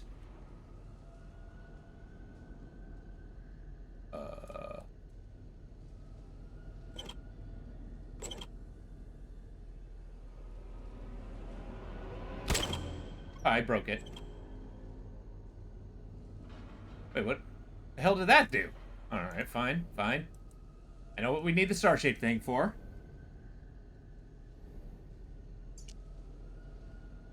Metal object with shape on either end.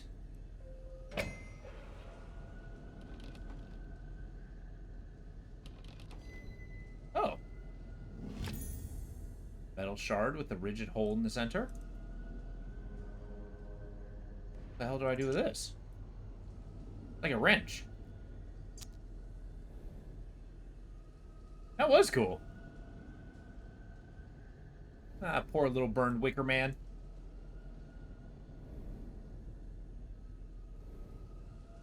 Let's see.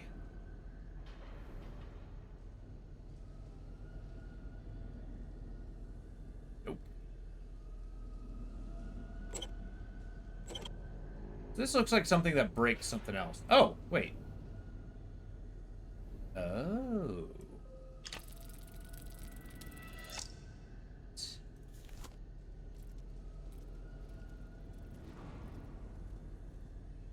This is so cool. Look at this.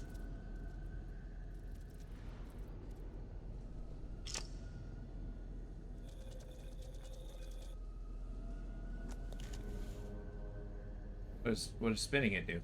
Oh.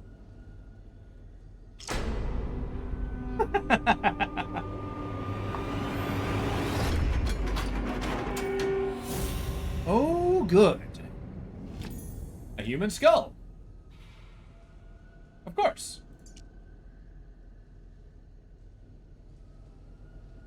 Seems to have his mouth sealed with something. Oh. You know what we're doing. It's all fun and games till you smash a skull open, right? Sweet. course.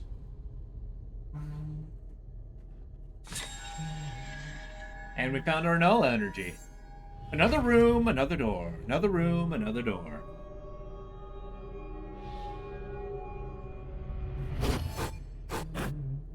All right.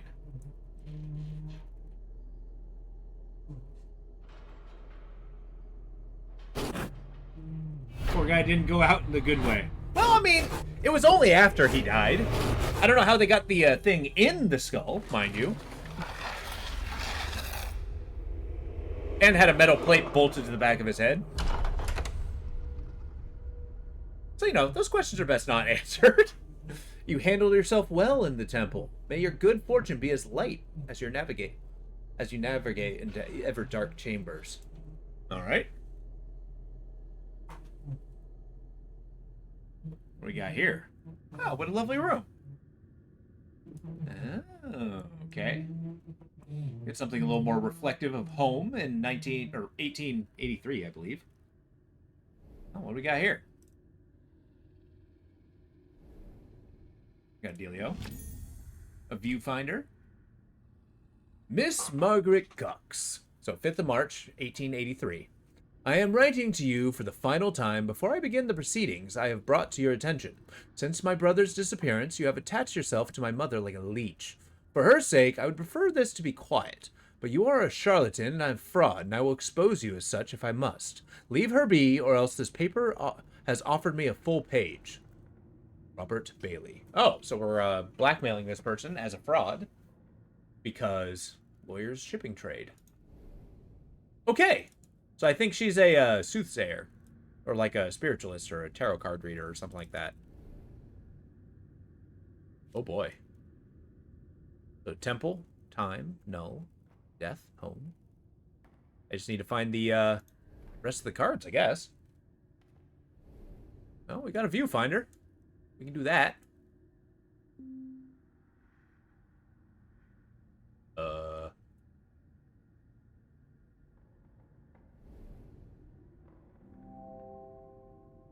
Like a part of the lens is missing.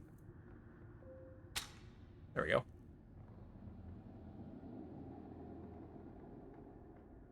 The camera's a puzzle box. I like it. Small metal handle. Delightful. It goes here. Yeah, look at that. Yeah, take an awesome picture. Now what? Can I look at it?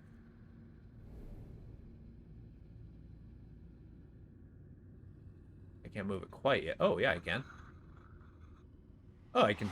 I zoomed it in. All right. What did that do?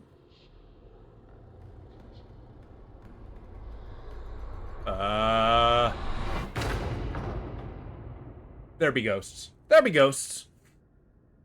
Ghosts. All right. Maggie Cox, 17th Franklin Court, London, E7. For Simon Grayson, a.k.a. the Great Khan, what has become of you? You know I can tell when you're lying. I was the only one who you could never fool. I know you have it. You have started playing without me. Sounds magnificent. This pressman isn't going to leave me alone, and you owe me a show. You owe me, you sow. Since you can resist putting on a performance, we'll be pioneers. I'll be at the Lion at 9 o'clock. You'll be there. I know you. Mags. Simon Grayson. The Great Khan. What? So you start playing without me. It sounds magnificent. Pressman isn't going to leave me alone, and you owe me, you sow. Which is a pig. Since when can you resist putting on a performance? We'll be pioneers. I'll be at the Lion at 9 o'clock. You'll be there. Interesting. Okay. Got a nice symbol. We got 5 on the bottom.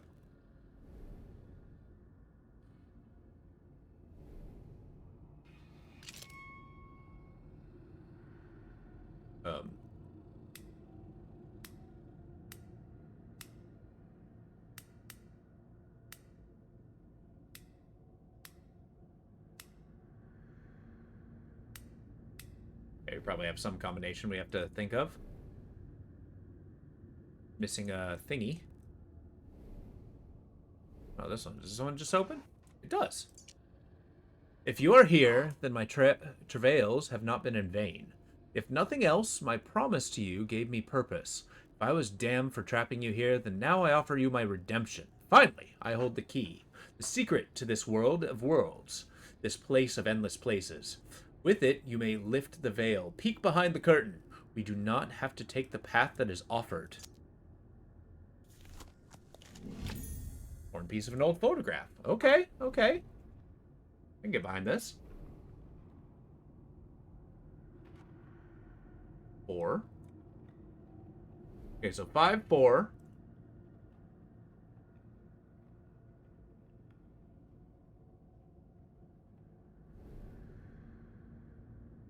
Two, 4, 5, and the word infinity. 2, 4, 5.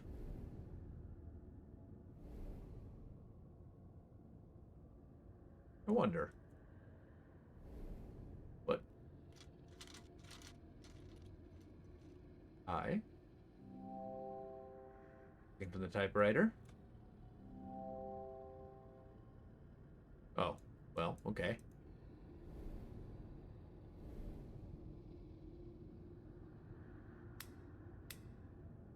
Hey, afternoon. What's going on, Radical? How you doing? It's good to see you. We're puzzling it up. So 2. 1, 2, 3. Wait, 1, 2, 3, 4. And then 5. Did nothing. All right.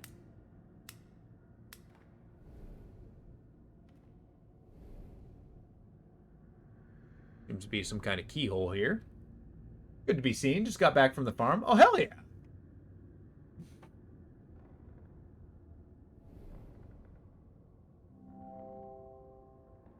Drawers are locked, of course. That's our 2, 4, 5 right there.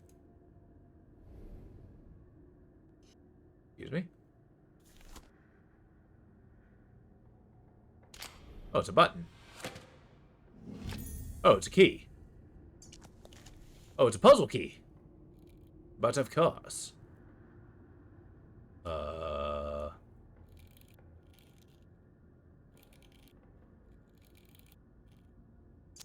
Good. Good. Okay, we got to get this precise shape.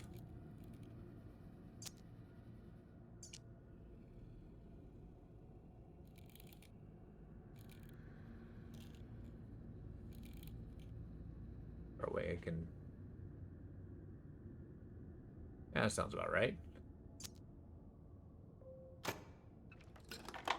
Boom.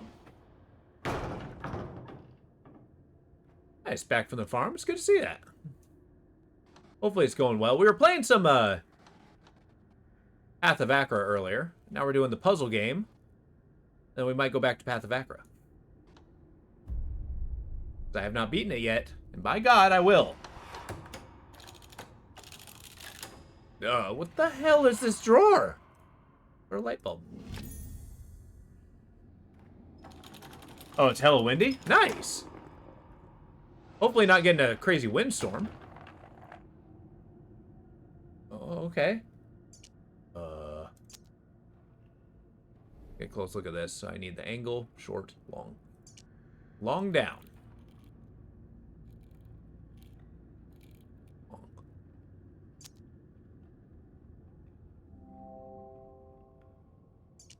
Oh.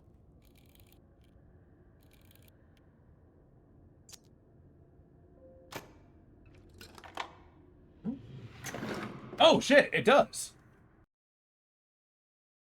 Wait, how? How about now?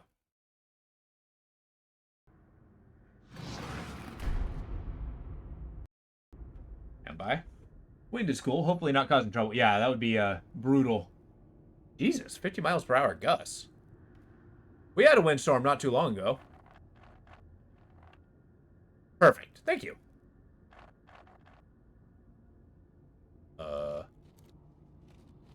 Oh, good. It's one of these puzzles.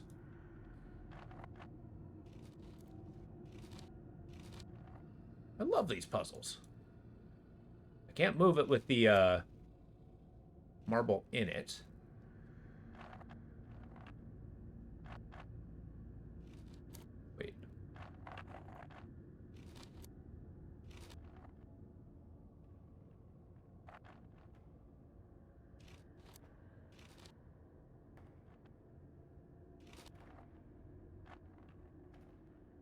Interesting.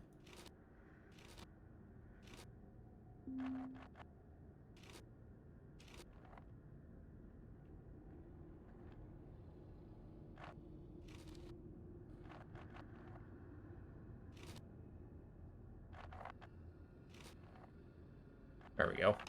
Woohoo! Say we have materials to put up, or not messing with it today. You got some other chores and errands you need to do anyway, which is nice. Gonna clean up and find some lunch.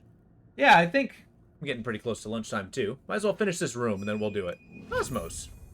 Nice. A stars tarot card. Yeah, that's what I'll do. I'll find lunch first. Or I'll finish this map, then do lunch. You don't know what you want to eat? Well, what do you got?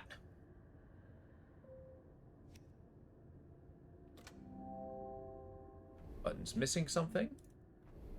Got a bulb.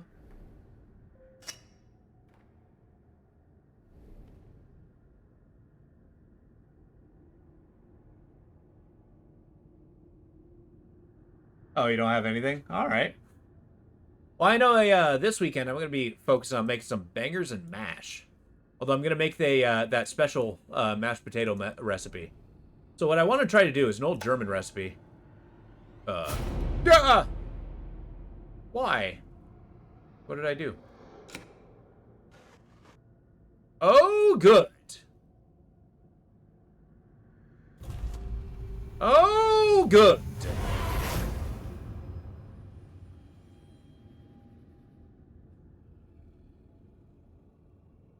Well, sure.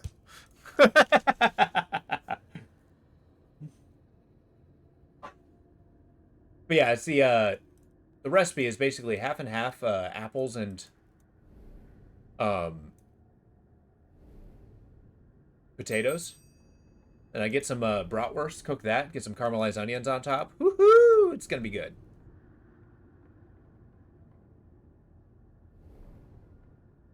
Okay, gotta investigate all angles of this box. Why am I able to ring the bell?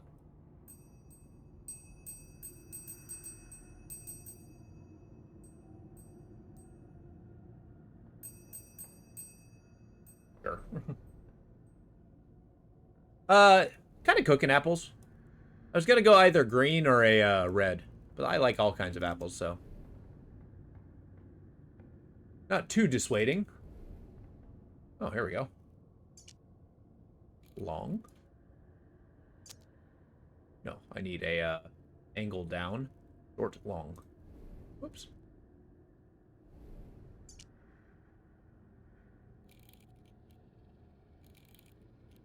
Like that? Yeah. No.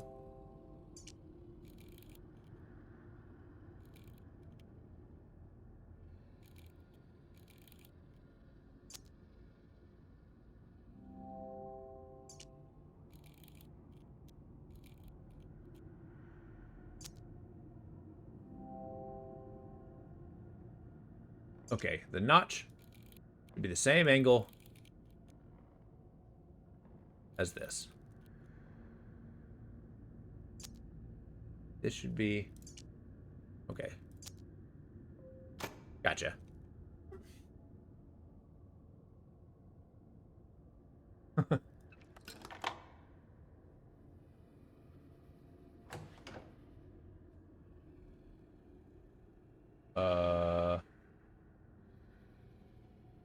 What we got here?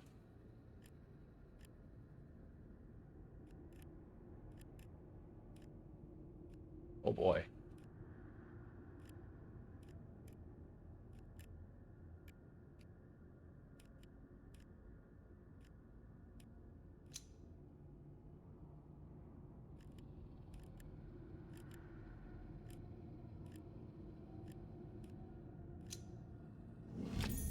Okay, I got the metal symbol. That'll open up this.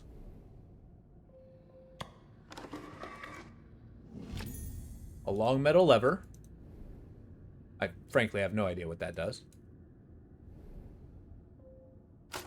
Oh.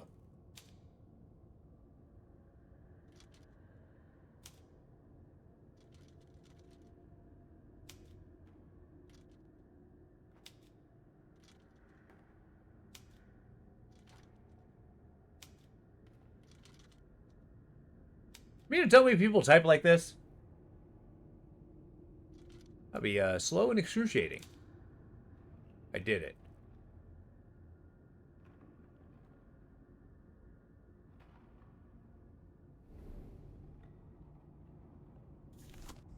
Where's infinity, right? Did I misspell it?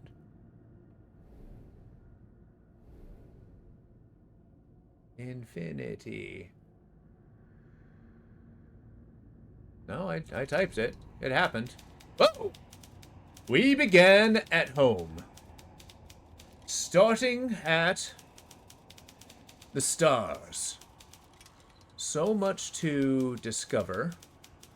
So little time. We began at home, starting at the stars. Staring at the stars. Good God. Not sure what you mean, because I use mood to come as straight, like that's a mood, or oof. I wonder all the letters we read are so venomous. Exactly, just sitting there just cranking that thing. I wonder if there's like a fast way to do it. Like, do you keep your hand on it and you crank it and then just push the button?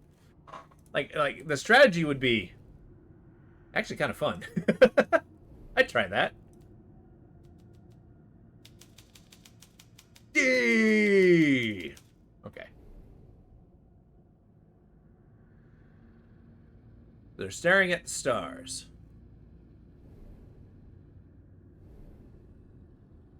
I have to do with the tarot puzzle. Can I move these? I can.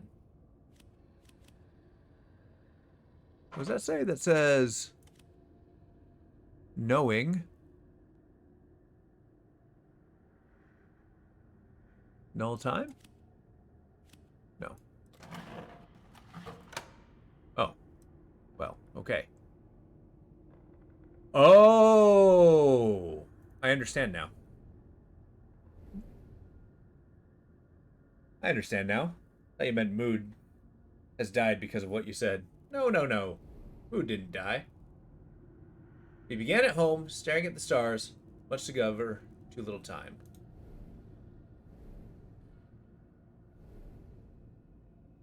Okay, start at home.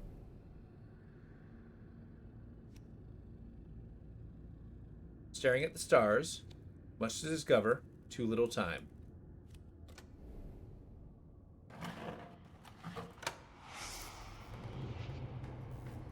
I think I broke it. The world, I mean. I broke the world.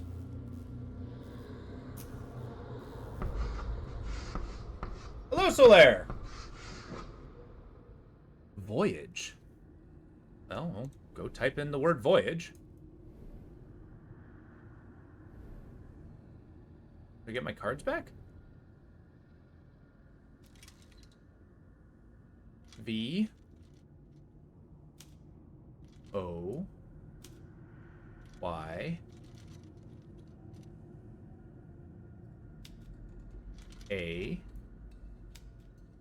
G.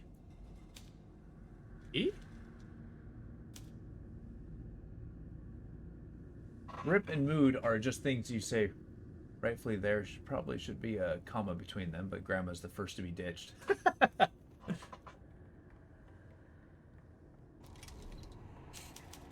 All right. Countless ships bore us triumphant to a hidden temple. It was at home you proved a shallow friend. Whoa! Okay. Countless ships, triumphant, hidden temple, home.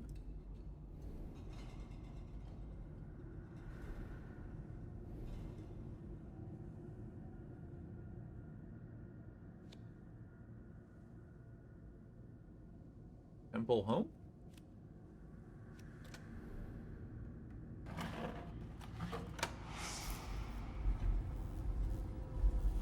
Maybe broke it yet again. Well, there goes that. Seemed to have angered the world. Endless.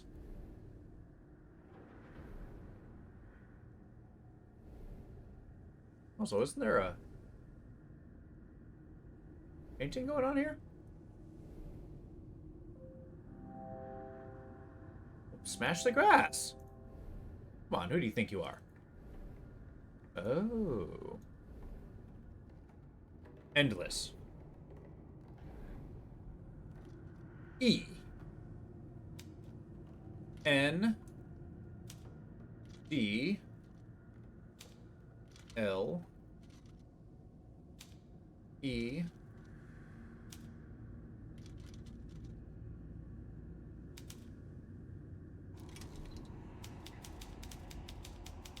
Under these alien stars, I courted only death. I am saved by the science, my muse.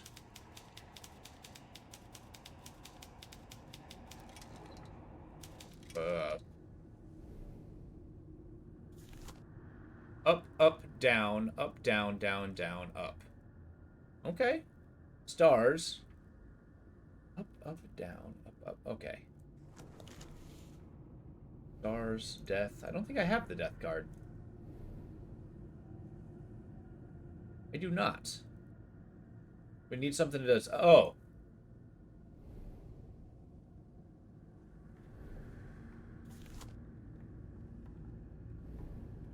Up, down, up, down.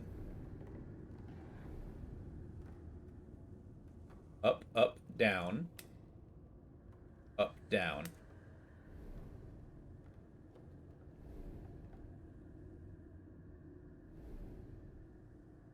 Down, down, up.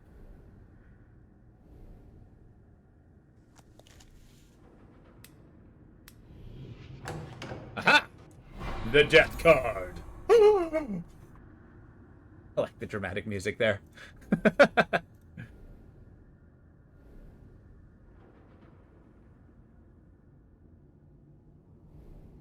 Alright, we'll slap the card here.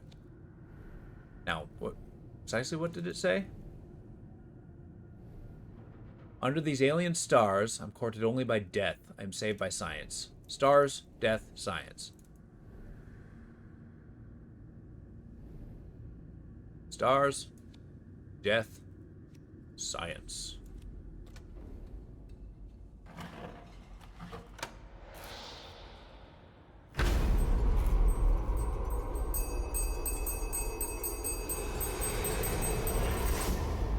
What's an angry bell? Hope. Okay, I can do this.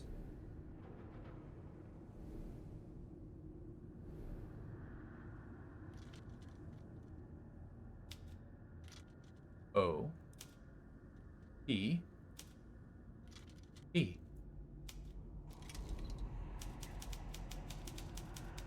The null grace me with time.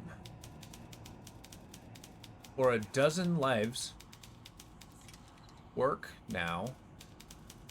Death returns to take him his due. Null grace me with time. For dozens lives, work. Now death returns. So null, time, death. Easy. But I need to find the null card. Need to find the key. Oh, the bell broke.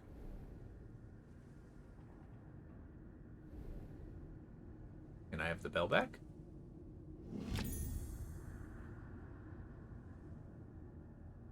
Okay. This is a cool device. Put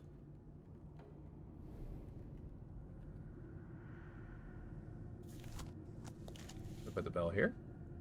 Oh. Where the heck do I put a bell? On here?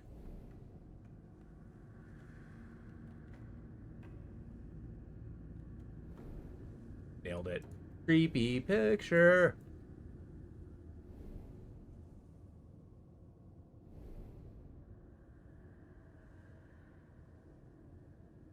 I think we're done with the camera.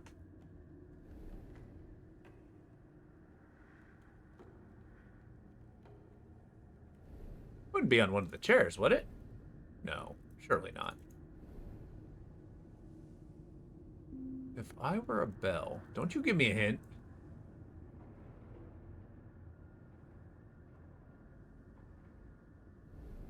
Oh, cheap viewers again.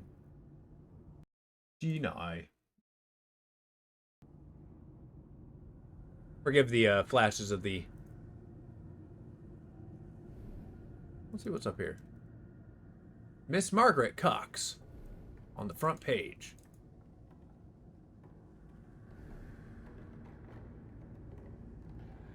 Do I throw the bell through the glass? No.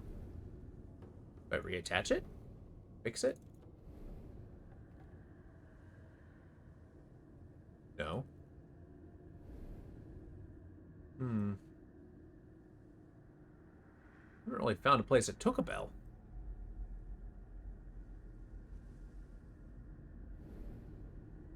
The only real tool I have. Interesting. Right, here, we've pretty much opened this to an extent it can be opened. This is creepy. I like it. Oh, wait. Oh. Clapper for the bell. Hello, Mr. Clapper. What you got for me today? Boom! Look at that.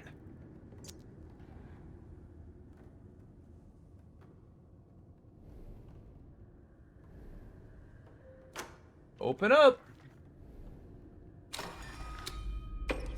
Yeah.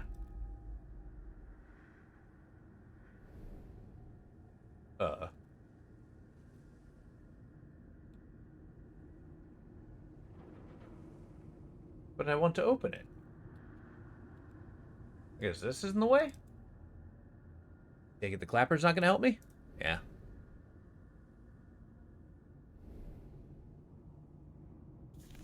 Got a disc plate. This is puzzles within puzzles. I love it.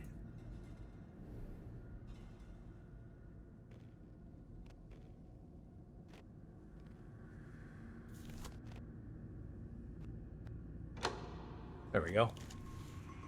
It opened the other side. Wait, what? Ooh, hello. What do we got here? Survey Safe Co. Fire resistant. Okay. We're gonna need a word.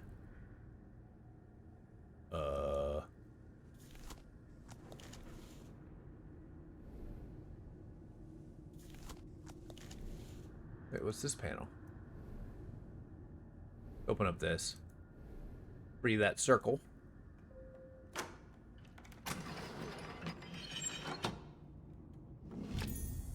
Oh, good. A brass dial. No big deal.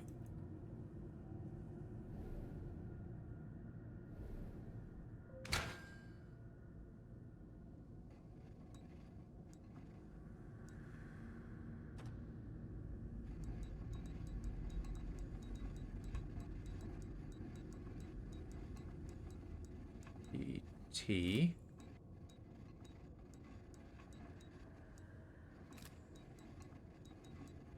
I'm guessing it's time?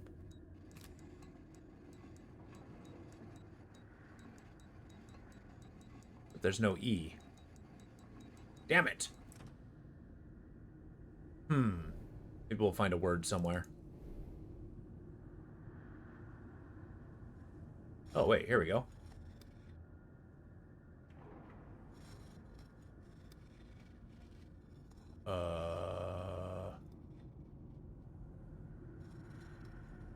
I've always been worried about breaking plates like this. And the grinding of ceramic isn't the nicest. Wait a minute, is this not it? I did it. I turned the inner horizon? Nope. Oh, I need to find more discs. Okay. Interesting.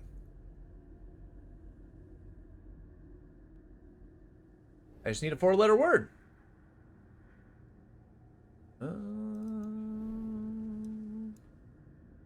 Hope. Let's try hope.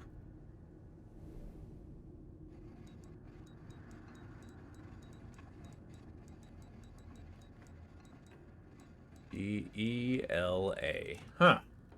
Ta-da! Nailed it. Ta-da!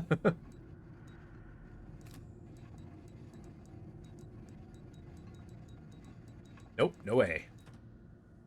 Couldn't do it even in jest. Wouldn't be fire, would it? No. No such luck, no such luck. Perhaps there's just like an innocuous 4-letter word around here somewhere. We don't know. Oh, the first letter's, sorry, I do know. I can look at it. So we got a, T. P, K, G, E, L, A. Did you get that?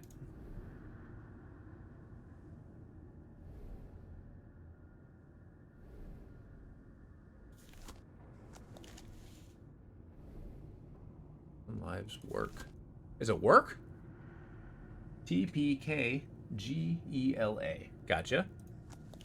And then the second letters are... Stand by.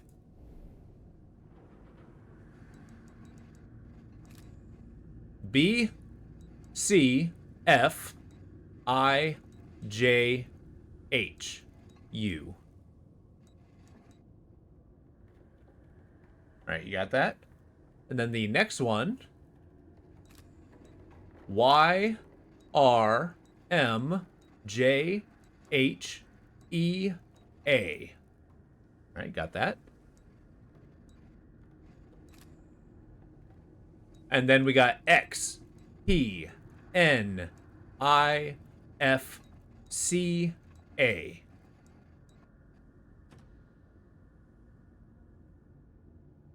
All right. You guys puzzle that out while I look for the answer.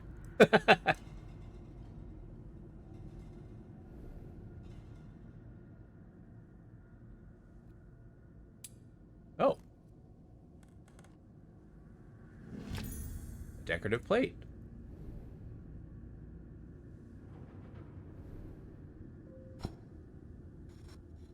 There we go. Con. The answer is con. They gave us a hint early on.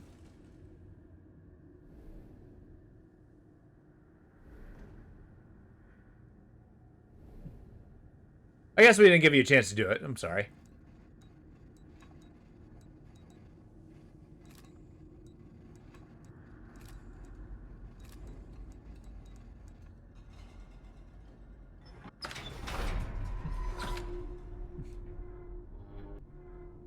And we found the null card. Delightful. I know. But then again, intended, victory is the only thing that matters, so... Intended is as intended does. Okay, so... We recall... So we got null, time, death.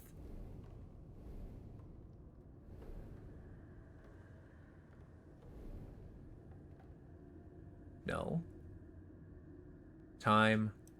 Death.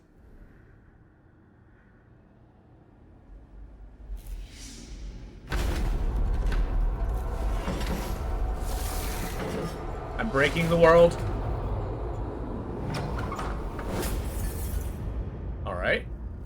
I feel like just opening it would have been fine, but here we are. Ghosts! Ghost! I like how they scratched out his face. We just stare real hard at him, and he's dead. Oh, there's a dead guy at the table. There's a dead guy at the table. You wouldn't be the Great Khan, would you?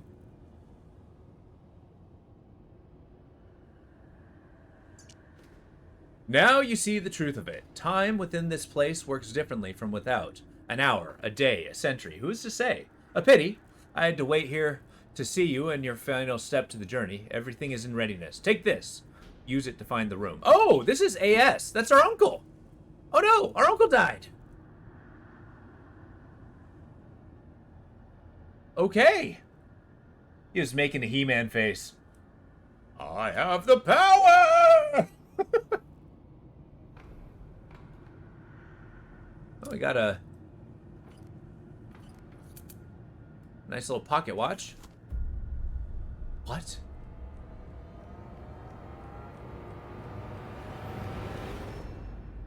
Which is crazy. Did he just decide to not do the puzzle anymore? How did he die if he doesn't get hungry or sleep at all? I kind of wonder what time does. An ornate key.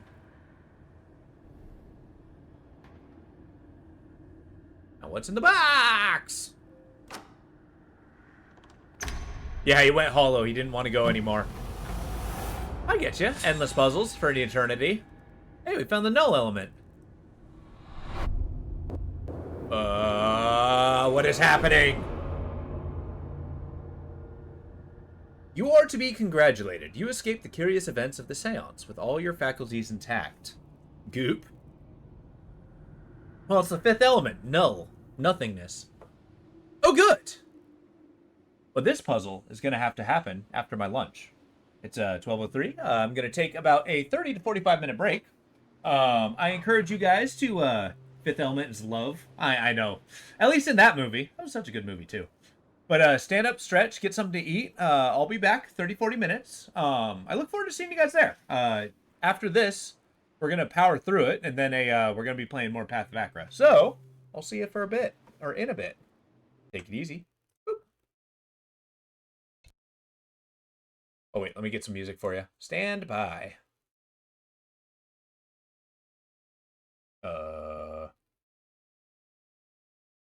What do we want to listen to? Ambient? No. Sure, let's try this.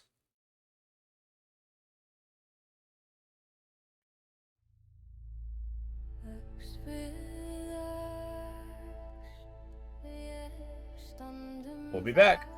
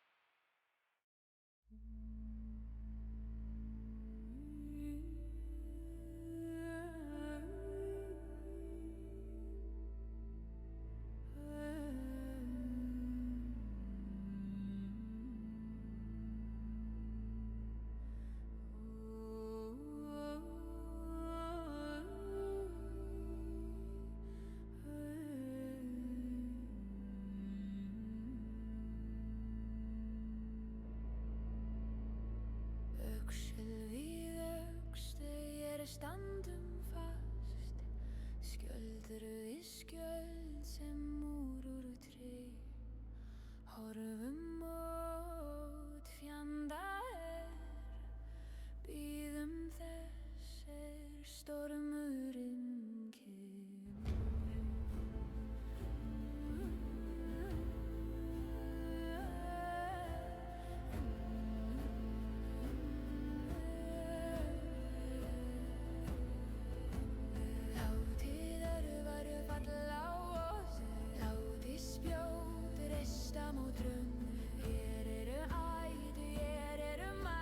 Skjaldborgin mun aldrei bila Standið fast, bræðra mín Hverjir líf, hverjir heim Í þessum ring öryggi Hér deyr, sá ræst á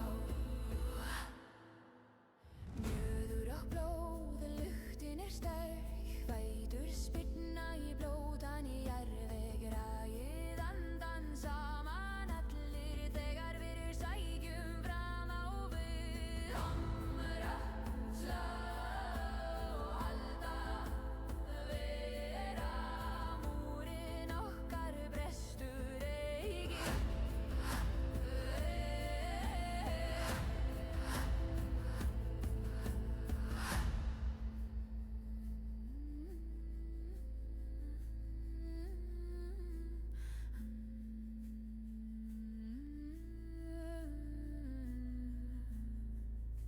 Brjótið þeirra varnar línu Gangið í gegnum sem hnífri í smjör Sýnið þeim hvað þeir menn eru Sýnið þeim vorstá Standið fast, bræðra mín Hverjir líf, hverjir heiður Í þessum ring öryggi Hér deyr, sá ræst á Standið fast, bræðra mín Hverjir líf, hverjir heiður Í þessum ring öryggi Hér deyr, sá ræst á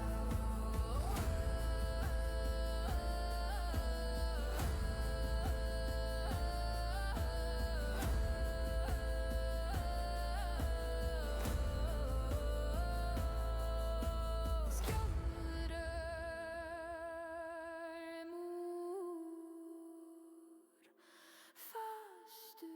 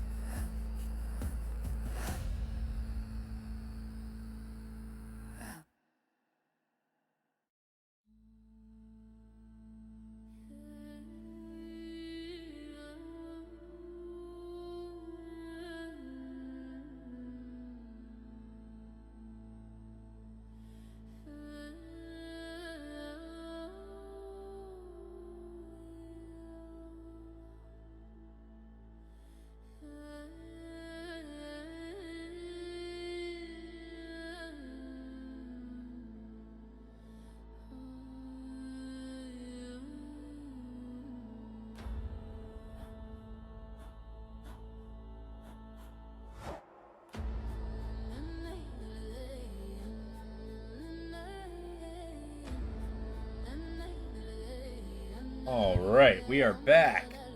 Got some food. I hope you guys are ready to jump back into this puzzle, because I certainly am. Hell yeah. Hopefully the music did you well. How am I doing this? Okay, we're going to do this. We're going to swap back into Twitch mode. Going into here. Spectator. Then we're going here. Perfect. We are back. Hell yeah. Well, thank you. Yeah, nice spaghetti meatballs. Tomorrow is usually my day to do some of my pre-cooking, so it's going to be exciting. Oh, thank you. All right, so what are we working with here? We got a boat. We are on a boat. A little boat. Going to an island with a nice keep. Downside, we don't have any oars. That's generally a crappy position to be in, is to be on a rowboat with no oars. Okay, Excuse me? Yeah, that's mine. Cool. Oh, okay, it's tied off to the dock. So it just casts us out. Maybe it's like a little fishing boat. Alright. I like how this game just subtly turns into a horror game. There we go. Yeah.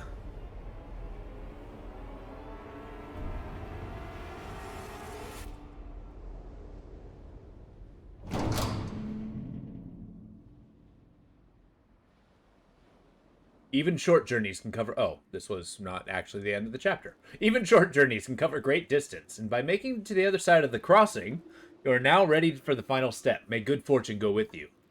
Isolation. Okay, well. The boat is powered by null rotors. Exactly. Oh, good. Another room. This one looks like a laboratory of sorts. Like there's a door powered by electricity. We got math. All kinds of math. Good. Got these little dealios. Got these. Oh. And then the box, aforementioned. And no letter from A.S. Because he's dead. Our dear uncle has fallen.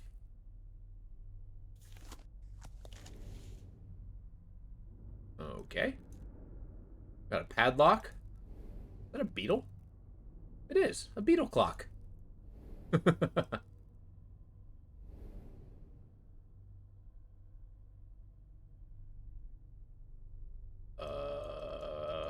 Okay.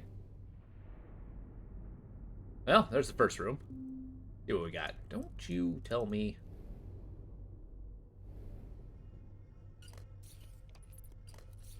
Okay, we can open up the circuit with this lever. Not a tool, of course. I like how this is trying to give me a hint before I even get a chance to look around. Whoa, okay, it's one of those upside-downoscopes.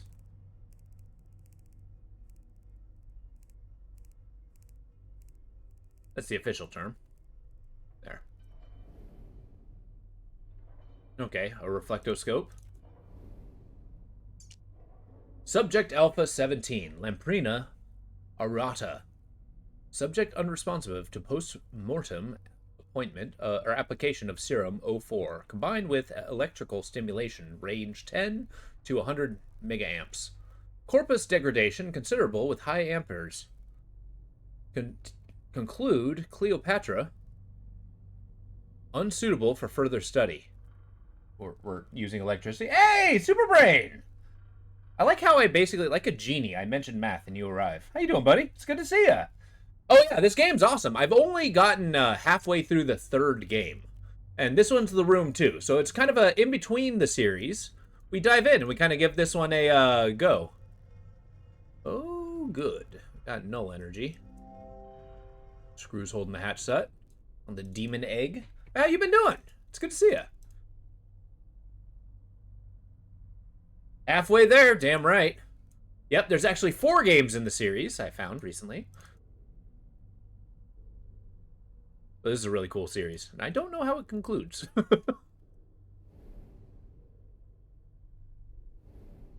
Oh.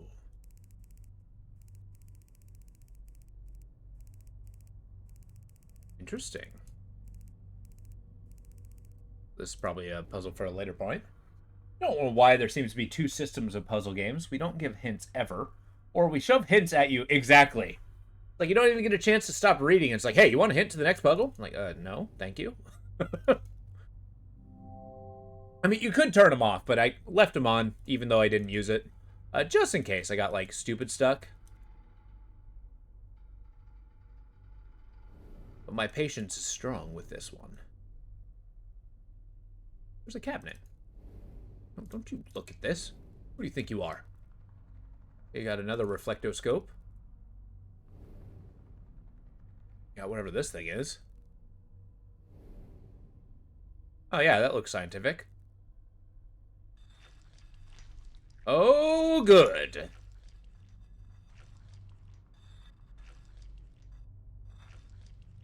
4, 5, 6, 7, 8, 9, 0, triangle. Okay. I think we need another pulley system. Yeah, I like having the option and wish it could be more common. You can, but we aren't going to make you feel like you should. Exactly. That's just delta. Wait, I thought the triangle was theta. I could be wrong. I probably am wrong. My Greek numerals are off. Not a lot of stuff I can poke.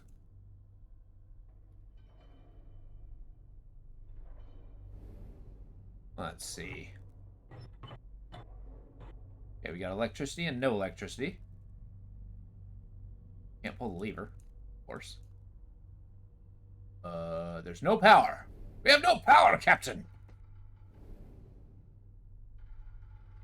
Got test coils for days. Ah, the cabinet. 1, 2.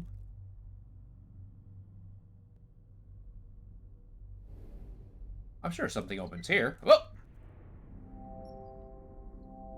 Part of the plaque is missing. Okay.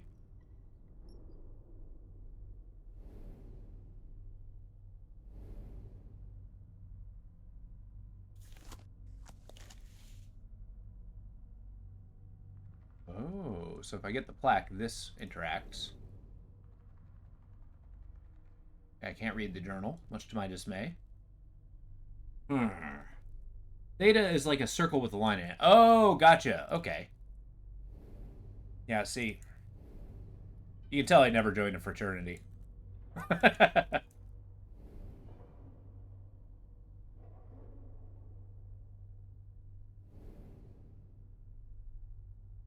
You got glowy bits. Neat. On my beetle clock. I think the one thing we're missing here is a starting point. Don't you hint me.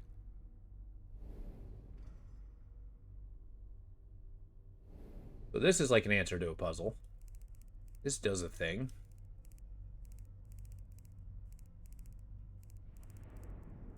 Then once it zooms in here, gets another reflector.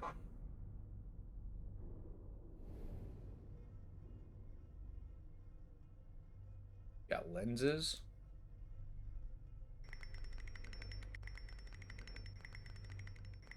And this also needs power, even though it's already glowing. Okay, so I think first and foremost, we got to find a way to turn the power on. That seems to be the answer here. Ooh. Cords seem to be going here. This is the power source. Yeah, so what you been playing lately, Superbrain? Did you finally finish the, damn. Occlude?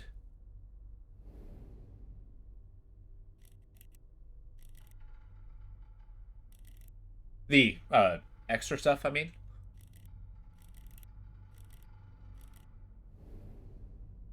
That being a pretty badass, solitaire puzzle game, where you have to learn the rules as you go. Not easy. Where the heck? Okay.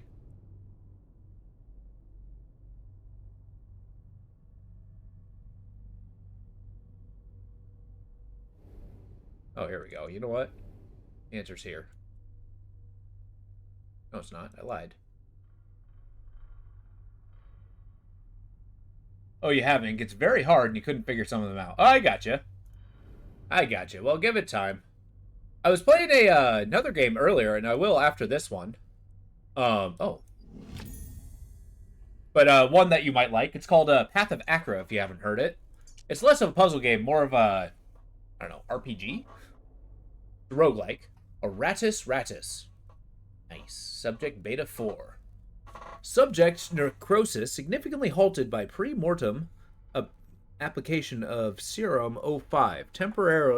Temporary musculature reflex restoration witnessed with post-mortem electrical stimulation of range 75 to 85 megaamps. I have a feeling we're going to be trying to use electricity to make something alive. I'm playing Factorio with a group of friends trying to get through the game. Oh, nice. Wait. So you basically have a 40-hour limit? God damn, okay. That's a hell of a challenge.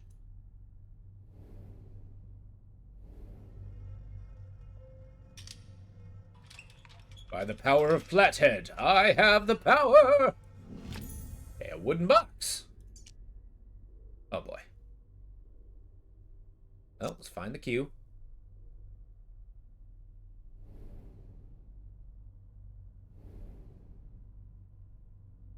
I don't really have much in the way of symbols. I got 1, 2, 1. Surely that can't be the, No. It is surely not the answer. Okay, well, let's look for arcane symbols. Oh. Arcane symbols. Huh? Okay, so we got wind, which is 1. Already there. We got the S with the line through it. That'll be over here. 7. And we got the line with the other line. 3. 1, 7, 3. Boom! I got a battery. Oh, hell yeah. We found electricity. Occult mysteries out of this world being contained by standardized flathead screws is very funny. Hey, I mean, like, sometimes science is the thing that gets in the way of, the magics.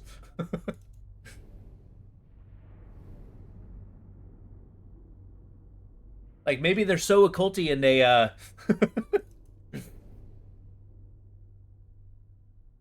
thinking outside the box that they forget the mundane.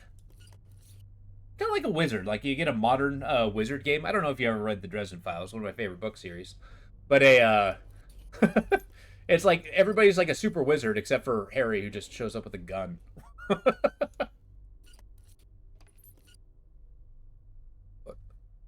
apparently just plugging it in didn't do it. By the power of Flathead, I have the power. No.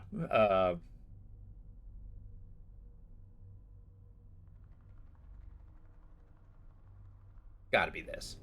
Right? Is it not plugged in? Oh, do I have to charge the battery first? Oh. Is there a place to plug it in? Yeah.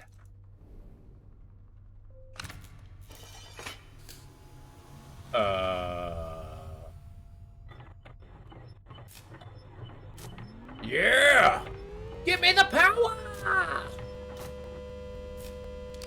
Shazam!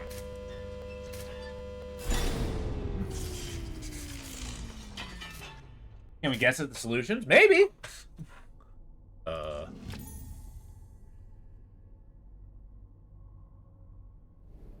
Okay, so now I have a charged battery. Delightful. I like how they have a kinetic electricity production device. That's actually kind of awesome. Yep, you can't see how to solve the puzzle. Fan, you say? This object has been stripped from my mind and has no influence here. I was going to suggest charging the battery. Yeah! And we have lasers.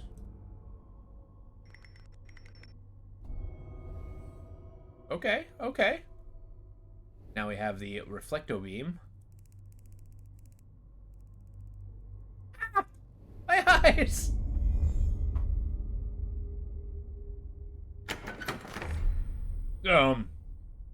Okay. Who built this place? A star-shaped handle.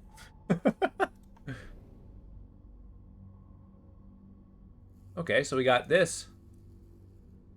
Dealio. Star-shaped handle. Is there a place with a star-shaped lock? I do recall. Here.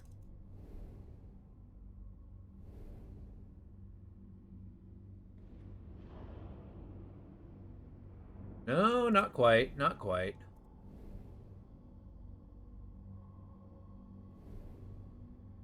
Oh, wait, you know what? Who's on the other side of this? Nope.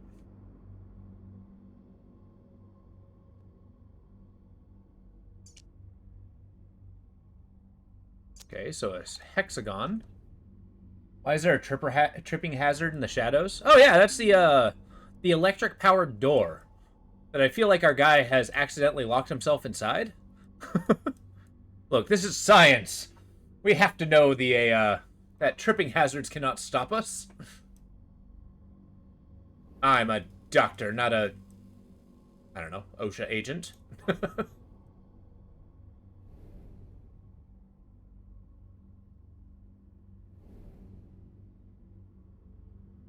uh,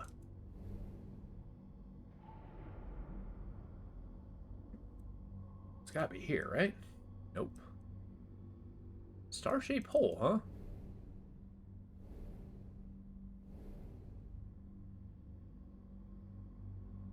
I must be missing something obvious here.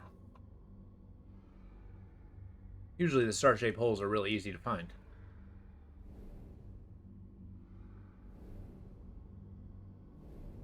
Really, it's not the plaque.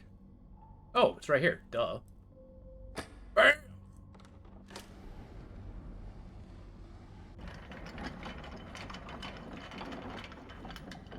Two.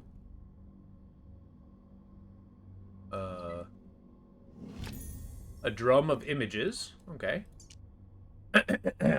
Kirkton Sanatorium. Oh boy. Infirmary and municipal dispensary for consumptives. Oh, so a sanatorium was also a pharmacy. That is a cool drawer. It's like one of those jukeboxes where you got the rotary um records. Dear Professor de Monteficon, while I don't doubt your altruistic motives, your sister's condition is not aided by her continued confinement to your estate. I beg of you to see Madame Lucy return to the sanatorium as early as can be managed. Yours, Dr. Beckett. Oh, my Professor Montfalcon? Apparently my sister. That's the second reference to my sister being confined. Interesting.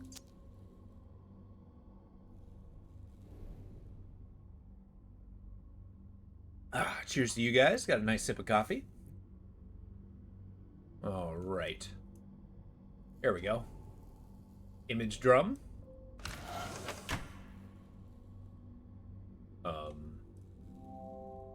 Oh, well. Obviously, we need our battery again. Alright, alright, alright. I know this works great. Give me... Oh, wait. Isn't the battery's not the answer? Why would it lock the battery in? Okay. I mean, it has to be some sort of light, right?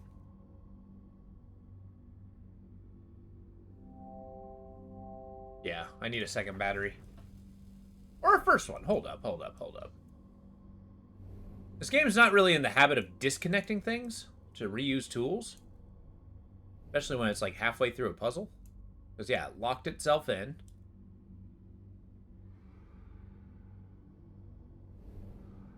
Can't quite turn it off.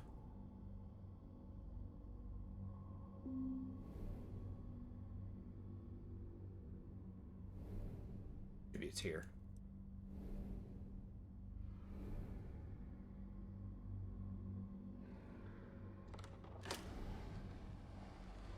Is there a 3? Cheers, coffee buddy.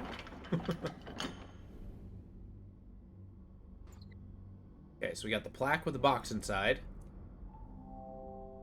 Part of the plaque is missing. Okay. I see what you did there, I think.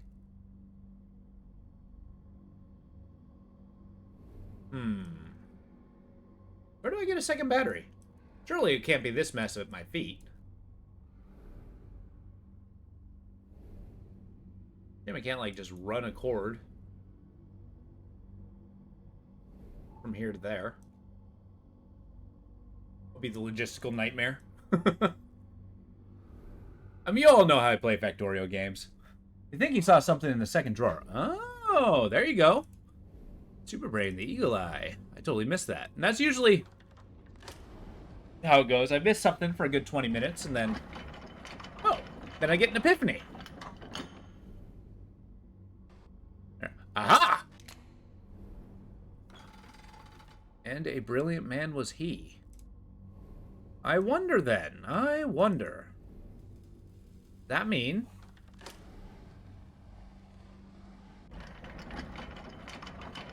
You know, I honestly think being perceptive is probably one of the most important skills someone can have.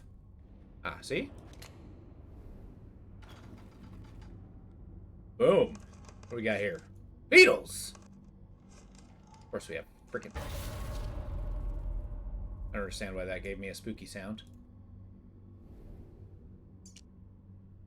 So, experiment 5.01. Subject EH, upper right appendage, severed at glunohumeral joint. Is that an arm? Oh god! There's an arm! Necrosis in subject halted completely via post-mortem application of serum O5, followed by post-mortem application of serum O4. Perfect musculature reflex witnessed with electrical stimulation at 77 and 3/4 megaamps. Okay. So they... Probably gonna have to remember those amperages. Large handle. Good. The power of these badass beetles. I'm not gonna lie, I actually think beetles are kind of cool. Not the biggest bug guy in the world, but nice shiny beetles.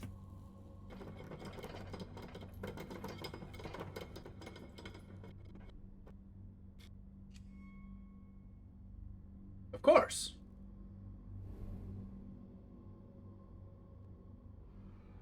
Oh. Too much perception can be a curse, yet ignorance remains bliss. Oh!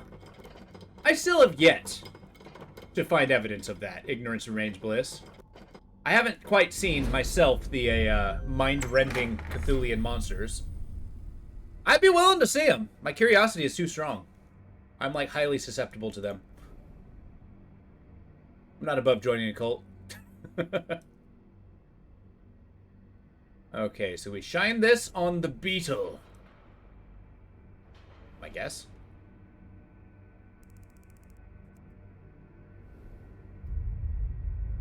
We have powered up the beetle.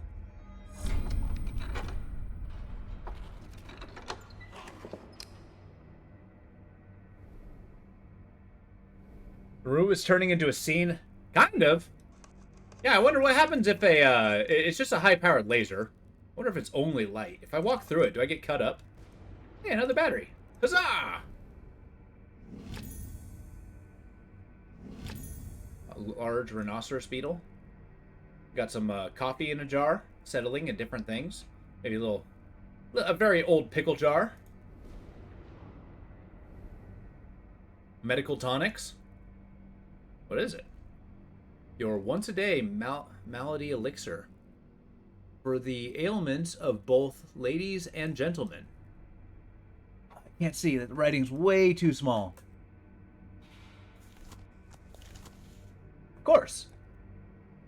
We open it. A broken plaque? Okay. Those tonics look as fresh as the day they were sealed. They got the can of mayonnaise in the back. Alright, L. Cardius vasculus. Wait, so a heart? Necrosis halted indefinitely. Manual operation at 77 and 3/4 megaamps. Facsimile of life restored only with proximity to raw null. No further avenues, no way back. Dear Lucy, forgive me. I was too late. Wait, it's Lucy's heart? We found a solution? For Lucy's heart? Okay, she's... Why did I pull out Lucy's heart?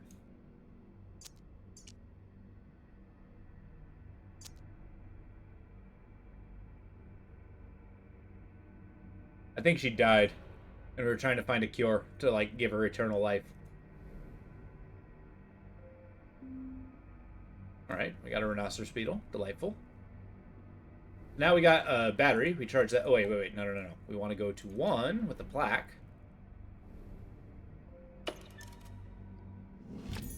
We got a fuse. Nice. Well, I mean, yeah, people do that with their heart, but, like, having it removed after they die in the hopes of bringing it back just belies a level of a desperation that probably isn't healthy. Do you want them back at that point? I feel like their brain would have decayed. Ah!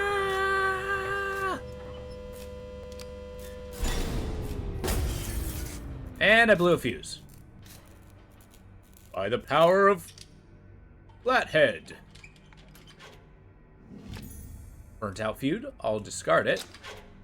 Delightful. We do it again. I hear murder is okay when you feel sorry afterwards and bring them back. See? Is it really murder if they come back to life? It's like, you killed me. Well, yeah, but I also brought you back. So am I really guilty? I mean, assault, tops. Because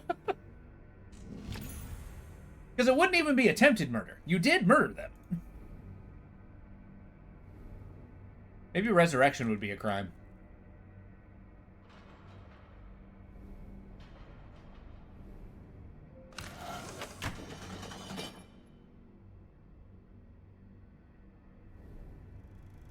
Oh, good. Well, the hand worked. What the hell did that tell me? I was too fixated on the hand. Let's see if I can see that again.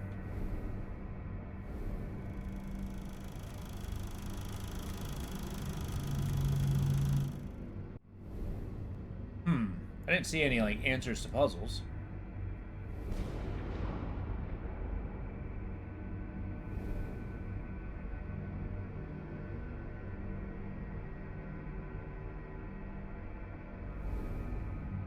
Now, hear me out. What am I missing here? Look one more time, even though the hand's creepy.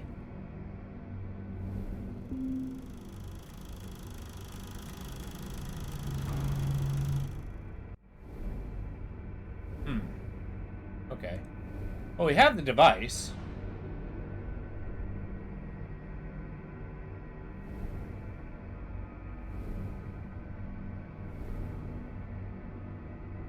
No, that's not the answer.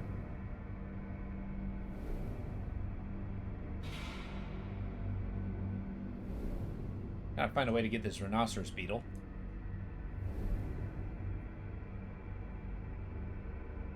Oh, you know what? I know the answer. I think it's still attempted murder if there's heart stops and gets medically restarted. So we can call it attempted murder until we get the murdered then resurrected charge.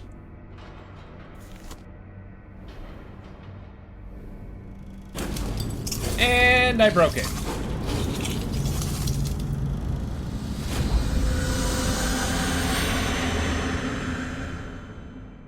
Well, that's not good. Two line. Oh. So I want the 2 lines in a circle. And a beetle. Hello, beetle.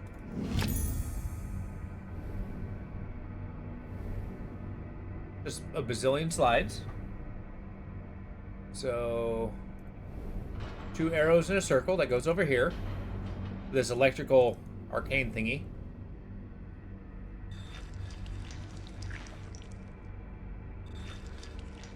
Sick. 0. 60. The answer is 60. Answer to what, 60?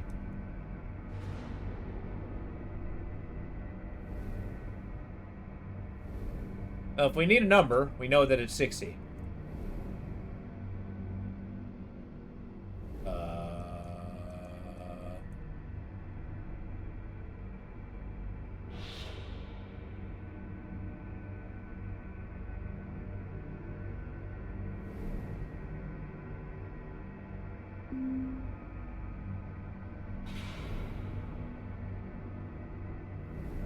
Let's see.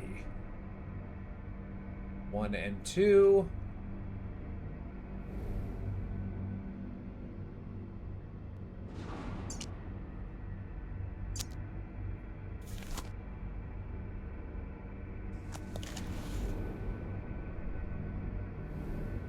There we go.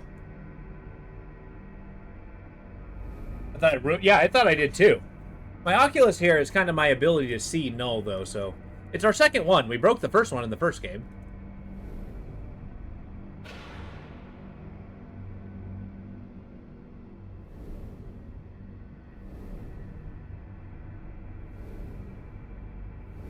That'd be a way to, get a number, surely.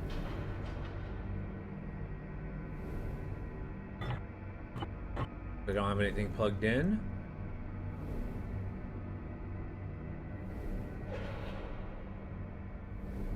Okay.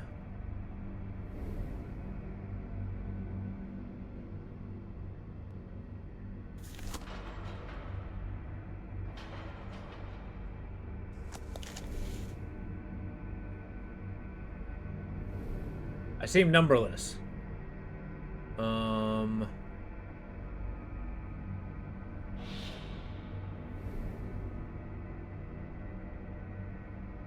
Oh, I broke it.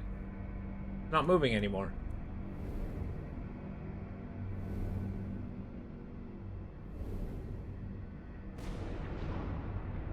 I don't see any numbers. Like the coffee saying on the book.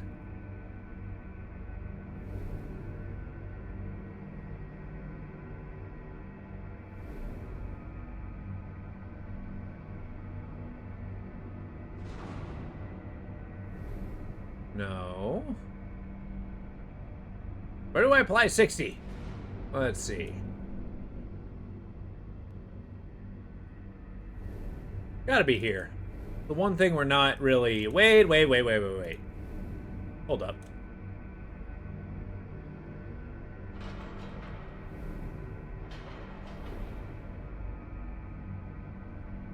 Okay, I can't move it away from here.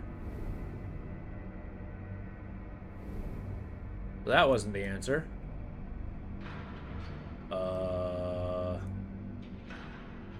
Not this down here. I always wonder about coffee stains on documents. Do people not have... Well, I mean, you know, I imagine if they're, like, deep in thought and not thinking about it, they put it on whatever coaster they find, i.e. their journal. Because, I mean, like, it's so rare for people to use coasters anyway. Oh, here we go. What's this?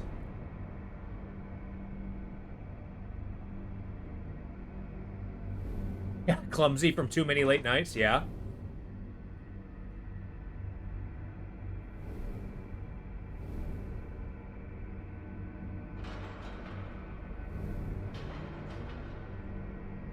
I love it. I got the number 60 and I don't know what it's for.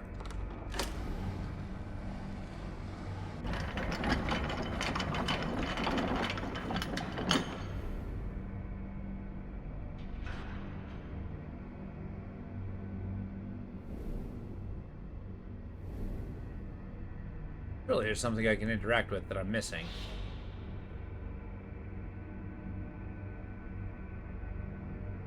It's gotta be down here. It's not down here. Any of this stuff?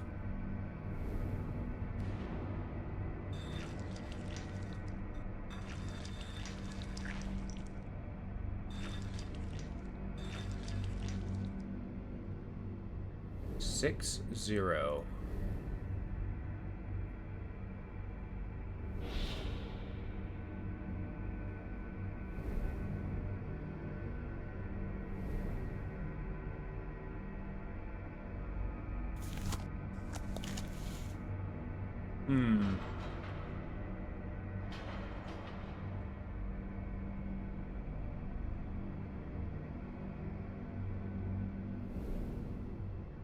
A conundrum. A conundrum. But then again, what does it say about the coffee cups that constantly leak coffee out of the bottom? Like, do you think they can make a leak-resistant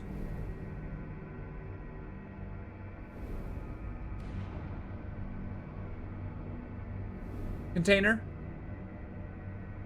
Sorry, I'm thinking at the same time.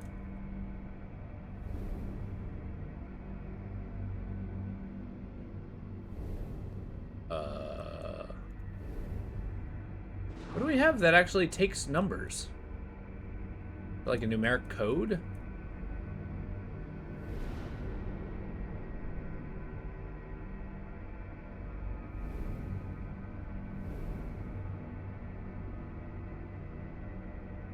Yeah, that doesn't do it.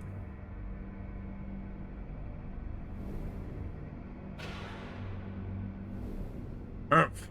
Humph, I say.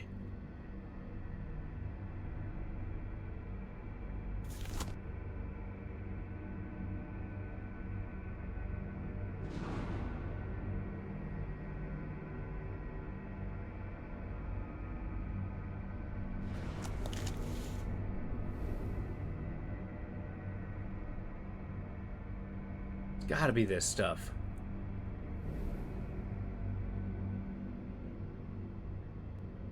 And get super close to it.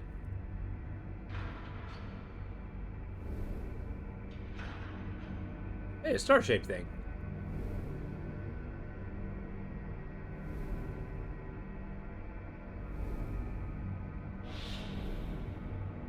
Perhaps I can take the star-shaped key again?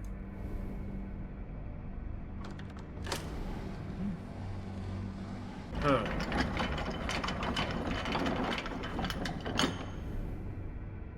I'm afraid to click the hint. It's just going to give me the answer. I don't want the answer. I mean, I do, but I don't.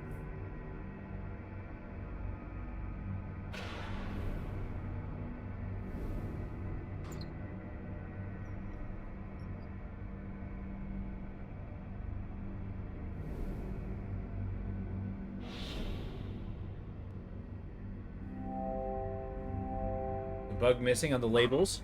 Should be the stag beetle. Another specimen meat missing. This is a numeric beetle? No.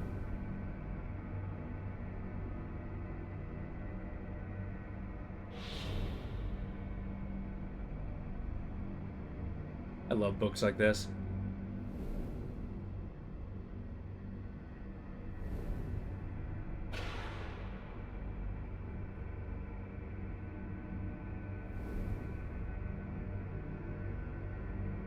$60.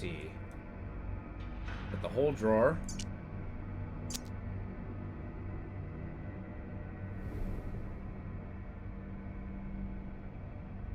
Yes, live in the struggle.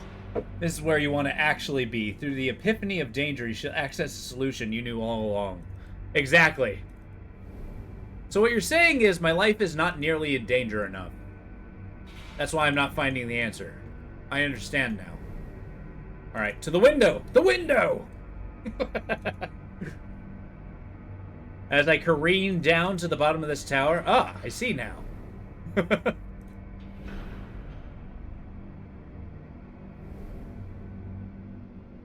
There is a trip hazard. Oh. That is true. But I've been standing in the middle of it this whole time.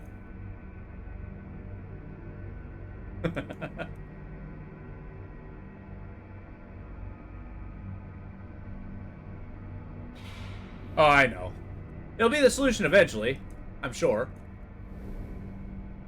Now, years ago, I found the solution before. What could it possibly be? I don't even have a key.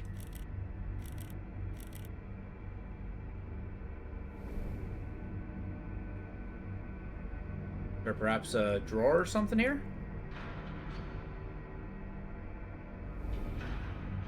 No.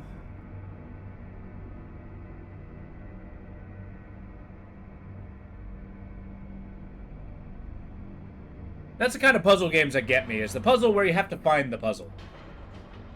Like, that's the puzzle itself. The puzzleception! Rooms inside of rooms!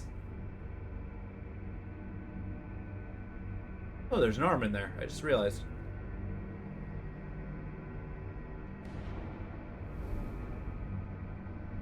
If it were me in this world, I'd be absolutely just like picking shit up, moving it around, breaking it.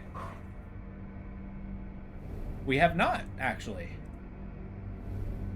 Let's take a look. Nothing there. It's the arm, the one that came back that they put a solution 4 in. What I can only assume to be formaldehyde.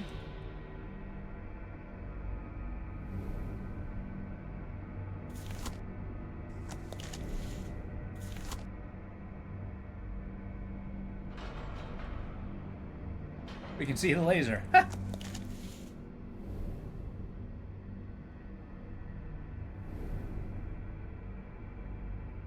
It doesn't look like there's anything left in the viewfinder.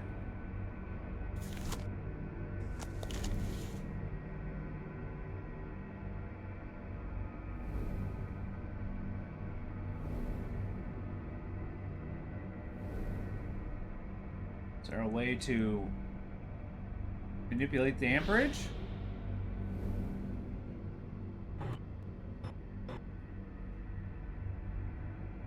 No.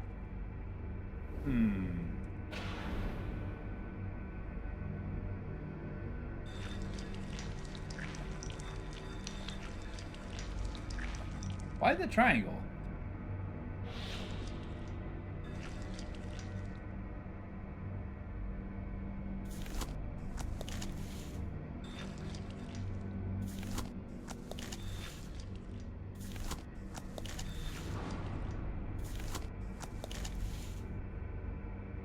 True meaning of null.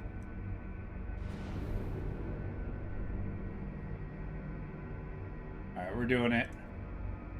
Looking through the eyepiece, there's a strange marking on the drawer to the cabinet.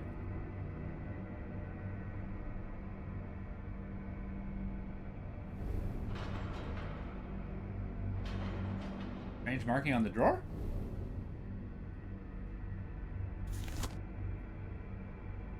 Okay.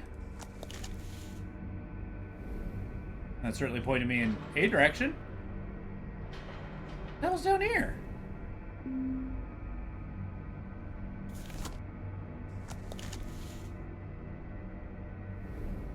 Oh, you know what? 2.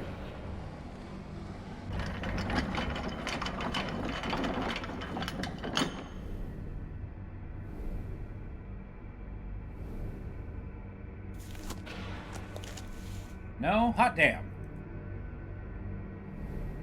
Strange marking on the drawer to the cabinet. Down here, you mean?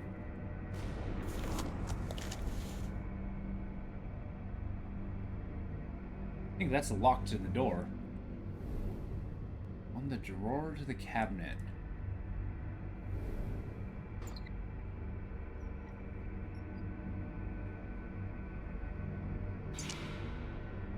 Scared me.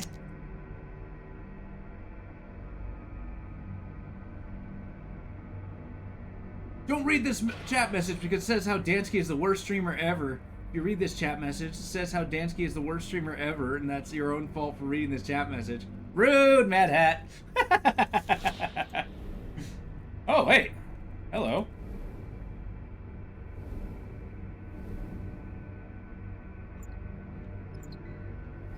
Down, hey?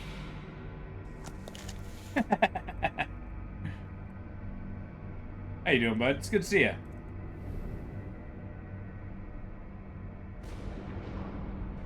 So we do see an arrow.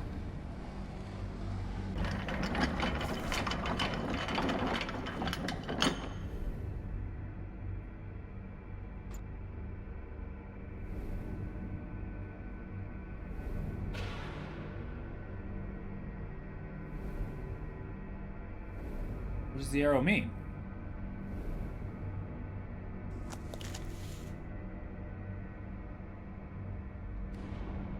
Can't close the drawer.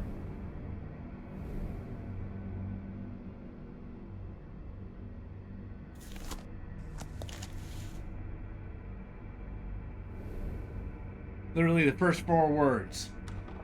Well, you know how good I am at following directions. Who do you think I am? Maybe. That sounds right.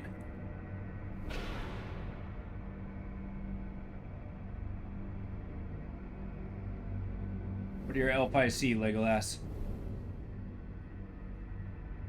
Is there another one? Down.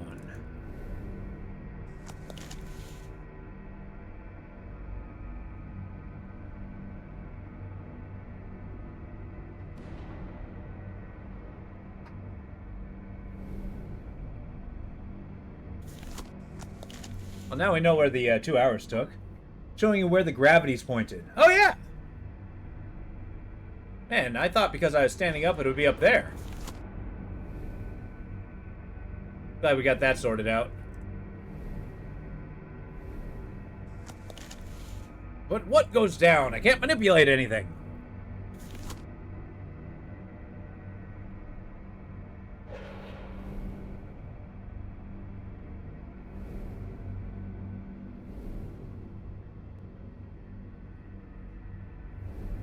No, can't click on the floor.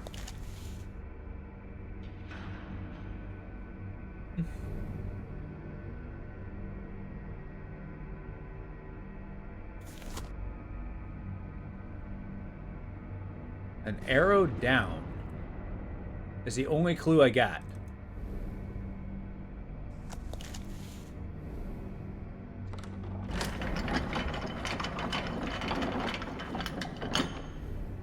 Okay, we can still do that.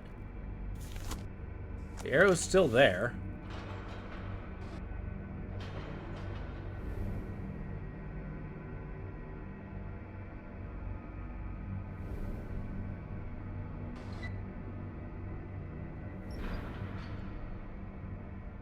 Is it underneath?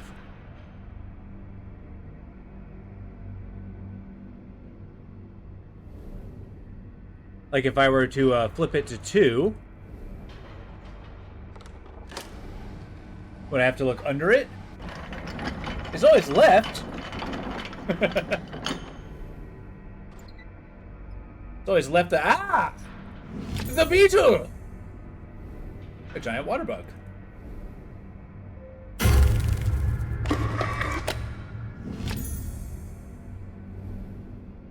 Yay! Beetle jump scare. Hell yeah. Now where do I get the... Oh, second lever. Huh?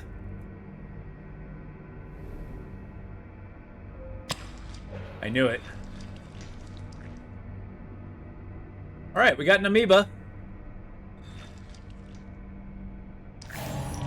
We have a key. Yeah, that's not how I thought that was gonna work. Alright, forward momentum. Good work, guys. Appreciate that one. Alright, strange shaped key. Arrow.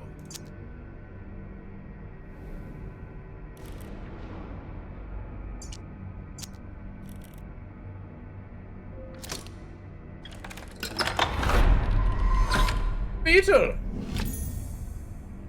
All that for a freaking beetle? Alright, how is this going to open the last one? I have to know. The mountain becomes a key. It's a sign. What does it mean? That's a level of esotericism I can't get behind. Aha! Behold. Wait. The beetle laser.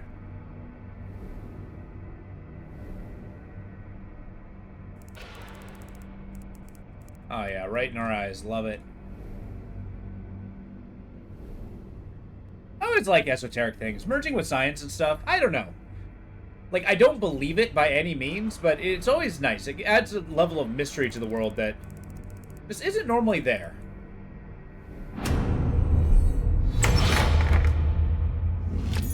A lens. Looked like it would fit my eyepiece. Wait, what color does green and red make? Oh, good. Oh, good. We have science. We have math. I'm sure that equation means something to somebody. Uh-huh, uh-huh.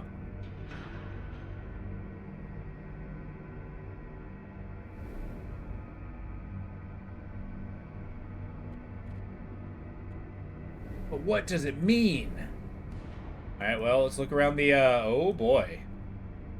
Oh boy. This guy is mathing everywhere.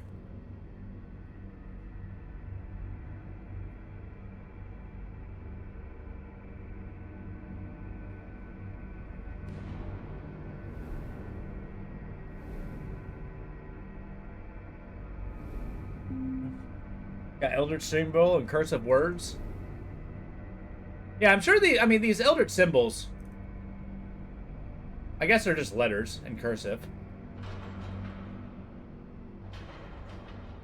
Although I do find cursive to be rather Eldritch myself. Okay, so we want the arrow on the Triforce. That's what we got here.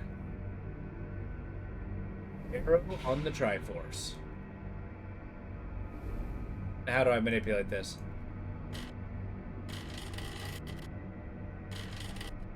Oh, 1, 2, 3 is what we're aiming for.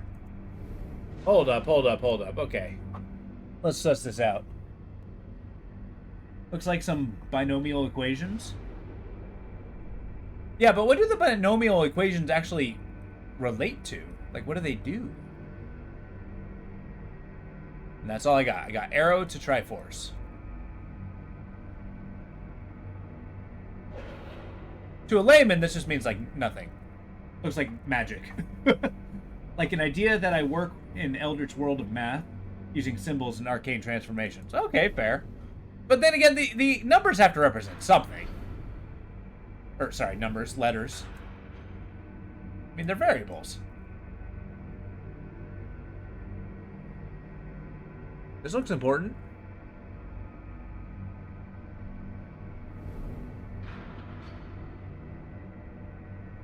Oh, here we go. So the symbol's in the middle. Okay. I understand now. So 1, Triforce.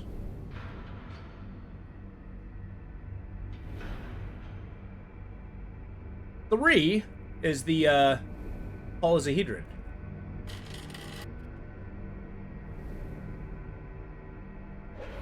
I guess we just do this. There we go. You mean there's a puzzle? Like in the puzzle sense? I think this math looks like math. I mean, that's fair.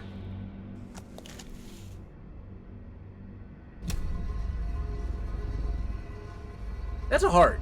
That's a human heart. That's a beating heart.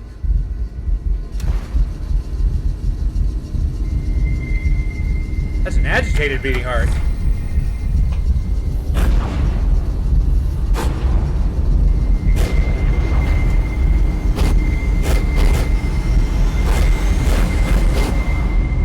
Oh, good. Where the F am I now? That's her heart. Apparently it was an important piece. Open the door.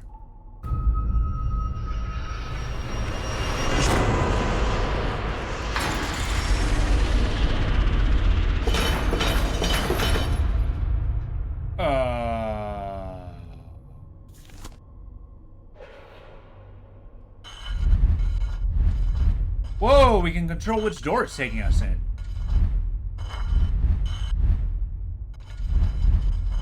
Which door do we want?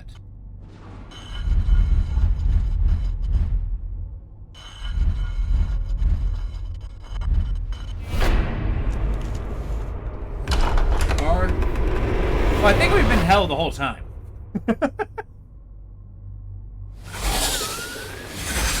Of course, tentacles. Or roots. Get out of the house! Run! Why is the house so big? Oh, we're free. Yeah, you can have the house.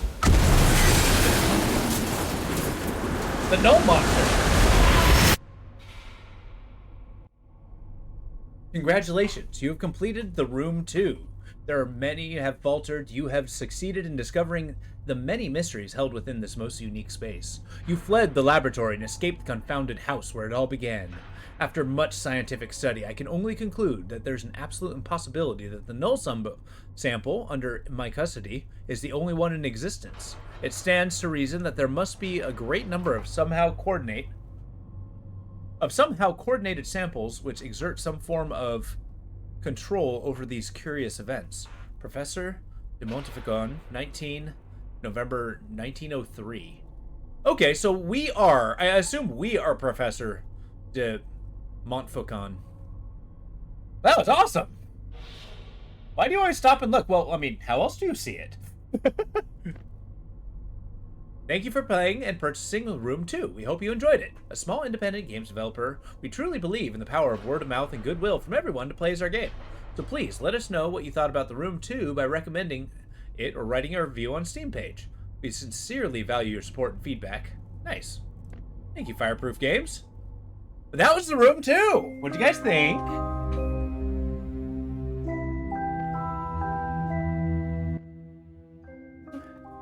Exactly how you get chased more and more. I mean, that's true. But it's not like seeing it, but you gotta know what you're up against, right? Knowledge is power. And not being eaten is also good power. But then again, that's why we were such good hunters, right? Is because no matter whether they look back or not, we can always follow. Yeah, that's awesome. So the next in-betweener, I think maybe we can hit the Room 3. Huh? Maybe. That is awesome. I love this series. I can't wait. It's like, once we get to the Room 3, then we'll actually start getting into territory that I haven't seen before. But yeah, let's get a... let's swap back. Let's get another round of Path of Achra. Oops. Scene. Stand by. I know it's dark. I know it's black. Let's just do be right back. There we go. We change the title. We are back to the path.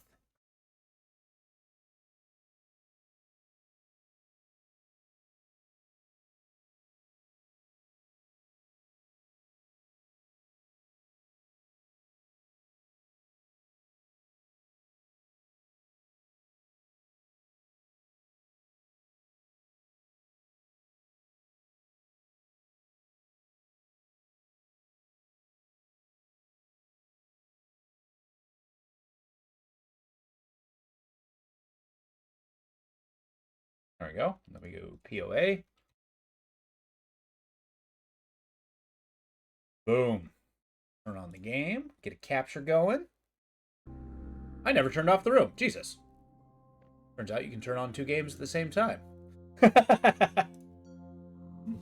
Didn't realize there's so much lore. And I know, the lore actually keeps going deeper and deeper, too. Like, there's 4 games in the series. Oops.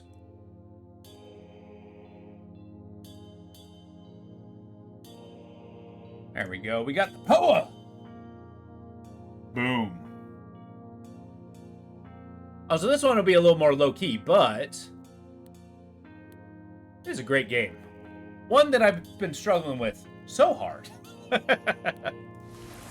We're gonna do it. The sea rolls back for a moment. Terror-blind birds swarm the world's edge. O Achra, land of finality, your shadow pursued by the roaring violet waves. All birth abandoned, ode to Kal. Praise to Kal, everything taken, glory remains. So here we go. Boost our wisdom up. Grab this. Grab this. Grab this.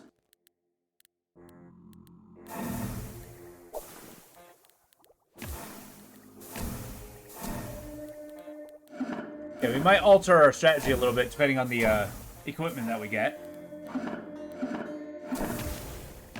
So this first land is a kind of the oh god, I should not be in next to him. Why is this only 15? Ah! Tethic monks! These being a failed apprentice of the Tethic mage. Seeks absolution through sacrifice, sacred distortion.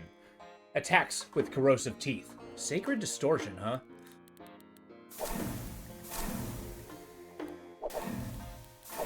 These guys are crazy dangerous in the first realm.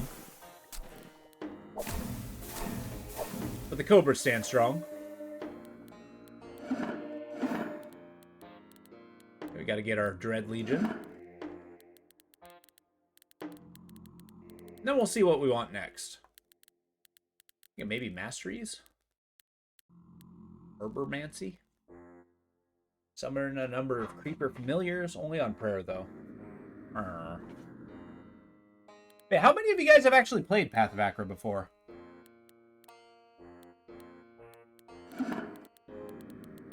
There's an interesting question.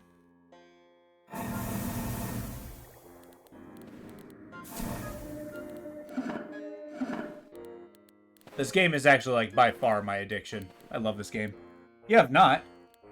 Yeah, this game is really hard. Very minimalist, but a lot of it's just in the imagination. I just love, like, the little pieces of lore that it gives you. So good.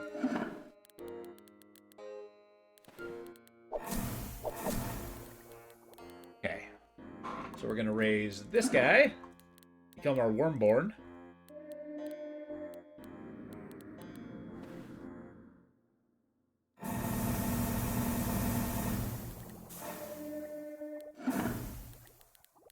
The Wormborn, so basically every achievement is tied to beating it as a prestige class.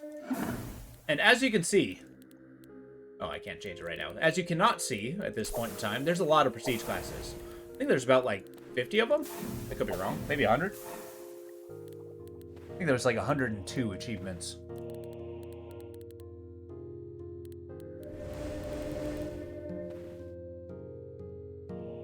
This game is really good in a mechanical sense, simply because it's so hard. If you look, like 700 life plus the cycle, so he has 725 life. Hit plus cycle.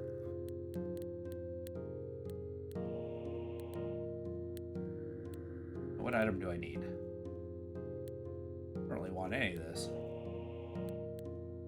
Ice gloves, maybe.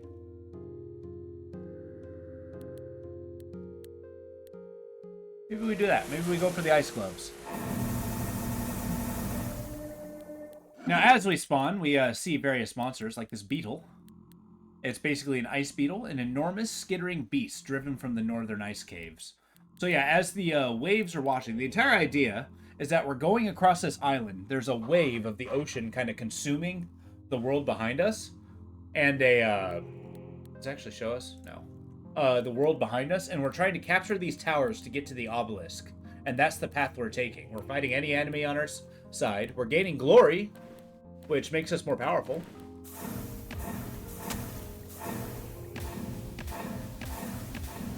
So right now, this class is a summoner class. The thing with the Wormborn is we summon crawlers every time we enter. And then on being attacked, we summon more crawlers. So we're basically going all in on the whole summoner thing. So we summon a bunch of dudes. We got these cultists here. They're cultists of life.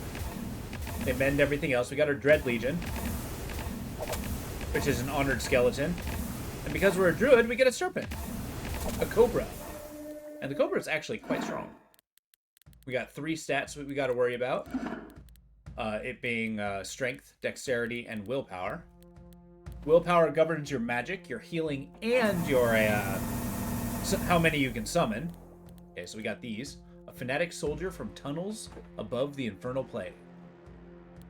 These crazy goat men, the Irga. From this screen, you can kind of see a breakdown of their stats, their influence, or what they do. And you can die real quick. The red bar is our health bar. Yellow is our XP, our glory. And then green is the turn order. The faster your speed, the more actions you can do before the turn changes.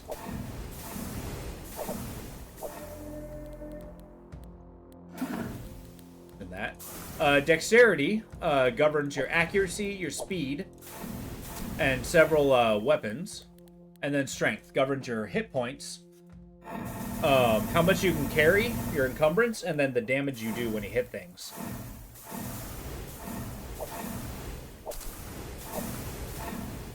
So right now, I'm walking around. I have vine form, which turns me into a writhing mass of vines every time I summon something. I got a serpent staff, so I shoot poison, although it's not very powerful. I'm using that in 2 hands right now. But I mostly want the range. And I got bracelets. because of course I do. And then a sash, so I got a nice skirt. We're a Quaymar, so if I hold still, I teleport. And the more empty... Actually, we'll actually try that. The more empty slots I have, the more damage I do when I teleport. Kind of like a telefrag.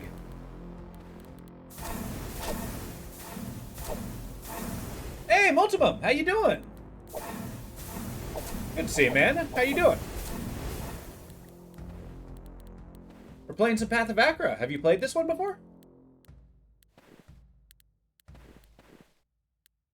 2, 3, 4. Oh yeah, so Tikal is the god that we have. He is the god of... Or that's a religion. He's a god of plagues. Not great, but he has this one ability that you either heal, depending on how many enemies you have, or if you pick up items, you gain life. And then deal death damage if there's other guys. Yeah, I'm gonna... Ooh. Alright, cool. So, as you can see, the ocean is consuming the world. We gotta get here to the obelisk. I have not played this before. Oh, this is awesome, actually. If you like roguelikes and just number crunching games, this one is really good. There's a ton of classes. It's kind of like so simplistic and yet complex.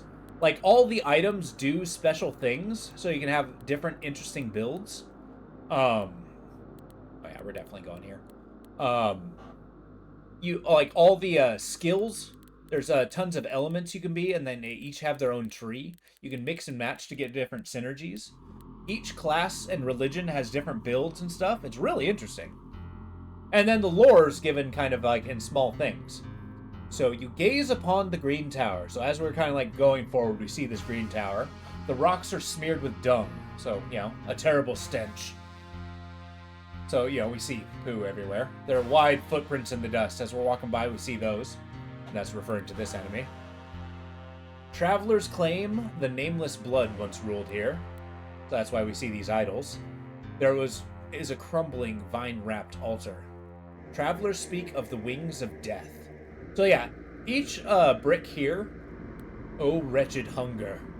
Yeah, each one of these here defines which monsters you're facing. Oh yeah, this game has very much been my addiction for a while. Like, over the last week I've been playing it, I've beaten 2 difficult prestige classes. I'm on cycle 25, so every time you beat it, it gets more difficult. Yeah. Meaning I've beaten it 25 times. Or 24 times. I'm on the 25th. Okay, so we're facing some vine monsters and some bramble priests. The Green Road acolyte of the unruly vine worships a sacred grove that was destroyed long ago. And they summon trembling vines. A fragment of ever-living vine prisoned by a bramble priest. We got these guys, the Mud Wretch, a hulk of mud, animated by flecks of living gold. And these are all my things. But yeah, it's very light on the lore. Like, it gives you a lot of lore, but only in fragments. But one of the coolest things is the achievements are the prestige classes. And as you beat the game with the prestige classes, you get a large block of lore about the lands of this world. Which I think is its best feature. It really encourages you to kind of like press forward and learn more.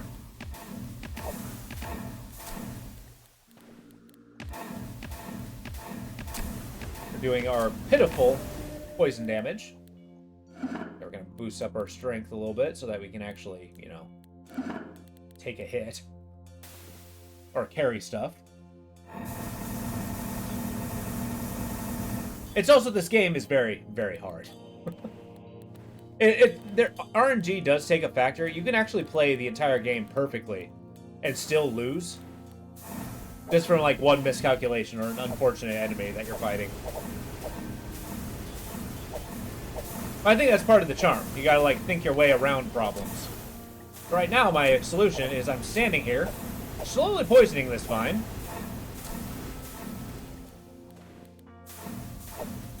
And shooting him at a distance while my Cobra just kind of eats him. I wonder if my Cobra has lore. A haughty reptile that feeds off the death of its allies. Oh. Feeds off the death of its allies, you say? On ally death, it gets stronger. Oh, no wonder he's so powerful. He heals, he gets max life, and he hits? Okay. Noted. This game is called Path of Achra. A-C-H-R-A. Here, I'll write it down. There you go. It's on Steam. It's not terribly expensive. The developer's coming out with a new game called Lands of Achra, which I'm super excited for.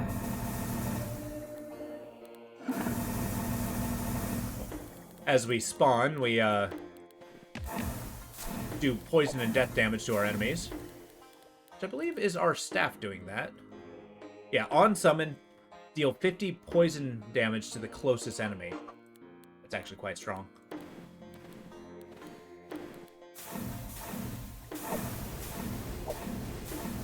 Oh yeah, we were facing Ratmen here. A humanoid rodent that lives in swarming colonies. And he got Peltist, which throws spears.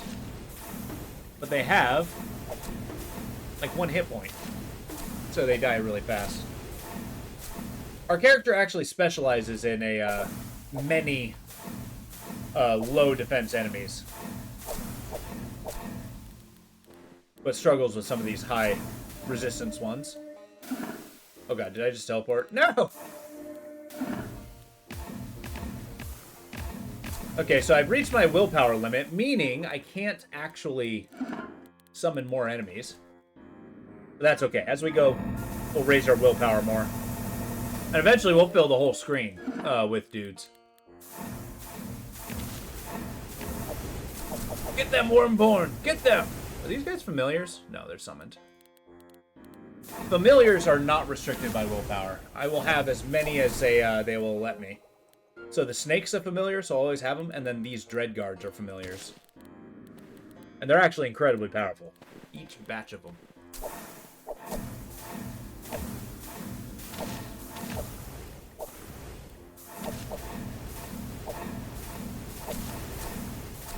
Oh, cursed beast. Uh-oh. So one of the benefits of Vine Form is, as I attack things, if my willpower allows it, I raise these roots. Which, if you got these things that attack adjacent, they will forever be attacking these roots, and they will never get within range of me. And that's a good thing. Ah!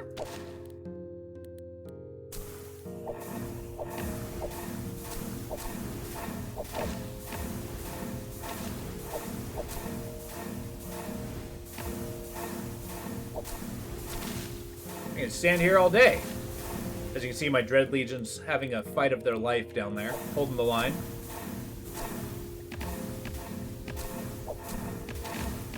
Oh, I lost one. Okay, the Cobra's in the way. He'll get stronger as things die.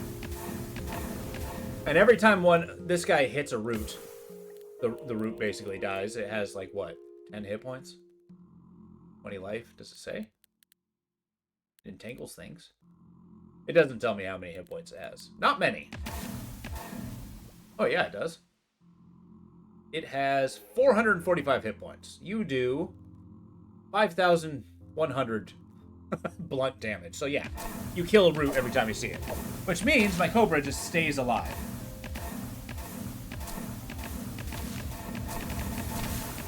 We're missing most of these shots, which sucks.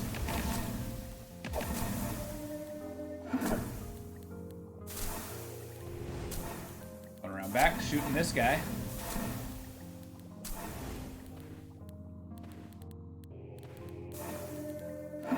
Sniping him in the back. Alright, we're gonna get another Dread Legion. I'm only getting like 4 skills and then maxing them up, but I have all of these options to choose from. Cheap viewers, no!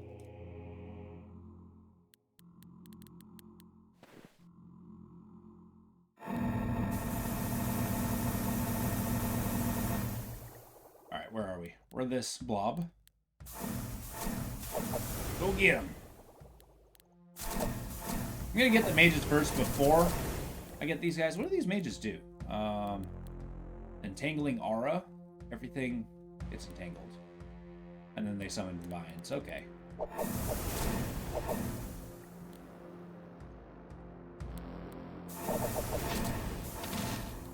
Just keep shooting!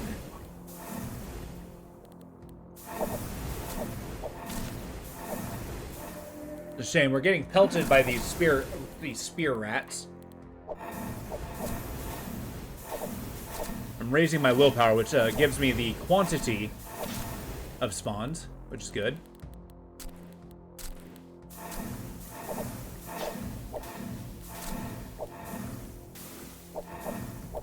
Dodge is the rat's real only defense. Zap.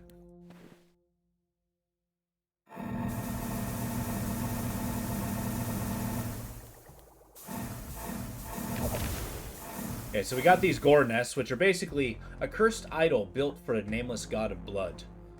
Yeah, they do imply that there's a nameless god of blood out there. Once we get into the void, you'll see there's various realms.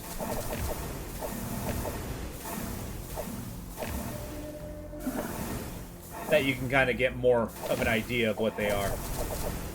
Being a summoning class, I don't really want to go to the Realm of Blood, because they got these eyeballs that just eat your minions.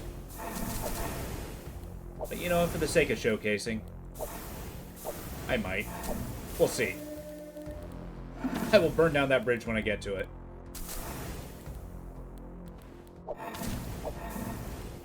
Alright. More of these guys. Next, I'm going to start putting points into Invigorate, which is going to boost our guys' hit points and damage. As you saw, the poison damage just ate through them. Now I got 4 Dread Legion. They'll fight their way to the front lines. Soon enough. They're not the fastest things in the world.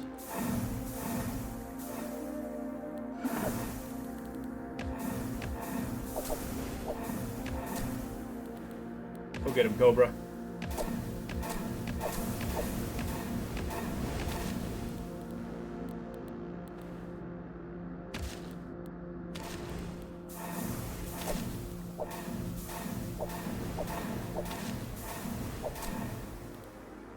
Fantastic. Yeah, the goal of every level, hell yeah, is to get to the door, right? You don't have to kill all the enemies, but in order to get any XP, you have to kill them. So, and that's the glory. You can always run away. That's always an option. So the death drake hisses viciously, the stench, foul redolence. So this is the boss of the tower. It is a death drake. It is a once noble drake, cursed by the gate of death to live as an enraged avatar of decay. So there's a region in this world called the Filth Valleys. Sounds exactly as gross as it seems. Which deals with, like, they have a bunch of skin priests, like death princes and stuff ruling over the area. Sounds like a pretty nasty place, but there's like a sullen god buried underneath that place that has to reside over death. It's a land of necromancers. Should have prefaced with that. Okay, I'm just gonna keep throwing enemies at this guy. What do? You have a breath weapon, 3-tile range. You hit.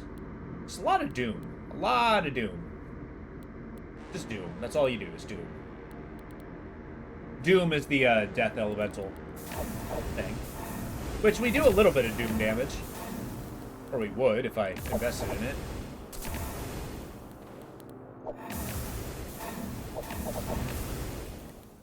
I'm gonna go down here. I don't want any doom. Okay, so my goal is I'm going to snag as many of these side enemies as possible, just so we can start plinking away at this guy. As long as I'm not getting hit, we'll beat him eventually. Once my Dread Legion gets in there, we'll be fine. As he cooks them alive. My life priests are healing my allies. My worms don't stand much of a chance, though.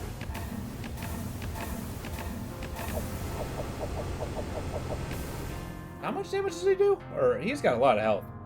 Got 83,000. Got a ton of armor, which we're fighting to bust through.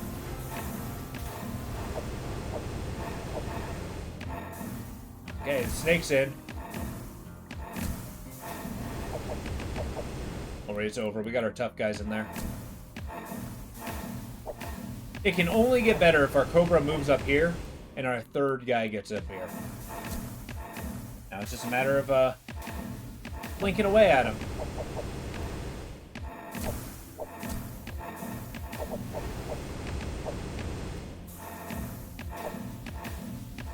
So our current race is a Quaymar, which is basically an entire species of Nightcrawler from the X-Men.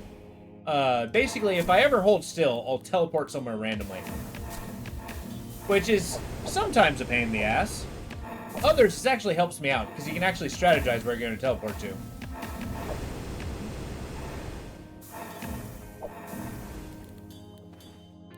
So technically, attacking does not count as holding still, which is good. Alright, so we got a whole collection of things that I want. So now that we got this strength, let's break down what we got here. So, we have all of our stats. We got life, that's our hit points. Speed is how fast we go. I don't know why that says 10. Cannot lowered past minimum. Oh, okay, that's the minimum. Our resistances are what kind of damage we're resistant against. Right now we're weak against fire.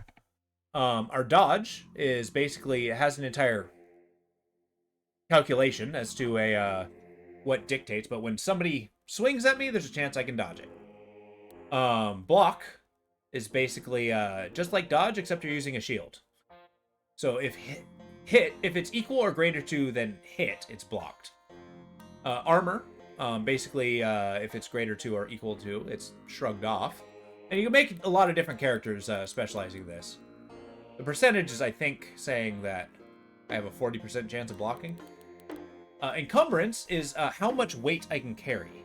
So basically, 3 is how much weight I have, 10 is strength, and basically you can carry equal to your strength. Inflexibility. Now this one will get a lot of people. If you go above encumbrance or wear certain heavy armor, you increase your inflexibility, which divides your speed and divides your willpower damage bonus. Oh, but it doesn't divide your willpower. Oh. Needless to say, you want to stay at inflexibility 1 sometimes. Weapon size is how big your weapon is, and it influences some stuff. It's very vague. Alright, so I want this. This is the Robe of Vigor. What it does is it gives me a little bit of armor, but it gives allies 10% of my maximum life, which is good. And on raising your vigor, you get plus 50 max life. We're going to put that on. That gives me, weighs 1, so I increase 1 there. We got this Forest Mask. On ally attacking an enemy, you apply 1 Entangle. That's actually pretty huge. Because Entangle, if the enemy steps, they take damage. Do I have any pants that I want? Not this very second. So we're actually going to disrobe our pants, and we're going to disrobe our bracer. So that when we teleport, we actually do 200 damage. So it's our ability has, we do 100 damage per empty slot. So you can definitely make a pretty cool telefrag build. Okay, on being dealt damage, I don't intend to take damage. On dealing lightning damage, no. Blood damage, doom. There's nothing really good, so I'm going to go for as many weapons as I can muster. Yeah, right! What's going on, Vox? Fight these guys. I'm also going to be dodging particular kinds of enemies. If there's lightning-based enemies, I'm just going to basically steer clear. They will kill summon build like mine. Mainly because they try to hit like they're farthest away, and they hit everything in between, including me. Alright. So we press on. Oh, I should have read the description of the land. Okay. I can't deny you guys the lore. That's the biggest part of this game.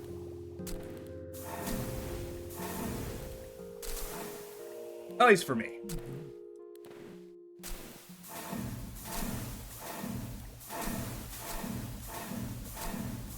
I mean, there's the gameplay, the challenge, the prestige classes. There's a lot to this game. So can't forget to do that. That raises our max health. That's the benefit of Takal.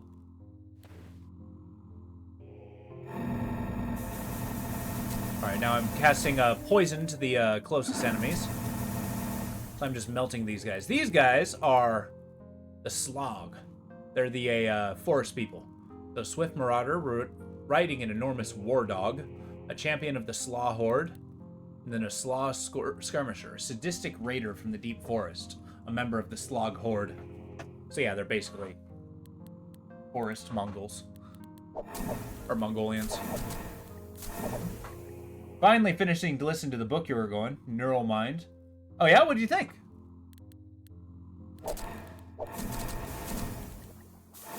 Did it open your eyes? Did it affirm basically what you already thought?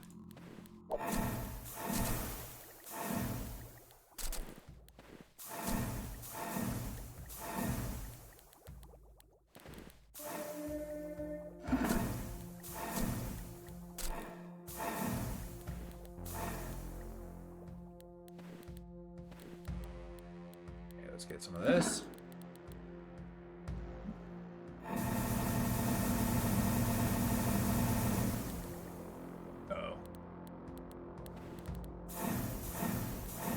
So yeah, right here we got a Heliot, a pale dancing warrior with an enchanted acid blade on the pilgrimage from the Salt Waste. Yeah, these guys can be kind of dangerous because they attack very quickly and they do a lot of damage. And corrosion is actually quite powerful. There's an Oozemancer build. That's another summoning build that's pretty strong, and they deal with corrosion. Alright, cool. Let's look at our equipment. Anything good? Anything good? Anything I want? Maybe I want ice gloves. On attack and stand still, I summon living ice. Freeze applied. Your willpower. Yeah, we'll do that. Summoning living ice sounds like a really good plan. Ooh! Okay, we might replace that because the bracers of command are like the perfect one. So, plus 100 hit to summoned allies. They do more damage. And on stand still, which I don't do a lot of, but increases their hit damage. That's what we're going to do. Good way to punch through armor. So right now I have my chest piece, which increases their health.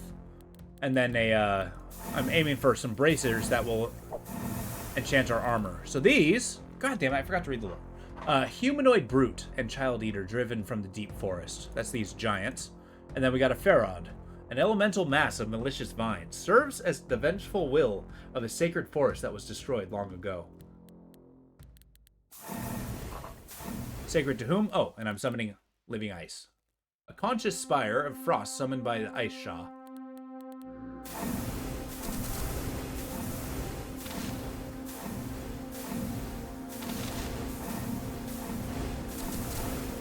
These ice things only really exist to get in my enemy's way.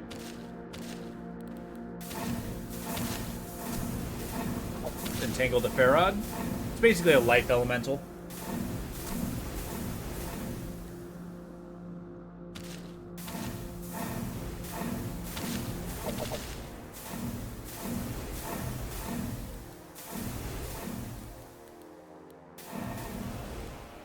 Okay, I'm back here.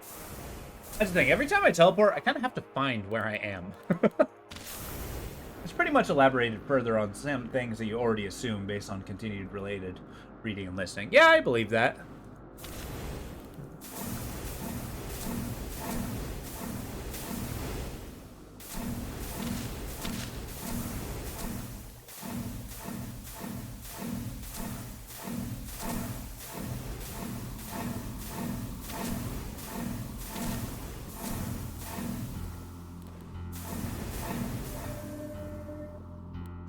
Raising our dexterity. Get another invigoration, which increases life and armor. Makes our summons more durable. That's important.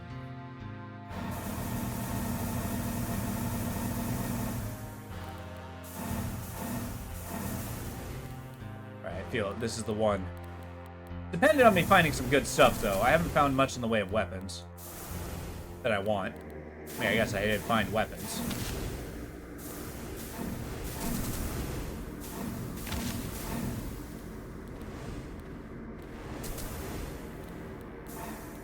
Got him. right, to the next. Oh yeah, as my willpower grows, I just summon more and more dudes. Soon, there won't be a space that doesn't have a unit on it.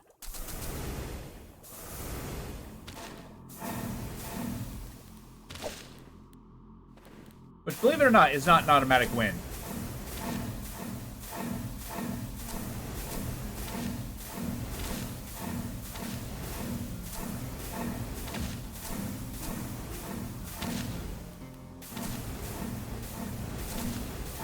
Gotta keep zapping these guys. I'm doing poison damage, but they have a high poison resistance.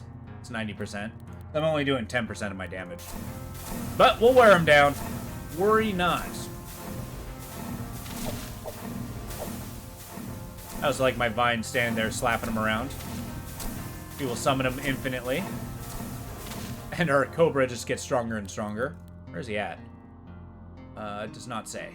It does not say.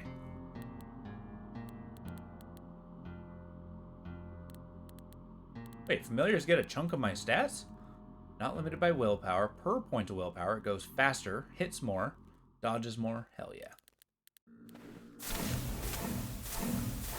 That Cobra is so strong. Now, these guys are pretty strong too. For the same reason, they're also familiars.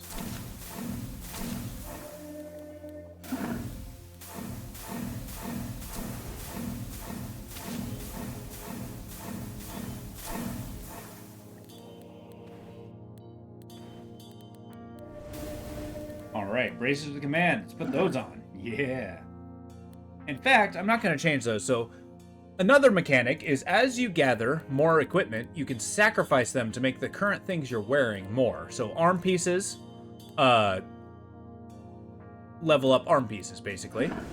So, sacrifice. I can sacrifice a weapon to make my weapon stronger. I'm not wearing any pants, so I'm not going to sacrifice those. Chest piece. And basically, they raise the base stats. So currently, my, gives me a little bit more armor. And little else. Huh. But the weapon, the accuracy and hit do more. So if I sacrifice this, now it's 110 of each.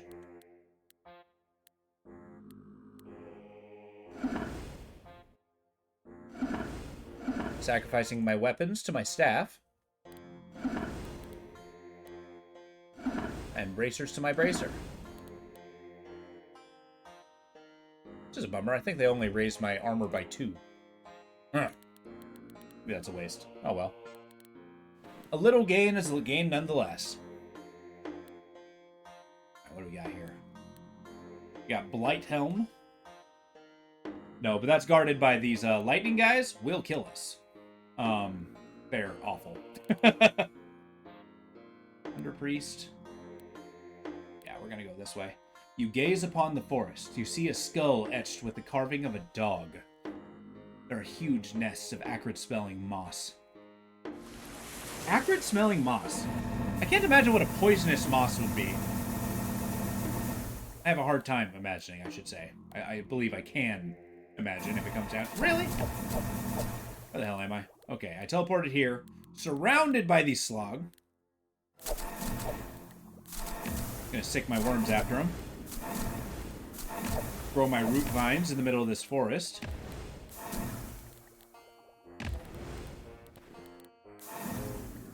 Okay, we've already seen the slaw, but these guys are the Spore Beast, a strange creature that waddles beneath a poisonous shell, driven from the northern filth valleys. That's the death in place. But it's basically a poisonous turtle.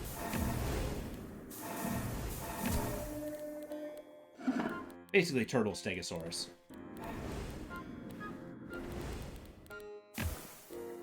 Alright, now we just gotta wait for our guy to kill him. Nice. I have a feeling I don't get a lot of glory by having my allies killed.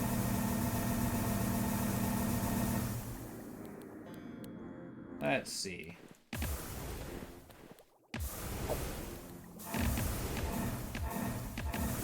As you can imagine, doing poison damage to these poison creatures does not do a lot of damage.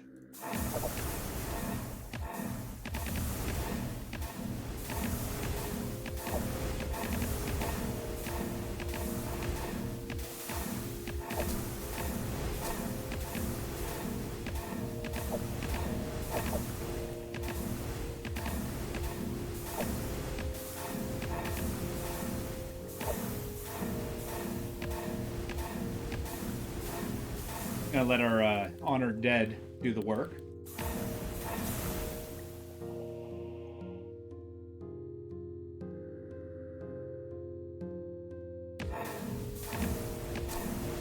Let's see. Oops. Where'd I go? Shit. This is not where I want to be. Go on, or dead. That's the downside of a teleport. If you misclick, you can just zorp anywhere. Because it claims that you want to hold still. Cool. That got him.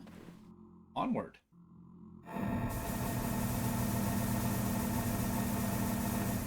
And poison damage to these guys is not helpful. I just teleported. Shit. This is not where I want to be! I summoned a bunch... I panic summoned worms around me. That actually worked out pretty well.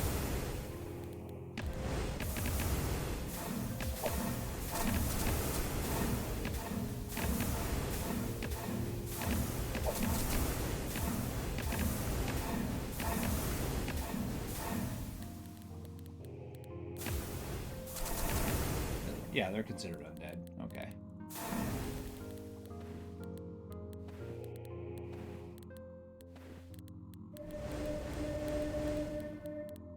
Anything good here? Nah. Just chest piece. So, currently we have 14 armor, 20% defense, 34 armor. Okay, that's not nothing. Raising the armor it does. I'll take it. Still no pants that I want. Alright, we got the next tower. You gaze upon the violet tower. You smell the stench of lightning. Oh god, not those eggs. Those thunder eggs are so dangerous. You see discarded sheets of rotten flesh. So that's the skin priests. What they do is they walk around, kill things, and skin them, and then animate that skin. There's a rumor of children vanishing. That's the giants. And the rumor of marauders adorned in gold.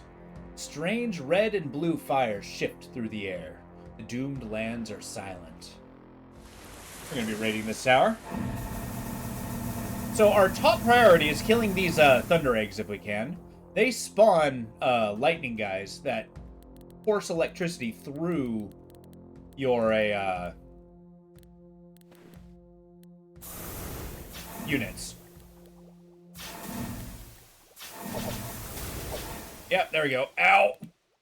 That's these guys, the Lapsy. The storm child hatched from a thunder egg. An egg laid by a living storm. I don't like it.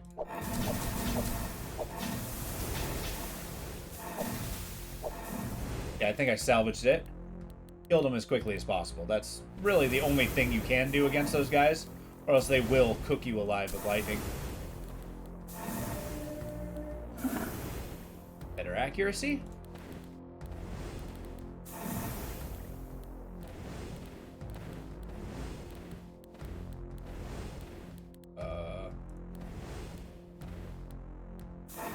There we go. Want more vine form. Get more stacks of this. Per stack, heal 5 to all allies, grant 10 hits to allied plants. That's basically all these guys. These guys, unfortunately, are not plants. Which is a bummer.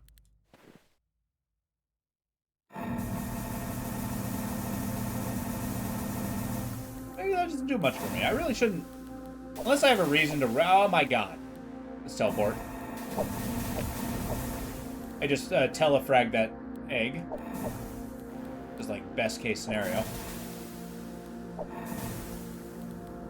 Okay, so we got these Iriga, which are like little demon guys. A fanatic soldier from the tunnels above the infernal plane. And then a priest. An ecstatic cultist from the tunnels above the infernal plane. Administers the festival of blood. So Frenzy Guard, if there's more. Oh, he summons guards. So yeah, these little demon guys, whatever the Festival of Blood is, yeah, it has something to do with the blood planes. And the nameless blood god. But the festival's gone. Alright.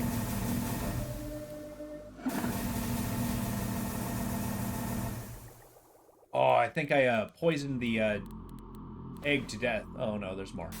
Ah! If I teleport over here, yeah, that's what I'm talking about. I was getting lightning to death there, so I had to teleport away.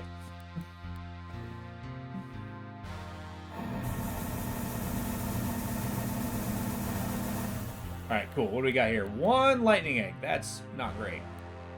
If I teleport, do I end up over here? Yes.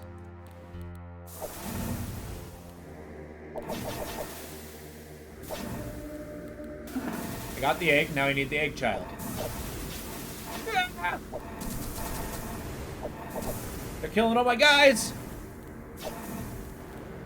Okay, we'll just start zapping things in a border. Nothing gets in! Thankfully, my vines stop anybody who just do melee damage. Because every time I attack, I summon more.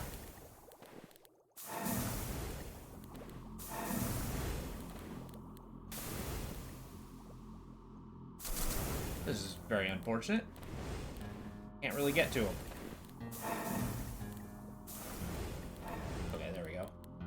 Yeah, my Dread Legion got him.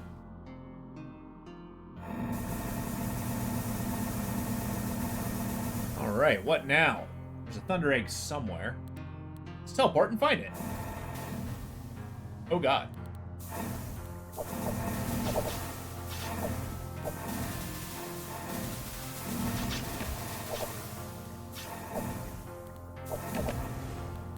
Keep zapping the lightning, guys.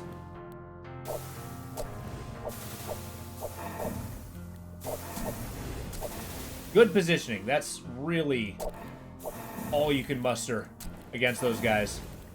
Like, using the corners goes a long way. There's some enemies that are just basically shoots at everything within 20. But just basically shoots everything in the map. Alright. Bring our strength up to 15 so we can carry more stuff. Like strong pants or something. Okay, we got a little melee going on down here. Gotta start shooting from the back row.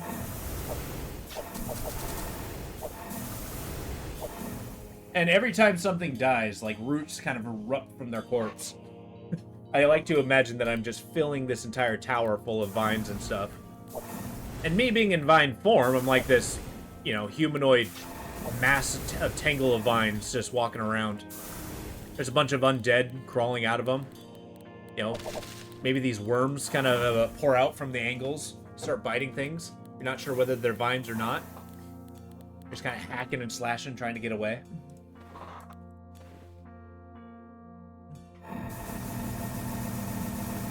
I keep trying to elaborate on what I was saying, but Twitch says this message failed to send. I'm gonna say that would be an issue.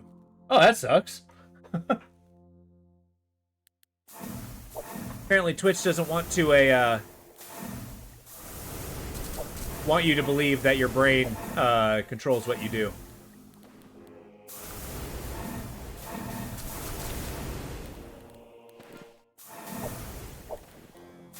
Or something. Oh well.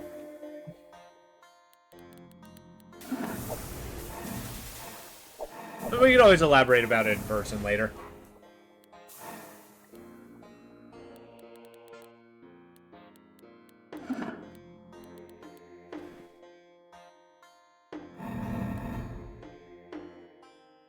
Okay, we found Ikuma. Oh, stench of fire. Oh, ripple of ice. So, the summoning's complete. We got a couple new enemies here. We got Ikuma, a debauched mage giant exiled from the Sutama clans. So he's an ice giant, basically, who practices fire magic. I don't think I read the Skin Priest. The Gehen, a denuded exile, so I think his skin was peeled off. Exile of the Gate of Death. Serves a wandering Skin Priest. And then this guy. A Sutramir. A brutal warrior that once rampaged across Achra. Born from a volcano of the Crevasse lands. Which, these volcano ice knights are kind of awesome. Okay, where are we? Right here. We just don't want anything to get close to us. Period. Ever.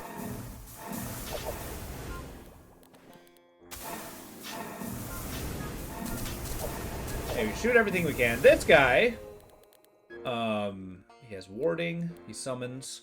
Oh, he just gets stronger the more I summon. Okay.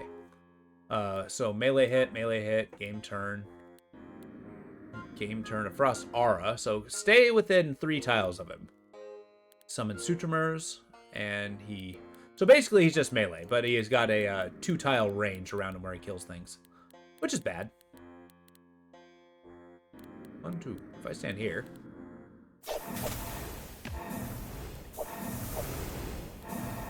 No! Don't teleport, you dog! Oh, shit. Teleport again! Okay, cool, I'm back. I thought I was gonna die.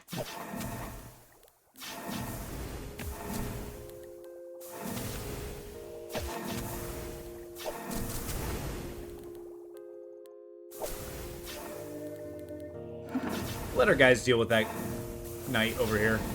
Oh, I am almost dead. So we're gonna do use the Ink Prayer. So per enemy, we are going to heal ourselves.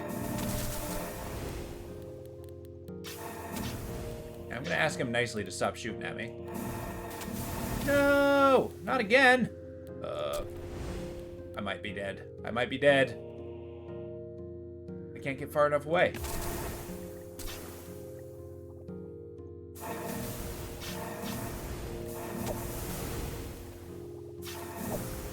I'm glad I got a Cobra Staff. Yeah, I just barely got away. Sure. Summon more guys. I'm just gonna wrap around over here. See if I can zap him at a distance. Ow! What the hell hit me? Oh, fire. Oh, shit. We're actually gonna run away. At the end of game turn, he's going to fry me. Good day. Remember, victory is the only thing that matters. We just need to survive. Yeah, we took a lot of damage. We got 780 health left. Alright, what do we got? You gaze upon the dune sea. You see a glittering blue altar. The wind howls. You hear a faint chorus of high-pitched laughter.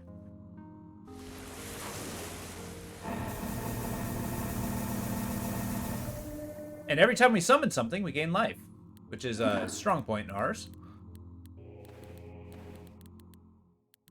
Actually, this Cobra Staff is awesome. It scales 5 times your willpower, so that's a good main hand weapon. And we're going to put this in our offhand.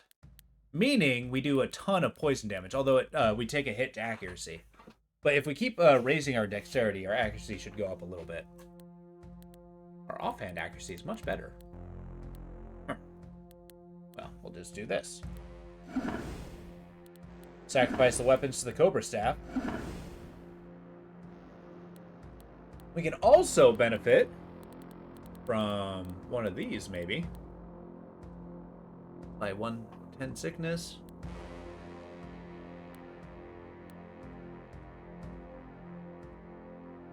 Dealing poison damage, you heal yourself, so that's actually kind of good. We'll wait till we have 3, and we'll get this skill. So every time I poison something, I heal. Burning Ooze. There. That is Toxokinesis. So basically, every time I attack, I apply sickness. And every time I apply sickness, I apply poison. Just more damage. Poison builds are good. I should consider that actually a... Peacock actually suggested Toxomancy. Or Morbomancy. Basically, that actually decreases their resistance to... By sickness, the enemy. Increase all poison death damage by the stacks of sickness. Yeah, so that makes enemies weak against my poison. So we're probably going to be doing a ton of friggin' damage. Okay, we're just going to sacrifice our chest pieces. I'm not dealing ice damage. Really not finding any good pants. We'll do this whole run pantsless if I have to. Alright, so you gaze upon the red tower, not long after the green one. You see wreaths of coiling chitin. You see glittering blue altar. The wind howls. The travelers speak of an orchid cult. You see the dissolved remains of armor. Immense strands of blurred fungus entwine the tower's surface. Yeah. So this is a whole cocktail of enemies. No, wait! There was a lightning guy! Okay, lightning priest. Very bad.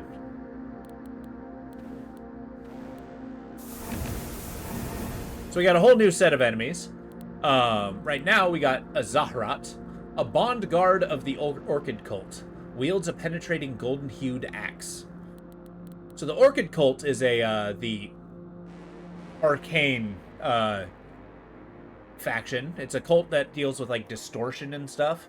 It's kind of cool. I think it's the Tethic mages. And then we also have an acid beast, a frenzied mass of elemental acid summoned from the corpse of the Hemidrake. So a Hemidrake died, and these things come out. A Hemidrake is a enemy that you can go up against. They're kind of a bastard. If I teleport, I'll be up here. I need to move back. So the problem with these acid beasts is they have an aura. Every time you attack them, they apply corrosion on you, which corrosion by itself sucks. It decreases your block and armor. But if you're attacked, you take 1 fire damage per corrosion. And when they exult, they do fire damage when they kill something.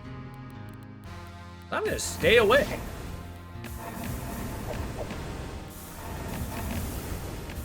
And just let my summons do the work.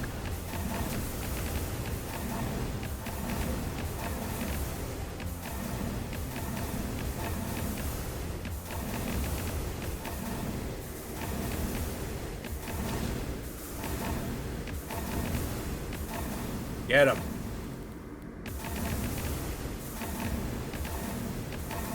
That's a benefit to sickness as well. Sickness actually, well, it doesn't stack that much. Doom lowers armor. Yeah, look at that. Jesus. Right now my armor's 1.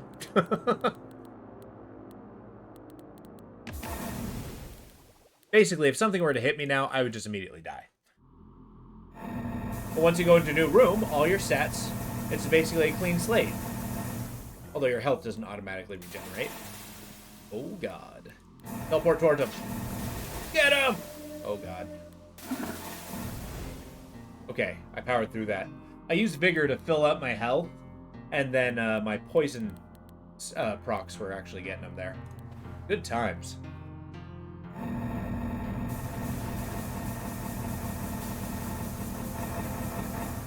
Alright, so we got just the worm hell here. But we got this guy. He is a writhing monk, a deranged mystic whose body was long ago merged with creatures of the astral dark. So underneath his cloak, he's just nothing but astropedes, these giant arcane worms. A blurred creature summoned from the astral dark. Its mandibles bypass armor, which is actually pretty bad. They do corrosive damage. And they're numerous, but they don't have a lot of health. But they just eat their way through my allies pretty quick. And I'd like for them not to.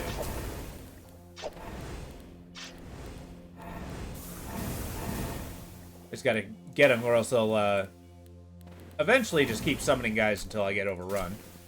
And we can't have that. Boy, there's a lot of those.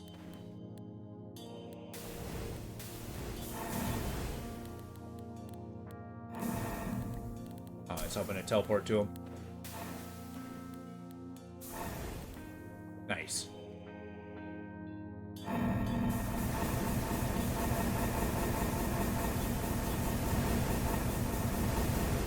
Ah, boy. I didn't intend to teleport. Okay, yeah. So these guys are so dangerous. These are the Thunder Priests, the apostate of Hadad, abandoned the storm temples of Achra to worship the blood of the Thunder Drake. So yeah, these are basically lightning priests. Hadad is like some lightning god. I'm pretty sure you can go against him, but they have a lightning modus, damage to all adjacent units, and then charging aura. Just anything lightning is bad. Zap deals damage in a path toward the target. Repeat against one enemies at any range. And then we got the Edlight, lance-wielding servant of the Thunder Priest. They do the same thing. They just shoot lightning. Their zap ability is lethal. Where the hell am I? Okay. I'm glad I teleported to him and just destroyed him.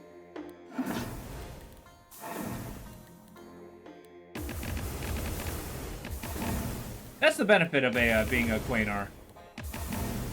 Like, they start with pretty low stats, but they can be pretty strong if they want to be.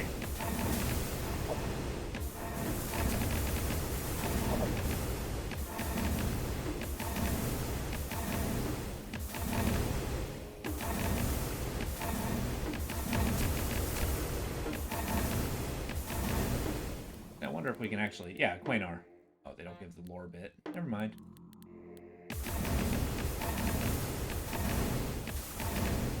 Nice. Okay. We just gotta wear down these damn corrosion beasts without getting near them, no less. What's the range? In a 2-tile range. Maybe I don't go here. Yeah, let her,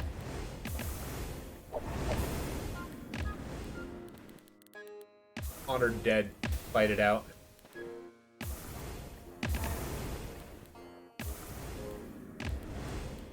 Actually, if I get up here, I can hit him. There we go. We wear him down faster. There we go. Now let's actually try this. Let's get the Morbumancy. The application of sickness is going to be what wins the day here.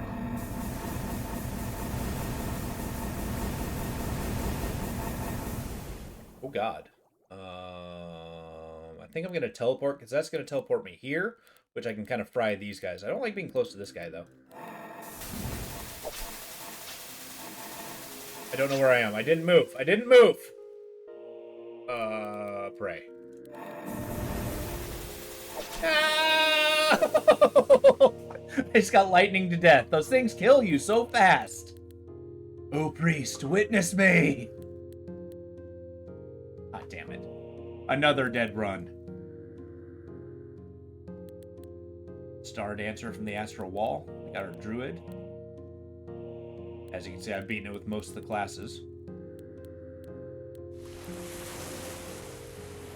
O shores of thy birth. This is yet another one just like, let's do it again. O shores of thy birth have vanished. O Achra, the ocean calms. In the devastation, the world is upheld by pillars of red clouds. The path extends, silver and winding, through the deadly lands, through the recurring annihilation. Praise Takal, glory awaits. Takal commands you through the final days. Okay.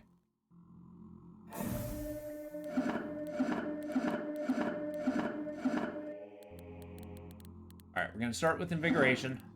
We're getting the Priest, and we're getting Vine Form. A good staple. Next, we're going to get our Dread Legion, and that's going to be the basis.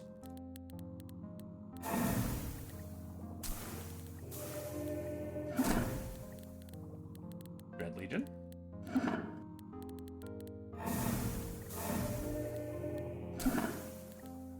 Get a little bit of strength so we can actually equip things. Alright, so this is, it's really going to depend on what we find in this first land that tells us how we're going to build our character. Okay, I think Vine Form 2, as a standard, should just be where we're at.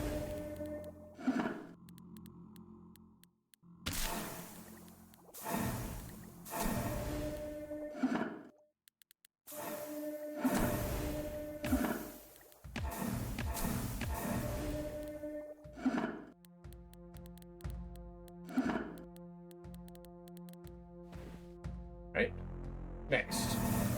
On entrance, we summon more.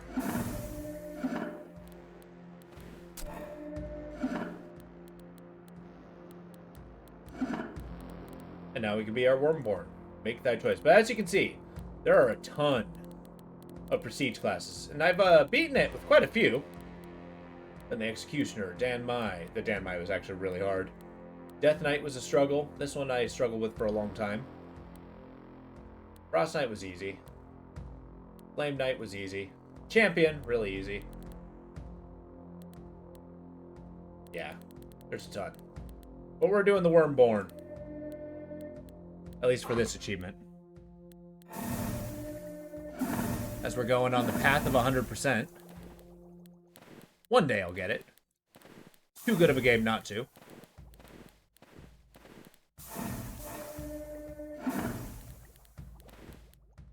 No more? There he is.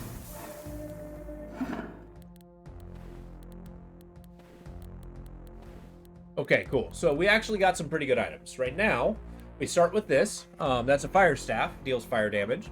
And it scales with our willpower. Freaking awesome.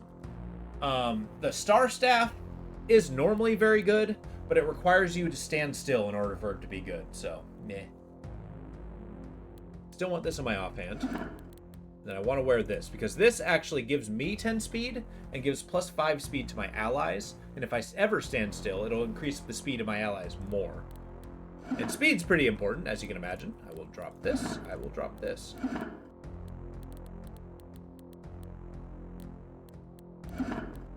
Yeah, I'll raise, next level, we're going to be raising up the, priests.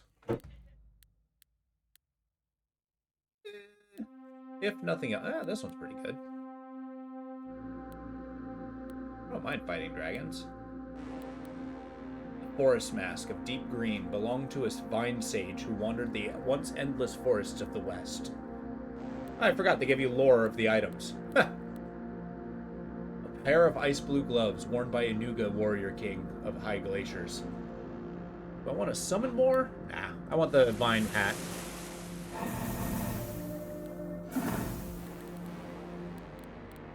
See, with the staff, I basically poison everything around me.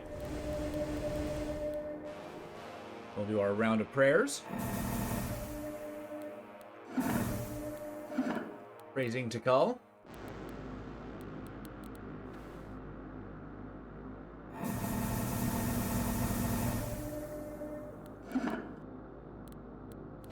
I at least want my strength to be 10. And then we'll start pumping it into a willpower again.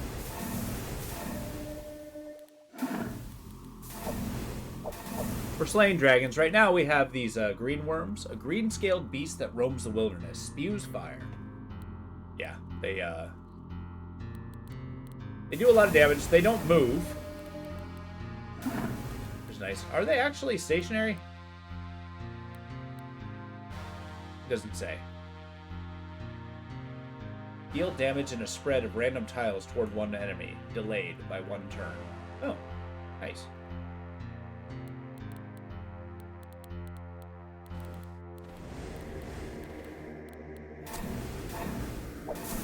Turns being the cycle of the green bar, by the way.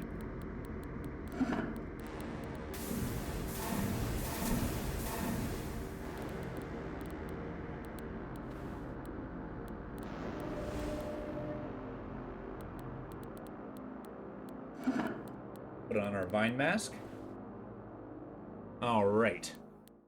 So, you gaze upon the green tower. You see a moss altar decorated with bleached skulls. See the remains of a defiled shrine. There are wandering swaths of corroded stone. You see the decaying blue exoskeleton. You see horrific statues made of dung. It's in the shape of a crown. The plan build? Plan. No, I kind of have a plan. So basically, we're doing the worm hunter. Basically, I got these 4 are the staple. Basically, Vine Form for the healing and the vines. Dread Legion for the units. Grove Cult, which heals my guys, which is pretty useful. And then Invigorate, so I don't destroy them. The equipment that I'm going for is I'm going for willpower build. Speeding my guys. But this is just what I've found so far. I think this is going to be good. I have a chance that if I find more fire stuff, I might lean there more. But the summoner build, that's what we're doing as the plan. Oh, and the prestige classes, we are the Wormborn. Is we summon these worm guys. A swift undead creature sprung from the Wormborn. Why did you choose that race? Tends to lean more. It does. And actually, I chose the race specifically because I haven't beaten the game with him before. and I'm going to. But it's actually really useful. The Quaymar are pretty good because if I get stuck with like lightning guys hitting me, I can click and I'll be in a random spot. If I summon enough guys, I can kind of like gauge where that spot's gonna be, right? So I have some control. The teleport's actually been, well, frankly, sometimes a pain in the ass, but like then, where you misclick and you teleport. I'm gonna run away. But it's definitely helped me before. What you use for the porting build. Still haven't quite conquered the porting. Well, I would suggest that the Quaymar, you should play them like the apes, because they actually do more damage the less clothing they're wearing. Although I don't know if it scales. Does not look like it does. And you'll be able to control where you're teleporting with the teleport staff. Nice. Au natural. Right, Nightcrawler's only more impressive when he's not wearing anything.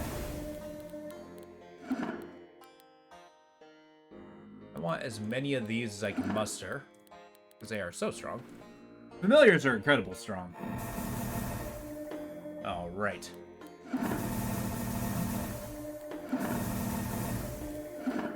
The actual staff that I'm wearing is awesome because 50 poison damage doesn't seem to be a lot, but I summon a lot, so I basically can fry any low health enemies. Ah! These Tethic monks, a failed apprentice to the Tethic mage, seeks absolution through sacred distortion, attacks with corrosive teeth. Yeah, basically, they tried to become a Tethic mage, but they failed, so they turned into a giant maw. You got the Zindiq, the Wandering Executioner monk, which are guys with golden swords, which sounds kind of cool.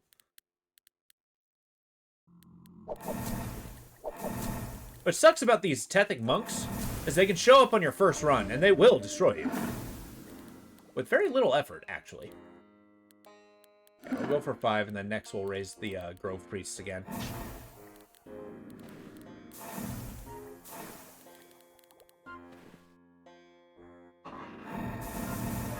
Let's see.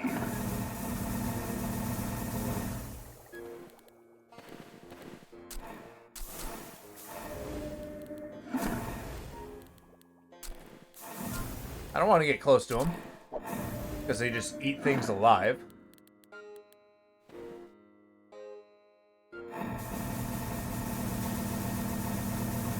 Alright, we've seen all these enemies. This is actually a wide open room. This is a huge benefit, but this guy's basically a tank. I'm just going to zap everything else.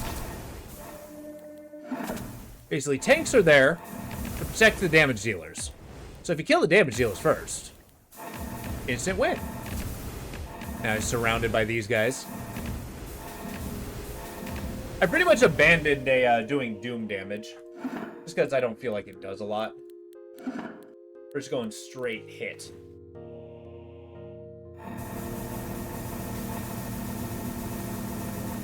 There we go.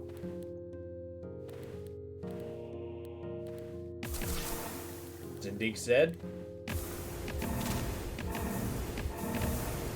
Nice. Easy win.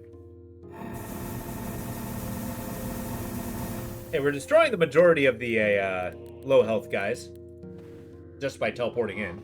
That's the power of our willpower.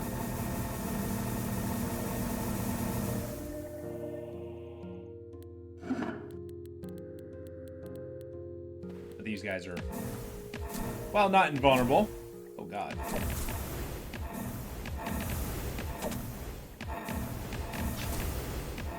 See that Tethic monk? He just ran through 3 of my frickin' worms. Like he was on a frickin' mission. I don't know how this guy died out of the 3. What do these guys do? Warding. Protection, death? Oh. On allied death, get protection. And then vigilance. Oh, vigilance is pretty strong.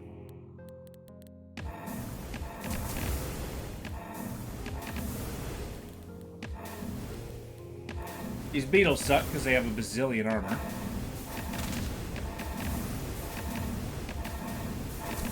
But I'll wear through them one day.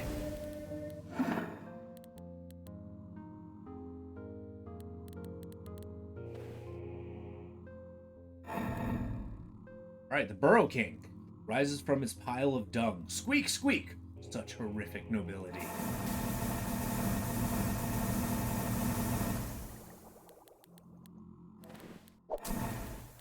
Get the small guys first. So the Dung Priest, he does revenge, which is actually incredibly bad. If one of his allies dies, he instantly attacks.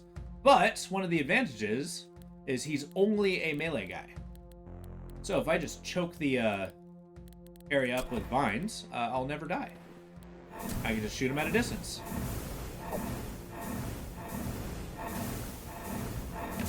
He'll die eventually. Yeah, he's basically my phalanxes are holding the line. My honorable dead.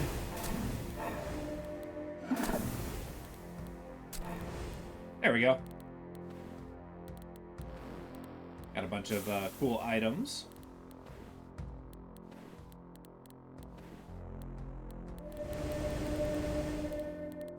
Raise our max health. When dealing fire damage, 25% of the damage dealt, again, as astral damage. So that's just a little upgraded damage. I'll put on these pants. Yeah. What's we got? Alright, it's time to start sacrificing to boost up our damage. Our staff gets strong. I don't have any bracers, though. To sacrifice those would be a waste. I'm actually going to put some points into Invigorate, which increases their health and armor. And poison resist. Alright, so our strat is true. Ooh. We deal with Boga either way. I think clay colored. Except these have lightning guys, so I don't want to be anywhere near it. So it's either fiery death or lightning death. I think fiery death I have a chance against, but those Boga are nuts. You gaze upon the pillars of salt. The ground is littered with discarded scales. You see a path lined with burnt bodies and scraps of red cloth. Oh, wretched hunger.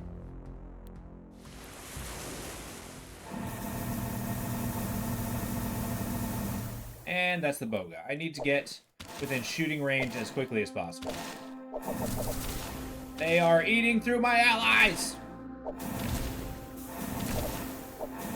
Gonna choke the way with vines. Hopefully they won't beat that. But they're poisonous, the Boga. Yeah, these writhing clay-colored serpents from the underground sea. They do poison damage. They have a ton of invigorate or inflame, and then they are incredibly fast. So as they do damage, and a lot of it, they just course through your minions. So you gotta hit them quick, or else you get overrun by them. Like this is a really bad position for me, because I can't get... Oh, well, I can kind of get a second hit. As they're trying to fight their way through my honored dead. Yeah, you go fight them.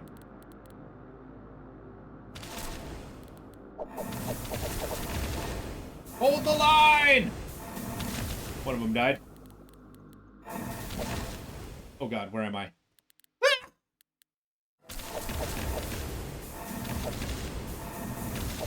Okay.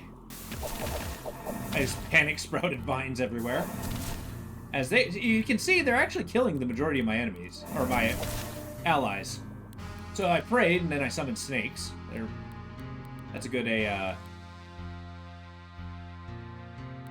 druid ability, and then a hatchling. They're just to slow them down.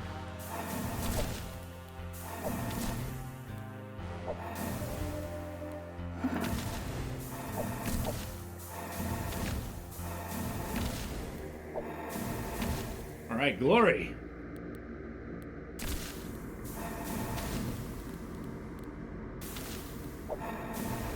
Got him. Woohoo! That was a hard-fought victory.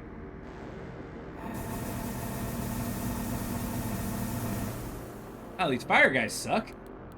I choose life.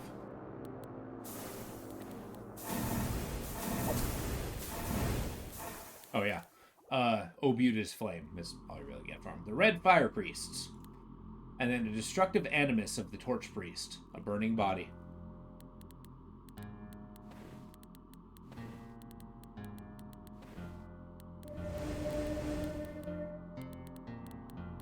Alright. hats I don't want. Ooh. No, I don't want it.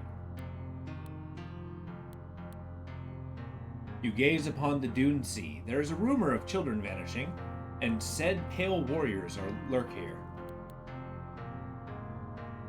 Island of Giants, curved blade.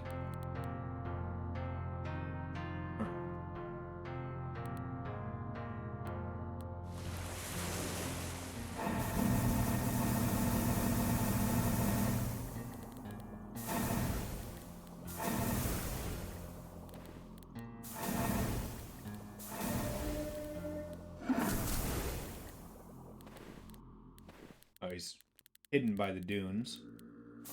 Actually, if I go here, I can zap him. As these guys are entangled, it's kind of nice. It kind of holds them in place, or if they move, they take damage, which kills them faster.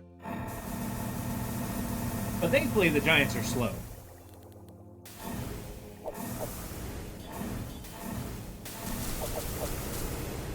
Oh yeah, did I show the Heliots? The pale dancing warrior with an enchanted blade, acid blade, on the pilgrimage from the salt waste. Yeah, I did.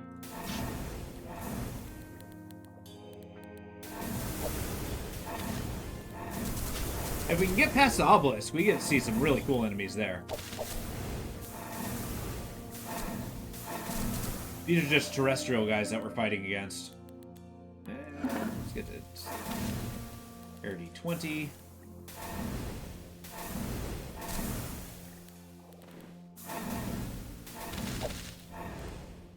I just want to raise my to hit. Hit him for 200 damage. Good stuff. That's bad. Okay. And misclicked yet again.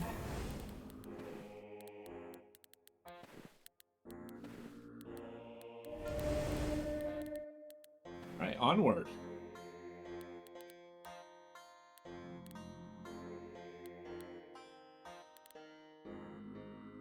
Okay, this might actually just be death.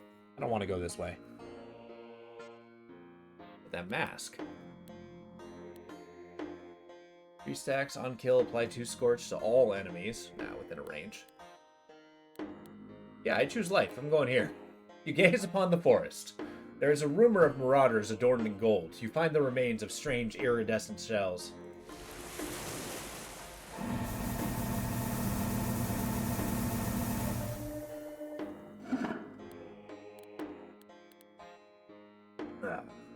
We're gonna raise our Grove Priests again. Just gotta save up one more. I gotta start hitting the Iraga. These infernal enemies.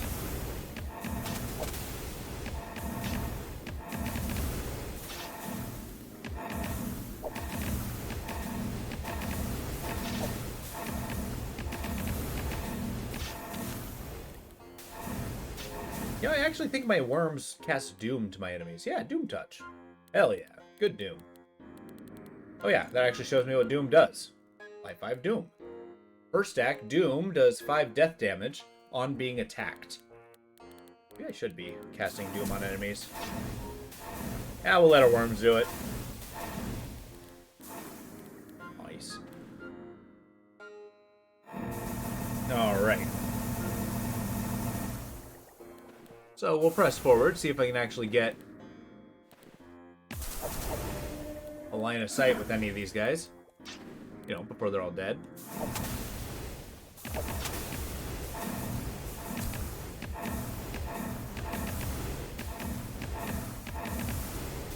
Keep zapping the beetle.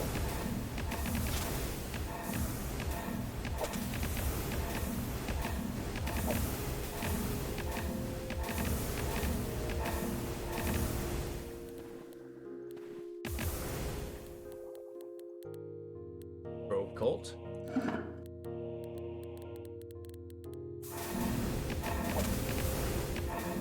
Which just increases the number of those guys I get. Which is good. That's more shots from afar. Alright, what are we up against? More Iragas. This one's cakewalk. It's just endurance.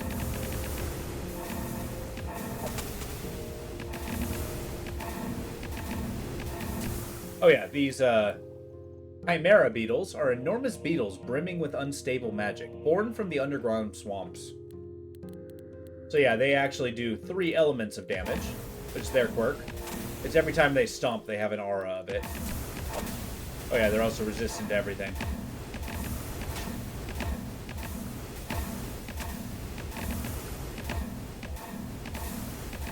Keep wearing them down. The Grove Priests keep healing our honored dead. What they're called, right? Yeah, honored dead.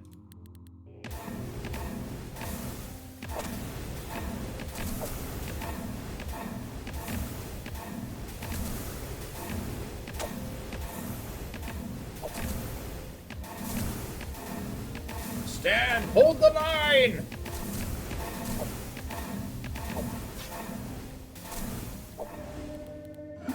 There we go.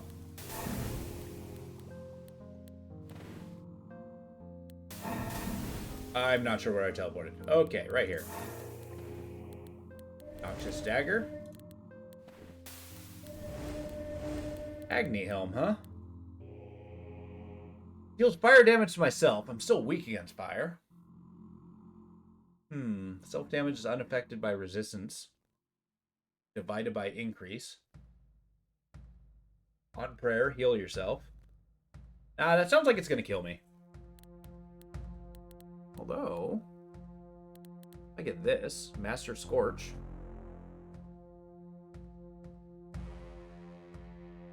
Oh, I no longer take damage from Scorch. Not fire. I still take fire damage.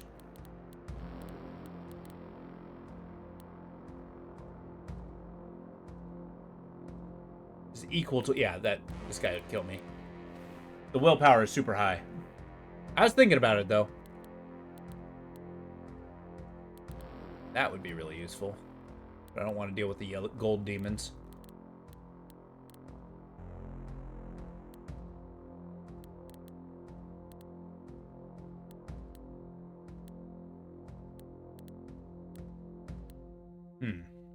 Well, you gaze upon the desert ruin.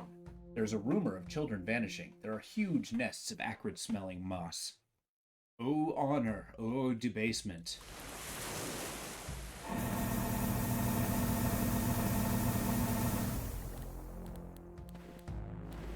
I guess we're debasing ourselves by following the path.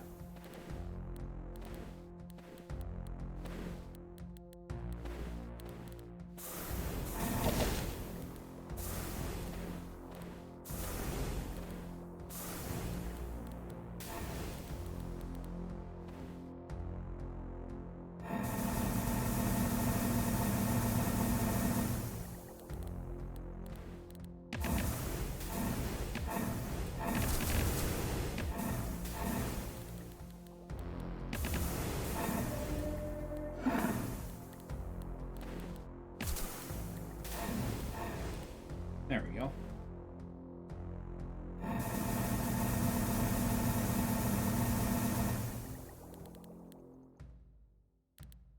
think something just jumped up to... Oh, God.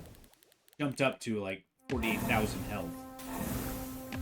At least I saw that number flash by, and I don't know why. Just burn away the poison. That's our solution.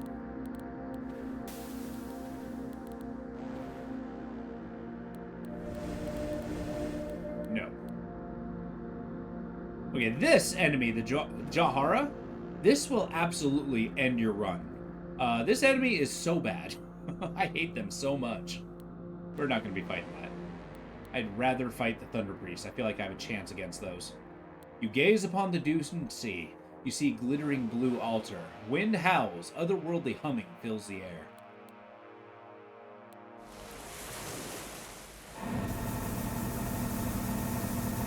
Yeah, see, with luck, I can just kill him as I teleport in.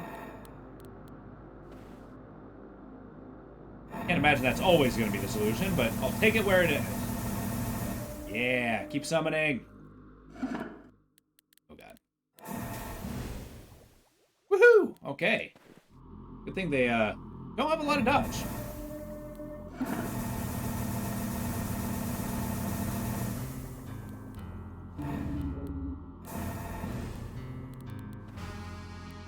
Easy money. Okay. I thought I was going to have a challenge. Another one of these guys. The next is going to be Invigorate.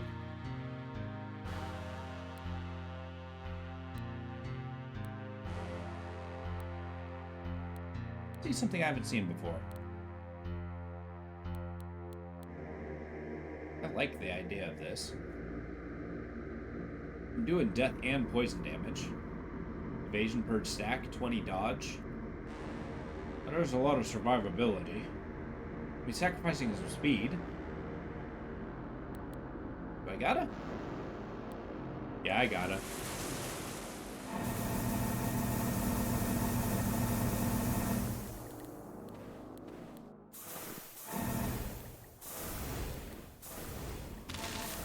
At least getting it won't be too bad.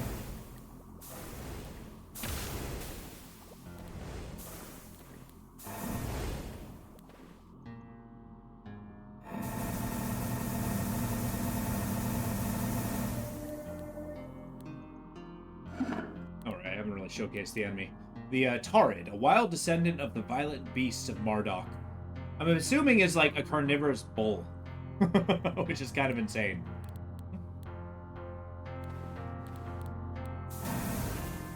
They're not that powerful. They die very easily. I'm sure it'll kill me very easily, too. It just being an angry animal.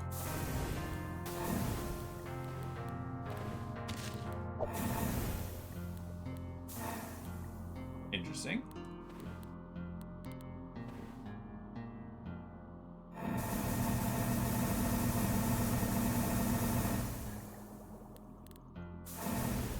There's nothing but bulls, huh? Just a wild land full of a herd of angry, carnivorous bull monsters.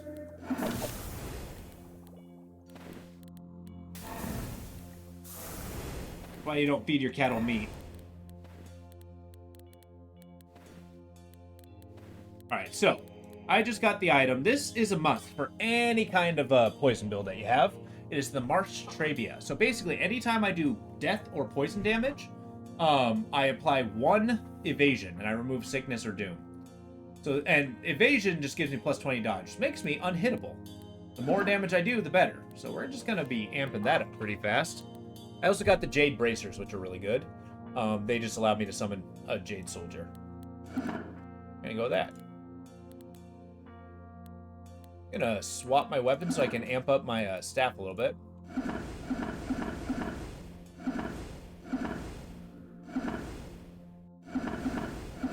I feel like I'm kind of set on the equipment that I have now, except for maybe the pants. But I'm committed. We're as kitted out as we're gonna get.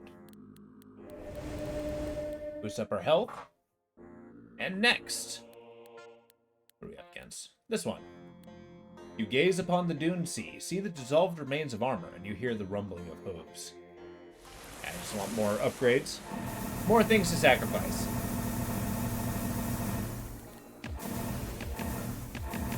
Any more of these guys suck. We gotta boost up that evasion. Oh, this is actively lowering our block, so don't get hit. The game. 1, 2. Okay. Range is 2, right? Yeah.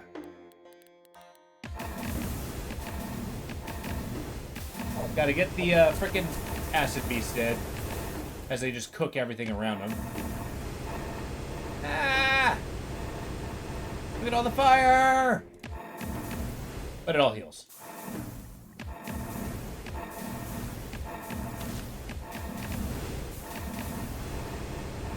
Ah!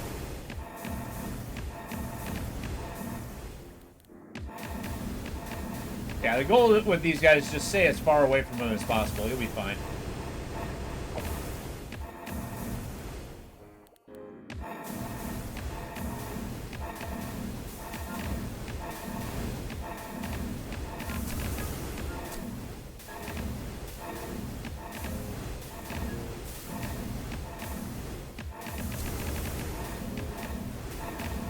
Actually gonna add an attack. I want this necrokinesis. So that'll add death damage to the target. never mind. That's just death damage. It's not doom. Death damage to adjacent enemies. Undealing death damage. I take it back. This isn't very good. Like applied through your skill level. Or range? Deal ice damage to yourself. Deal death damage to all units in a 1+ tile range. Repeat with ice damage. 25 self-damage is unaffected by all resistance. The range is skill level. And 100+ skill level. Well, maybe we'll start doing this. And we'll just keep summoning cadavers. We'll wait till we have 4 points. We deal a little bit of self-damage, which is fine. We just gotta keep stacking the different kinds of damage to bypass resistances. I'll have to reread that. I'm not sure if it's actually doing a status ailment. Because death damage is not doom stacks. And that's what we're looking for. Jesus. We're fine, we're fine. Keep summoning roots. And jade soldiers.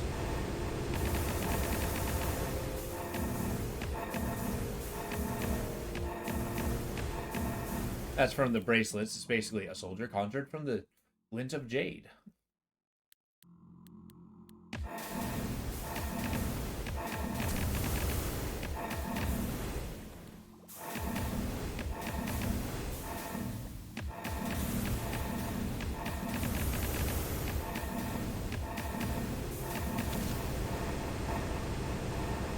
And they're cooking.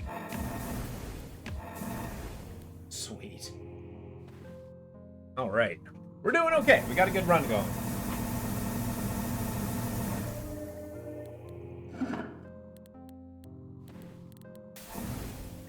All right. Where are we at? Easy zap.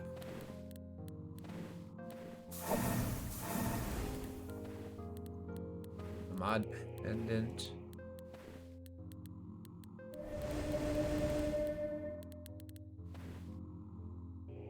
All right, so this one should be okay. You gaze upon the red tower. You hear the metallic subterranean shuffling. You see wreaths of coiling chitin. You travelers speak of the orchid cult. You hear the rumbling of hooves. It is said the hungry god lives here. Hell yeah. O creation, O despair. So we got a couple enemies we haven't seen before. I'll point them out as we see them.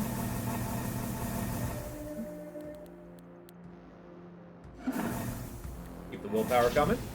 I didn't want to teleport. Oh well. Fire!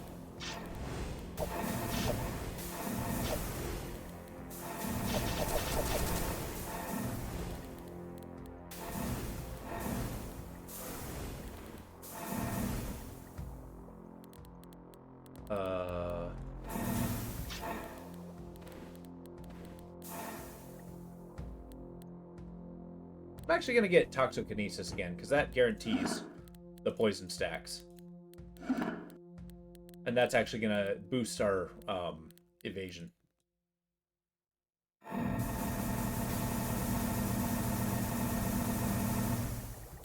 That's right. Easy enough. That's if we just don't kill everything in the room. Look at that high evasion.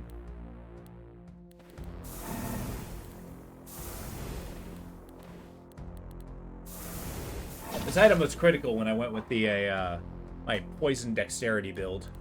The pure poison build was tough. I had a hard time getting it working, but once I did, it was unstoppable.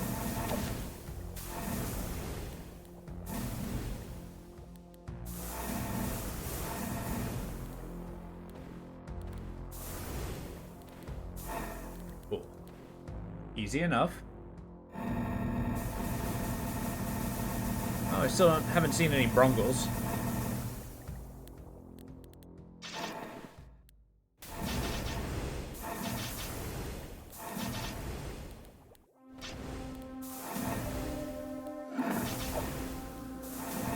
Keep that willpower coming.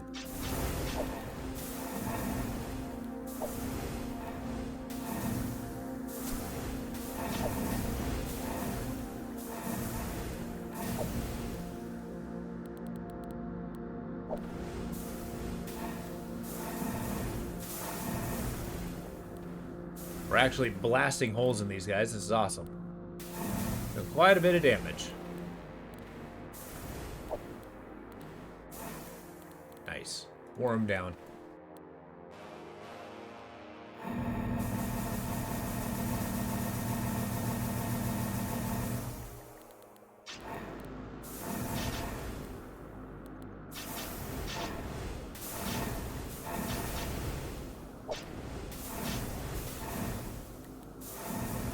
Yeah, these worms are just eating through my guys. How come their worms are stronger than my worms?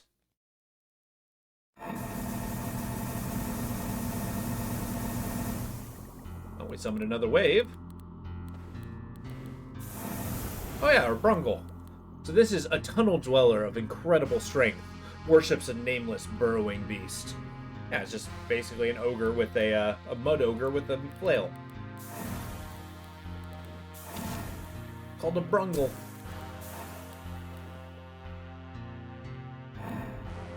The ogre raises its blood-drenched club. There's an incredible stench of gore. So this is the boss of the region. It's an ogre. And unlike regular ogres, this one's actually kind of terrifying. A cannibal demi-giant, sometimes known as the Hungry God, inhabited the temple lands of Achra long ago. So this is like super old. Deadly feast. On kill, it gets more powerful. So the more he kills, the more powerful he gets. And he only damages adjacent enemies, however. Oh, 2-tile range. Never mind, he has a bleeding aura. That's bad. We'll stay away from him, if we can. Teleport over here. Much better angle.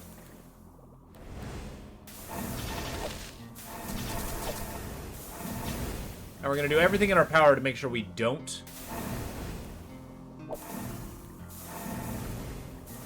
fight the ogre fairly. In fact, I'm just going to stand back here and just shoot him.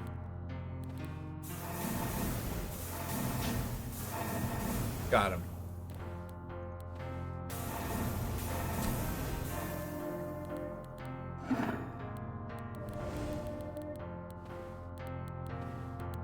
Robe of Vigor, if only a different life.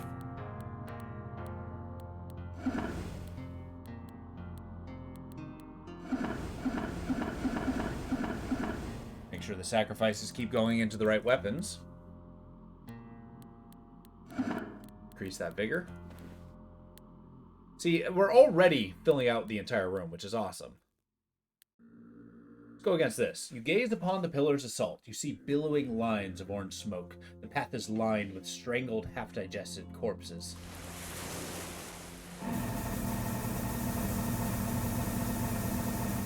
Alright. So, we got these. The Mouth of Fire, an enchanted construct of burning lands, built to hatch fire snakes by fanatic crafters of the dead war queen. And then, yeah, these fire snakes, serpents of living fire. Basically, they just open up and snakes come out. I like to call this the Wiggly War. They don't have a ton of health, but they can be kind of durable.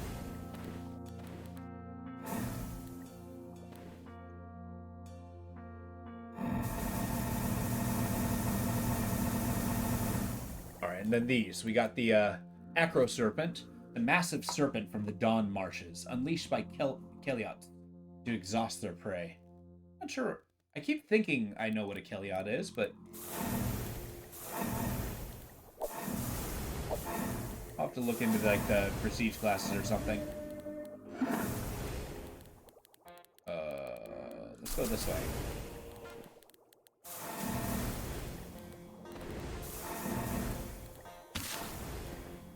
But yeah, they're basically Keliot warhounds. Oh yeah, the Keliots. They're the robed fanatics.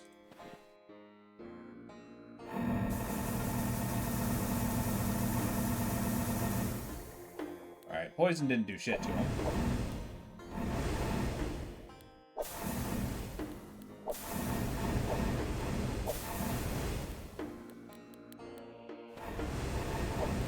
Go get him.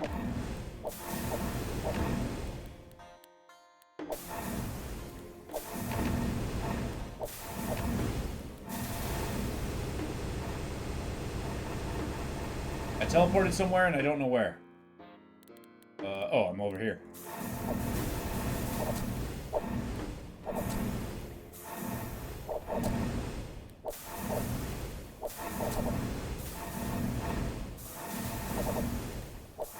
My allies wear them down. Keep zapping the snakes.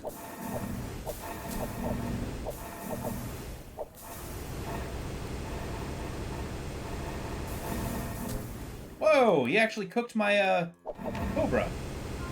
No! Okay, we took a lot of damage there.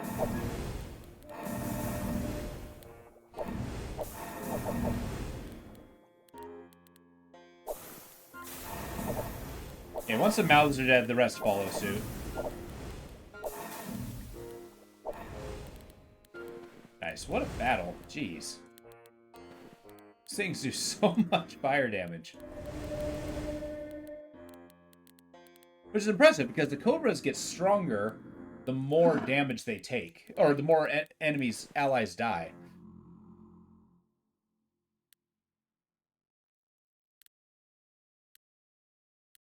I want more shield stuff.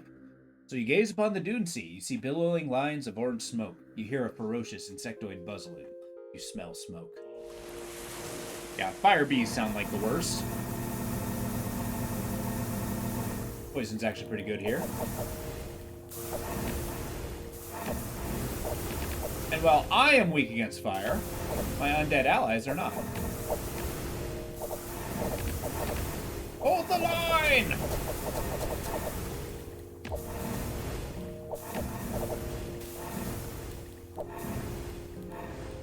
Got him.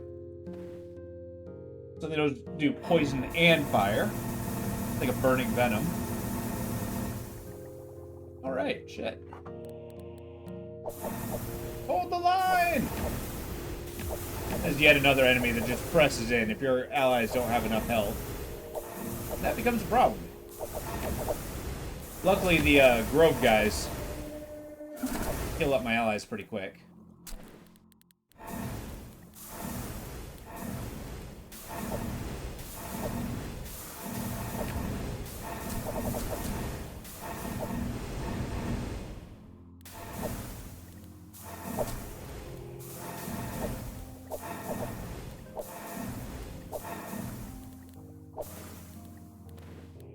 It's just wave after wave. I like it. Alright, we keep on.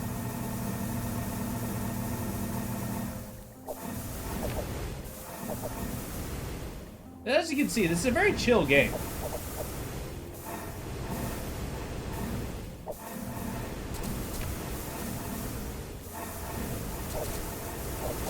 Ah! Okay.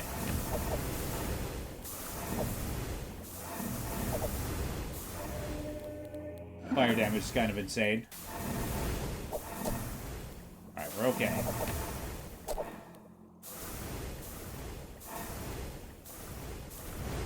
It's got a single Grove Priest here, just getting cooked alive by this bee.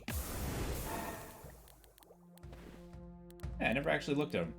A swarming insect with a flaming sting, created by a forbidden ritual in the desert of the gods. Good thing I got that before we left.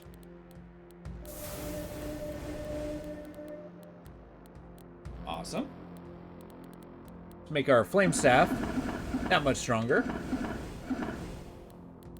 Nice. All right.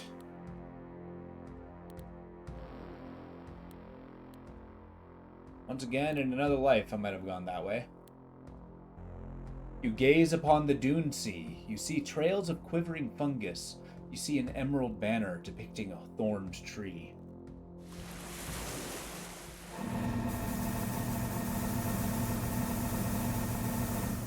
Alright, we got a slew of new enemies here.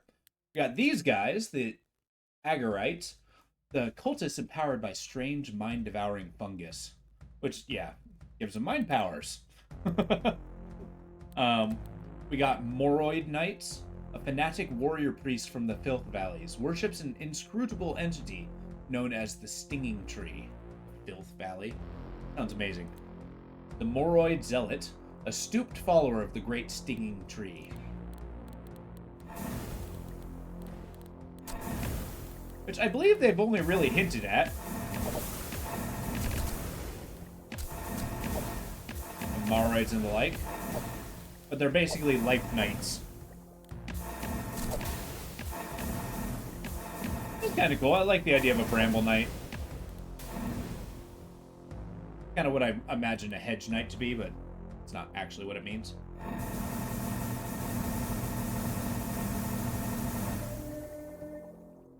Alright, we're putting out the damage.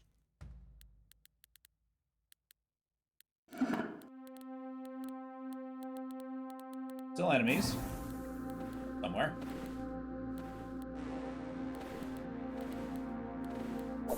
There he is. Little fungus can't stop me now.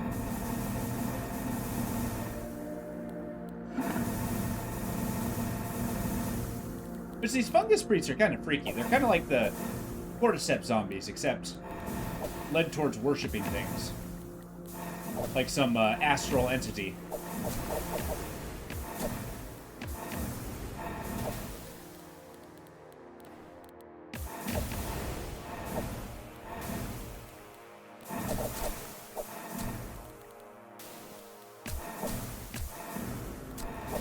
Why am I taking damage? Oh, they have retorts, that's why. Retort just means that if they take damage, I take damage. And that's killed me more than a few times. Alright, what do we got here?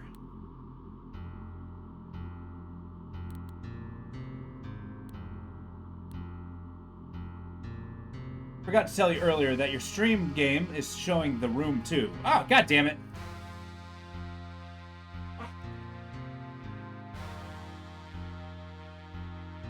Which I changed it. Bah. Thank you, Bad Hat. I forgot to push done. Ruined the entire stream. Well, that's twice it's happened, so does it mean it's ruined and then better, or just double ruined? You gaze upon the Dune Sea. Travelers claim the will of Agni once ruled here. The whole skeleton's cleaned of flesh. Oh, glimmering path. Exactly. Well, I gave a choice. Are both accurate? I like to think ruined and then fixed. By making the same mistake twice, right? One negative cancels out the other. Isn't that what happens when you start feeding the void with itself? Okay, these guys are frightening. Gibbous mouths. A twitching horror spawned for war by the Tethic mage. Yeah, these guys absolutely run through my allies and get stronger when their allies die.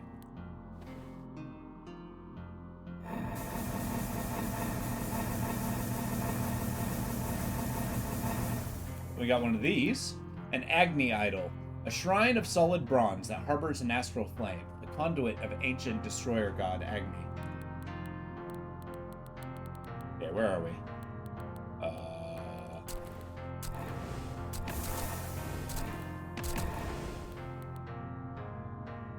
I ruined the stream for you earlier. It was just a black screen, and you let me know to fix it. See? What would have been Dansky's best scream ever? Rude! Rude! Well, next time I'll start playing watching paint dry the game.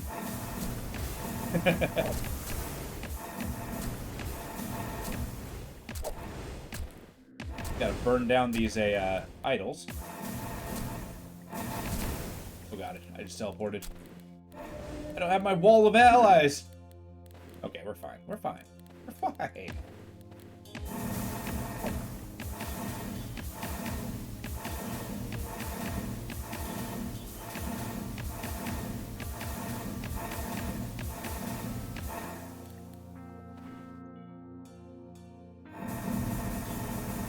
As you can see, there's downsides to teleporting, and there's times where they actually super help.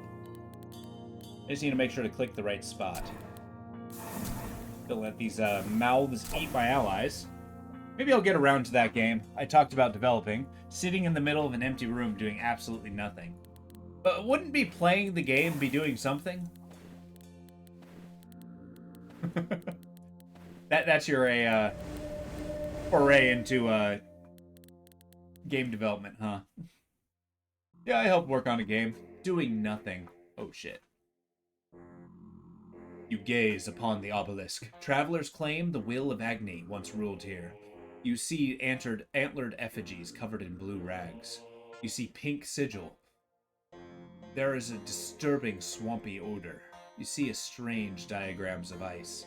A crowd of purple-robed cultists stand transfixed. O flower, O unmoving face beyond the dark. Yeah, that's this guy. The jeweled visage is absolutely terrifying. Actually, this entire lineup's terrifying. We're gonna do it. Anything you do personally would have no effect on the game world. Press a button, nothing. Move the mouse, nothing. Once you open the game, you'll never be able to close it again. That's right, it just breaks up Control Alt Delete. Doesn't work. Alt F4, You pull out the cord of your computer, it's still on. Oh, so a virus then.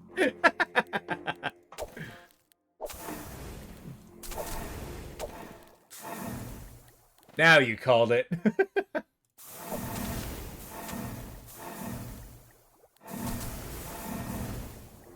Oh yeah, we got a bunch of new enemies here.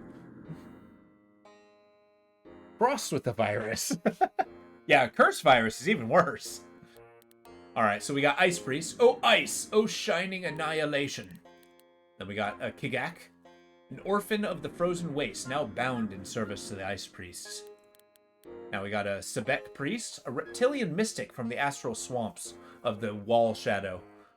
Accompanies the warrior in journeys through Achra. The Sebek Warrior, a reptilian warrior from the astral swamps of the Wall Shadow, always accompanies the Sebek priests that it pledged to in the glimmering muck. I like the idea of an astral swamp.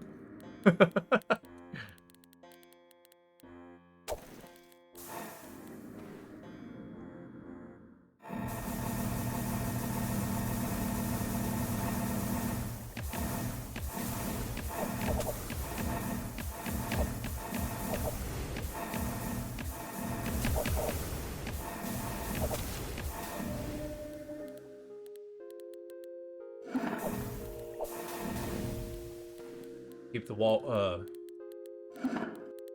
willpower coming. Back from errands and food. Hell yeah, Radical. How you doing? We're back to Path of Achra. We're actually at the obelisk. This is a getting tough. Oh yeah, new enemies. Granga Dancer, a strange bronze mask warrior from the icy crevasse lands.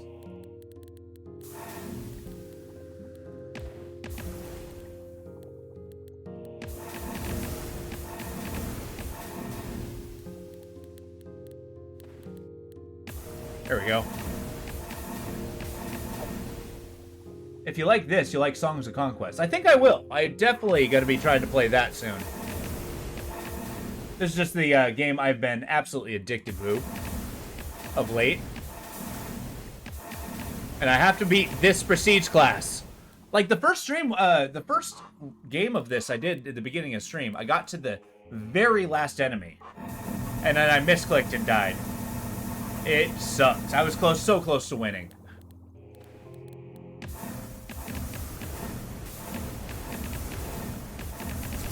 My goal was to sneak by and get through the door and just not even fight him. Because remember, we just need to get to the door to win. We don't need to actually kill anything.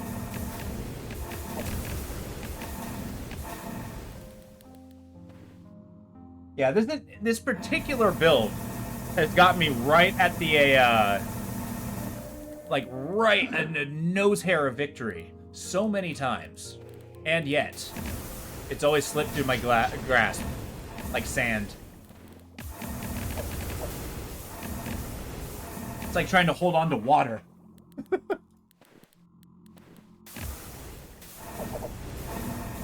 I just need to turn my hand into not a sieve.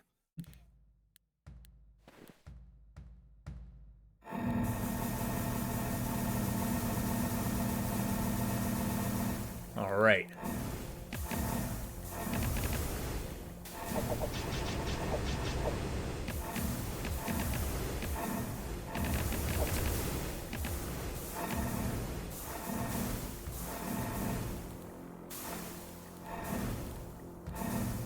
Alright, we're doing okay. We're doing okay. I just need to pass the jeweled visage, which is actually kind of scary.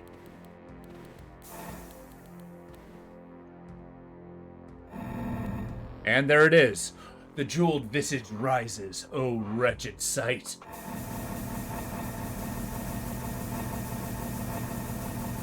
And he's also standing right in front of the frickin' door. Okay. Here, let me open this up. So, a jeweled visage. A jeweled studded face of pale, unfeeling stone. Worshipped as the divine flower by purple-robed cultists. Wretched to behold. And, basically, what does he do? He, attacks with psychic attacks and melee. Protection from death. Okay, so, on being attacked. Nice. Purge. On hit. Target removes. I seem to recall he does ranged attacks as well. Oh, well, I'm sure we'll find out. Oh, yeah, and then we also got these, Orchid Wretch. Oh, undefeatable pleasure. Yeah, these, Astral Cultists are kind of cool.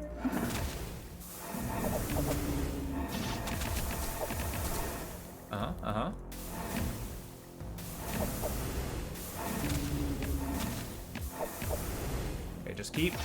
Let my, frickin' dread, honored dead start doing some work. Okay, let's get out of this fire.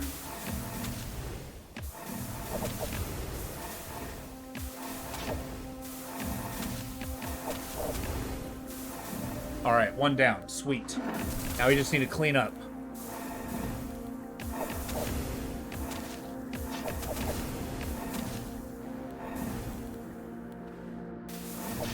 Alright, go get him, Cobra.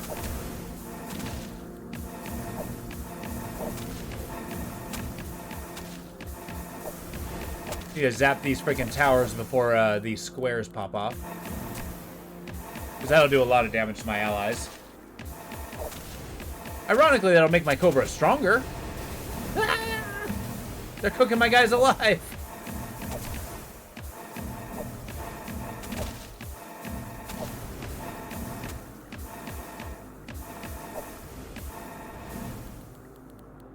Okay, let's keep inching forward.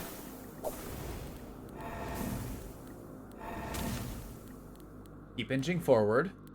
Don't get cooked.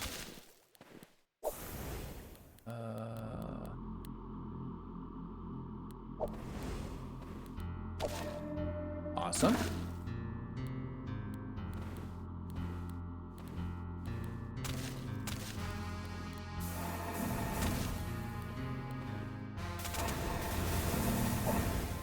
Did I teleport in? No, I teleported out. Okay. We'll let my lights do that. Or my knights. We good? Is everything dead? No, there's still something alive. Probably, like, right there. Come on, guys. Go get him.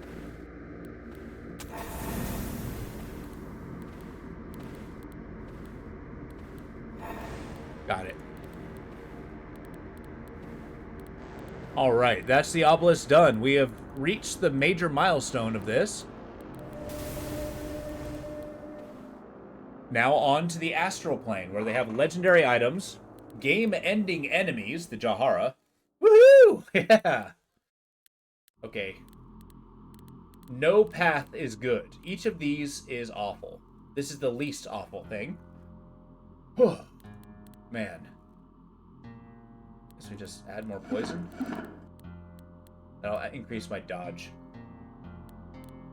Yeah, right now we got the Kolek and the Pendot. You gaze upon the expanse of pink stars. Sharp, pale green shards float on the glittering paths. You see a levitating banner depicting a five-eyed mask. O law of violence. Alright, we still gotta be careful. Hopefully I can burn down a couple of these guys. Well. Yeah, as you can see, they shoot. So an 8-spiked crystalline shape that transmigrates the star path. Yeah, they can pierce damage at 20 range. So they basically can shoot from anywhere. I'm not sure where I teleported to. Just run away. I'm gonna hide.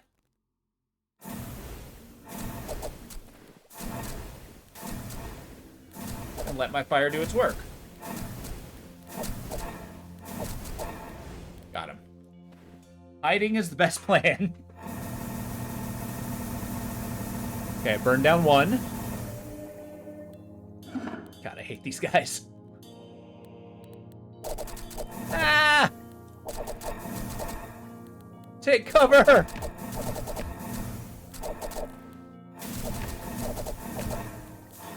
Whew. Hit him with the lurk. Damn right.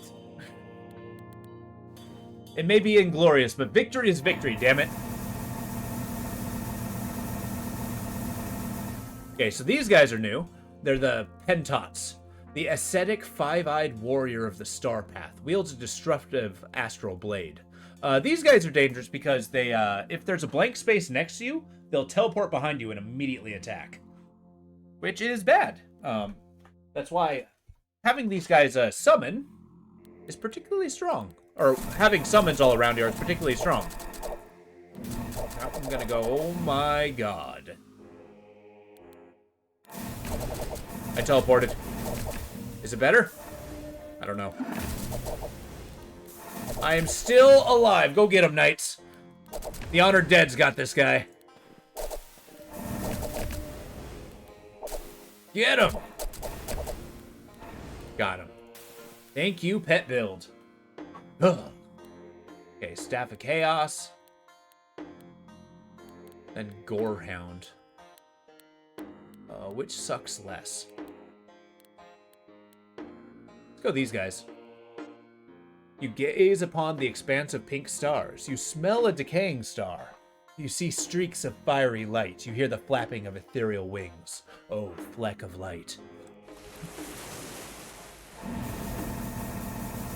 Alright, burn down the bird.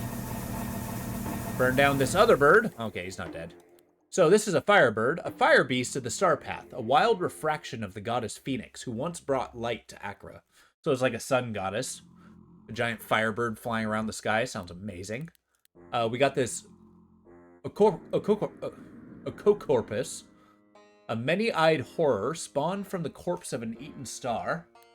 And then Ocopod, a group of levitating eyes divided from the Ococorpus. As you can see, those firebirds have an entire aura of fire. And that's bad. Just try to zap them at a distance and you should be fine. As you can see, we took a bunch of damage. Go get him.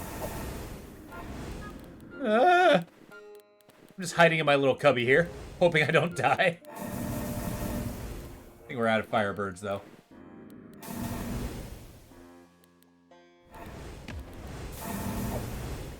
Okay, zapping the eyes. So the Ococopus don't move, but they summon shooting eyeballs.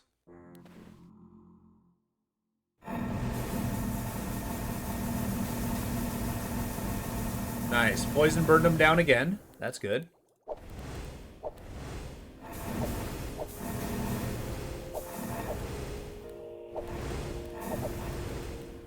Man, shame I don't have that blast radius.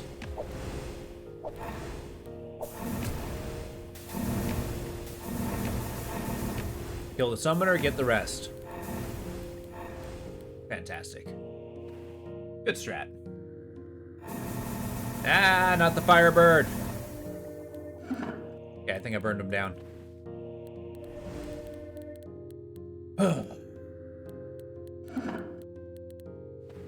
Alright. Next. Alright, you gaze upon the constellation of green stars. You smell a decaying star. There's a sudden flash of blue light. Every shackle abandoned.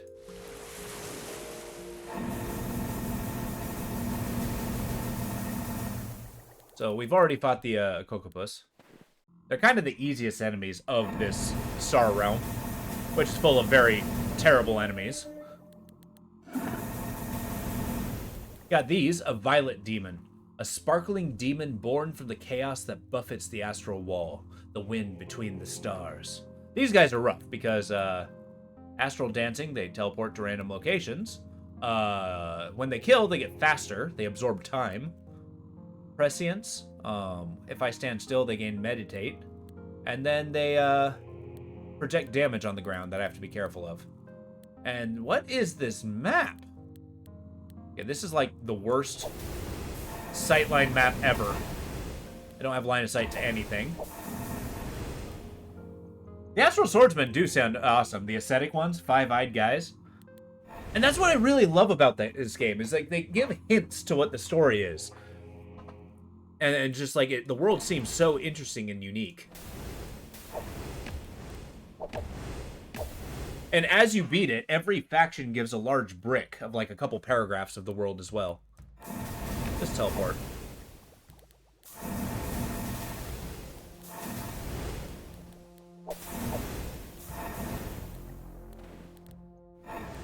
Okay, cool. For a second, I thought I was dead.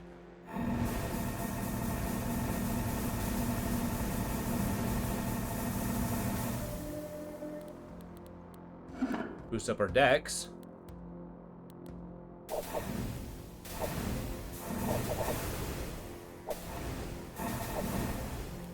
I also love how they kind of imply that this is just stuff that, you know, is beyond the mortal ken. We got creatures that eat light, that eat stars and stuff like that. You got this, like, acrid swamps. You got firebirds flying around. Oh, now we can actually hit the astral swamp. We kind of have to, right? You gaze upon the astral swamps. A strange polis rises above the violet mist. Slimed roots stretch out through the dark. The muck is rippled with writhing serpentine shapes. A tall figure swayed in dim, perfumed light. Oh, distorting spirit. Yeah, we're going to the astral swamp. We gotta. Alright. So whatever an astral swamp is, or whatever an astral wall is, it's full of these, like, little cosmic plants. Which has these. We got the glimmering bud, a child of the waking flower that seeks to spread its slimed roots through the broken places of the astral wall, attacks and thrashing violet vines. And then we also got the kahana, a writhing serpent that once flew as a malaga of the blood void. Transformed by the muck into the astral swamp, attacks by with sickening fangs. Okay. So we have a lot of very fast enemies here. If we get a good angle, we can pretty much zap everything at a distance. Ah! Okay, everything dodging. Kill it! Kill it! Okay, hey, Honor Dead, how about you go fight this? Go get him, Tiger. It's gonna hide out here. 2D Kaliad?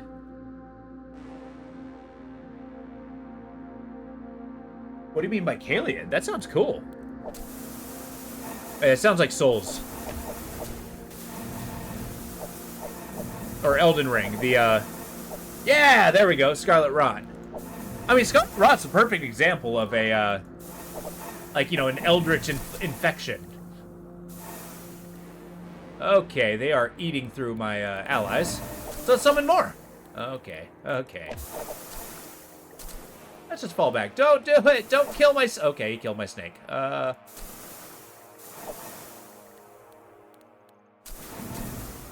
These things are terrifying.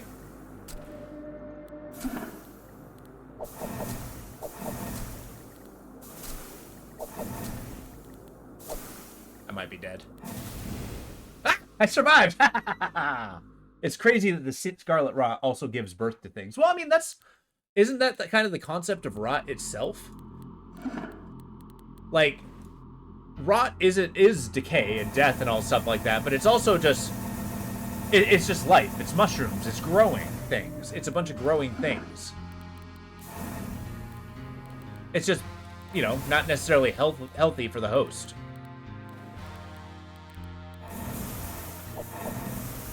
These serpents are terrifying.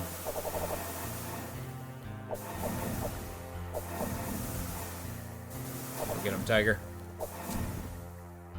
Reduce, reuse, recycle. Exactly!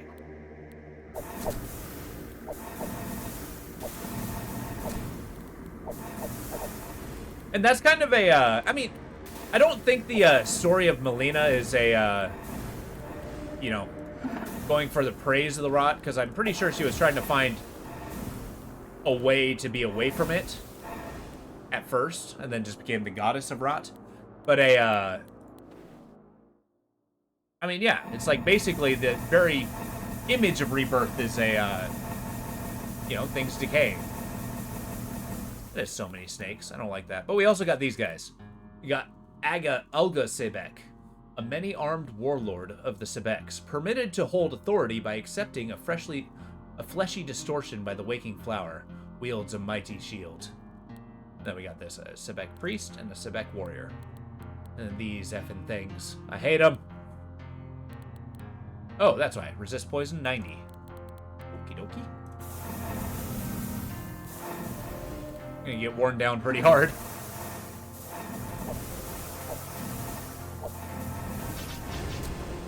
Okay. If I aim higher, get these guys out of here. As they just eat their way through my allies. Oh, that poison damage, huh? Back away into a corner.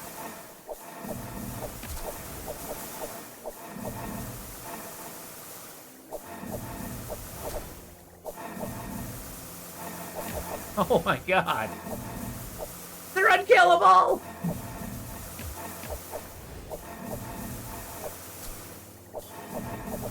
This one. Just take one of them.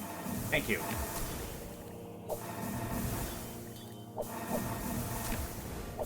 You'd think my fire damage would do a little bit more to these guys. Alright, I'm noping out of here. Teleport!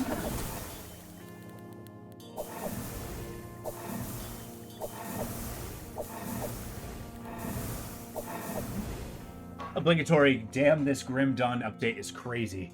I know, right?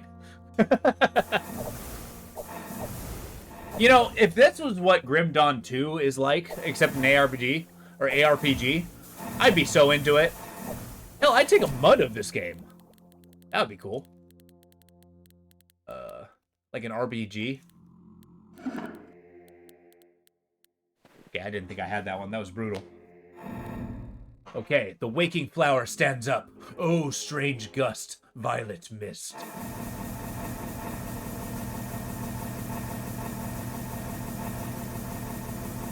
Oh, God. Alright, so new enemies. We got this guy.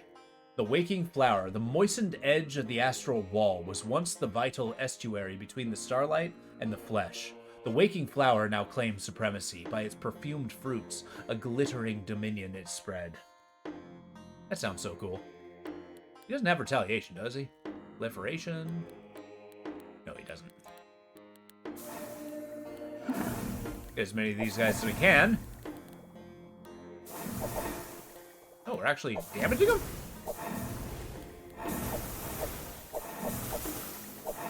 I got 3 of them.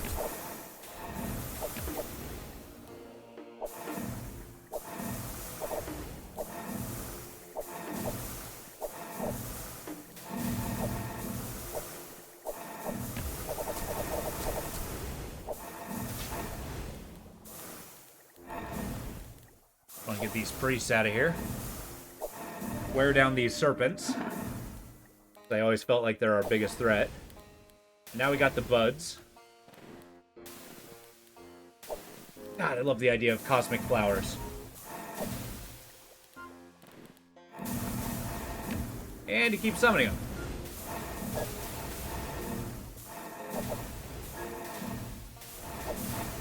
Burn down the swamp.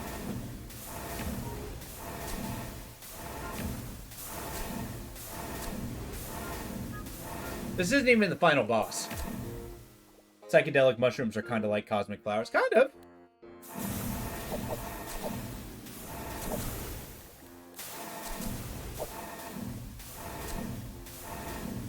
Except those are literal poison.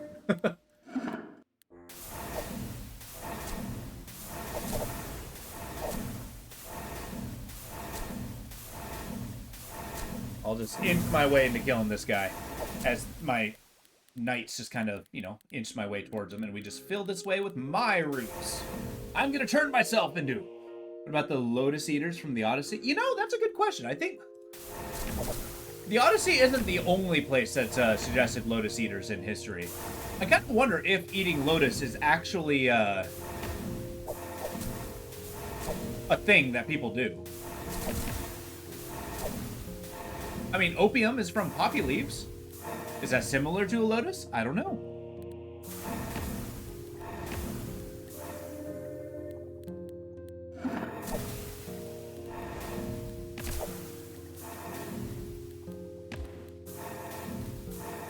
Okay, I think I just out-endurance this fight. That was awesome. Oh, well earned. The swamp has been conquered. Get some more of these guys.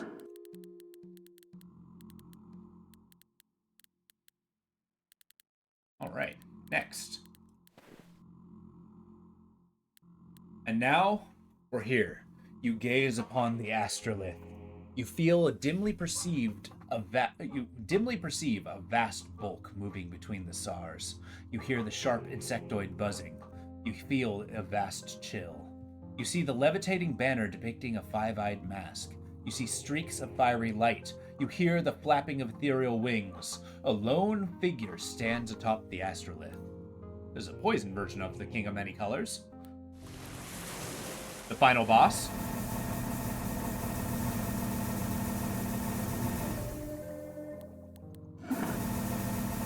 Alright, this is it. This is the ultimate test. Okay, Firebird, first to go. Get it out of there. Oh my god. Do a healing prayer. They're wearing down my allies! Okay, we're gonna put the last of our points into Invigoration to boost their hit points. Hey, burn him down with poison. Awesome. Just kind of hoping to burn him down with poison, too.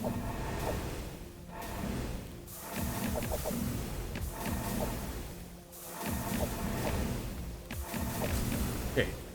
The knights are just cutting down all my minions. I'm actually wasting time against that green demon. Oh, yeah. The green demon. A grotesque, oozing demon amassed its bulk from the flux of life and death. So yeah, we got gigantic tentacle demons here. Or maybe it's not tentacles. I always thought these were a tentacle face, but maybe it's like an alligator mouth. But yeah, these guys, they gain stronger the more they kill. And give a death curse.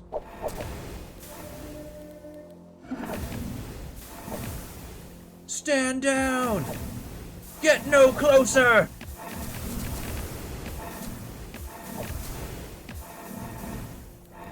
Hell yeah. Good positioning.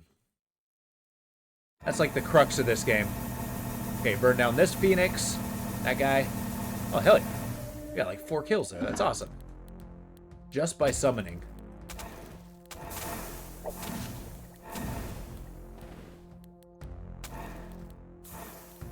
Cool. We're gonna get a point of Invigorate. Make my guys more durable.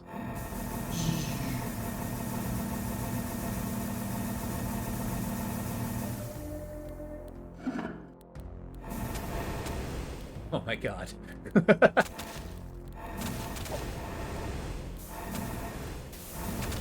Those Firebirds are so powerful! Stop it! Die!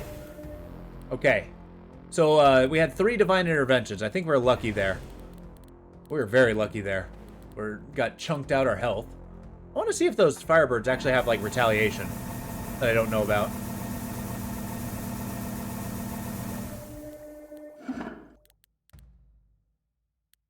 Oh, they do. That's why.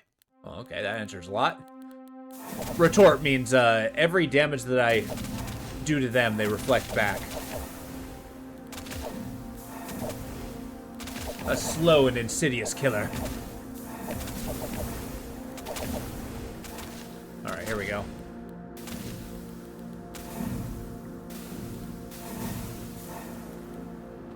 Alright, we're flying up the stairs.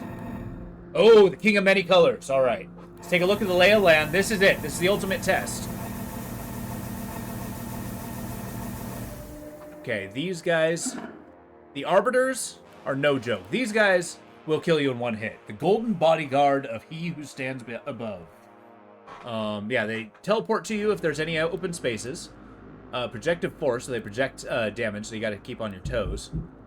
And then if they step next to you, they'll just kill you in one hit. So you got to be careful. And the king's down here. Shit, I got to find a way to not... It's a good start. Just zap all the procs.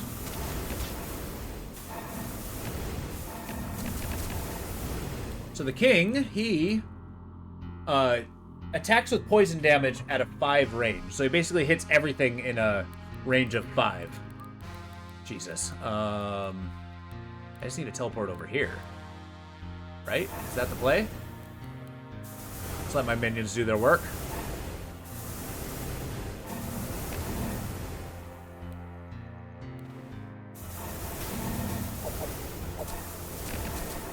Peace!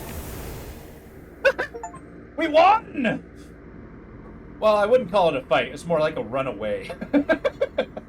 Victory, praise to call. You enter the 26th cycle of the Shattered Law. You won. 196 glory.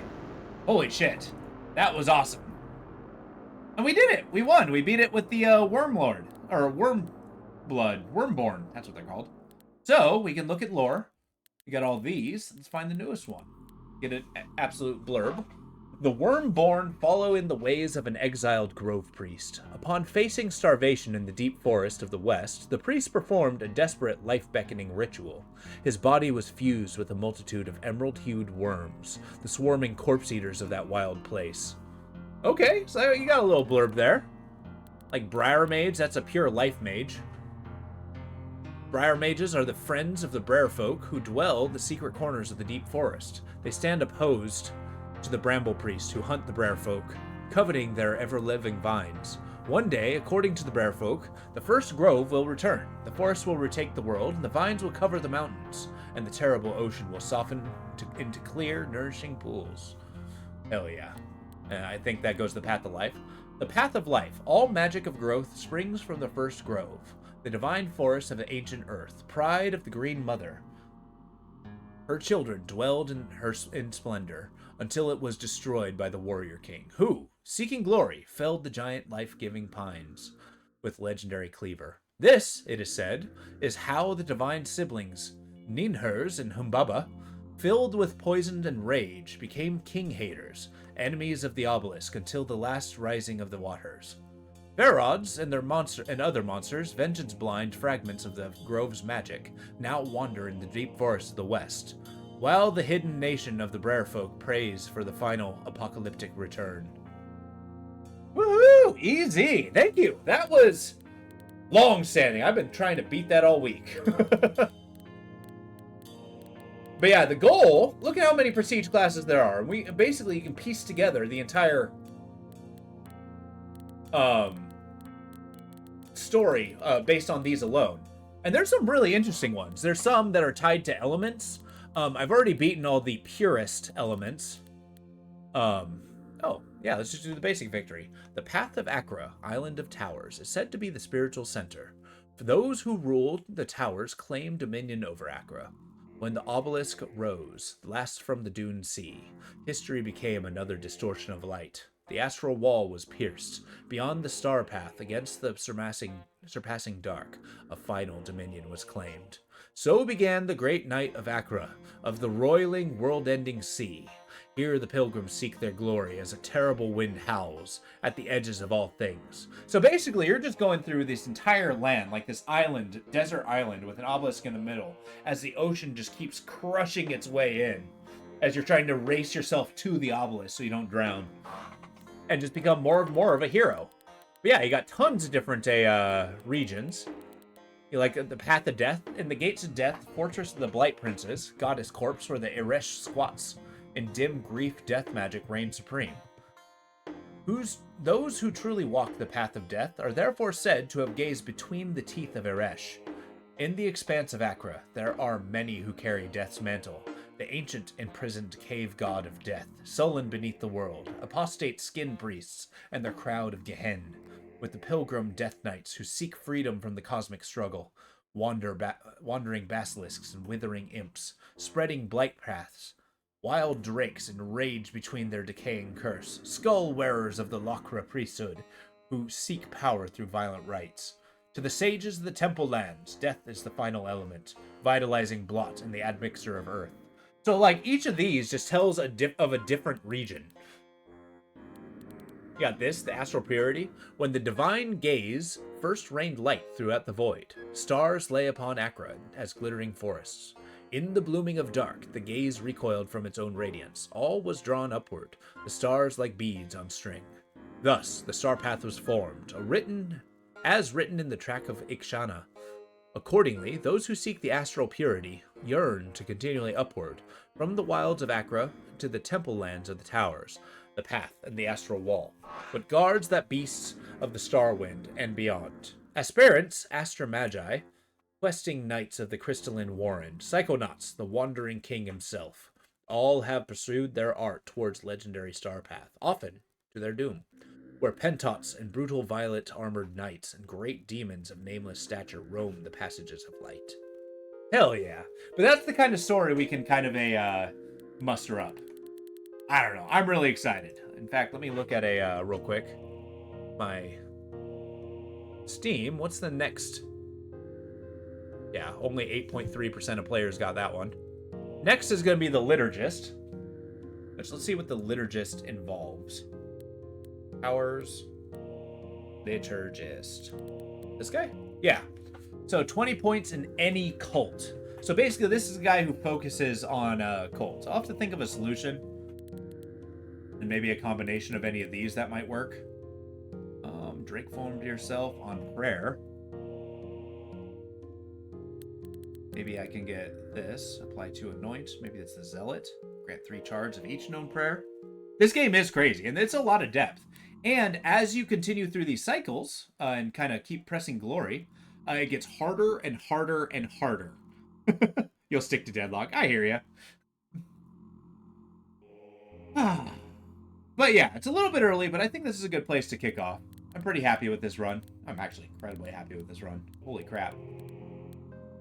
What would I do for this one?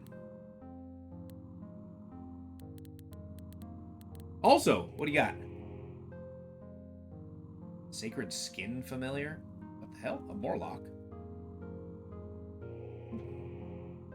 Multiplayer Saturday. We're playing a Toxic Commando. That came out. So we got our group ready. It's going to be on the PM. So tomorrow we're going to be playing 3:30 onward. And yeah, we're basically going to be debuting that game. It's a John Carpenter's game. It's a shooter. But yeah, that one I'm excited to see. And I hope you guys enjoy that too. We played the demo version earlier. I think it was last Saturday. No, 2 Saturdays ago. I did that. But that was awesome. But yeah. As always, as I draw to a close, if you guys don't already know, check me out on my Discord. You'll see whenever I start streaming. I stream every day except Mondays. Yeah, basically from I'm boosting it up to 8 o'clock just to be more tame on my sleep schedule. 8 o'clock to generally 4:30, except for today. It's just a good stopping point. But I hope you guys have a wonderful day. If you guys want to see any of the VODs that I did, check me out on YouTube, Little Dansky at youtube.com. It's also in the link in the description. I have all my VODs. It's going to take me a while to organize it all, but I'll do that one of these Mondays. But with that, I hope you guys have a wonderful evening. I'm going to go grab some grub and do that, but I hope you have a good night. It's wonderful to see you. Appreciate you sticking around. I look forward to talking to you again soon. Good night. Yeah, rest well, Radical. Have a good night.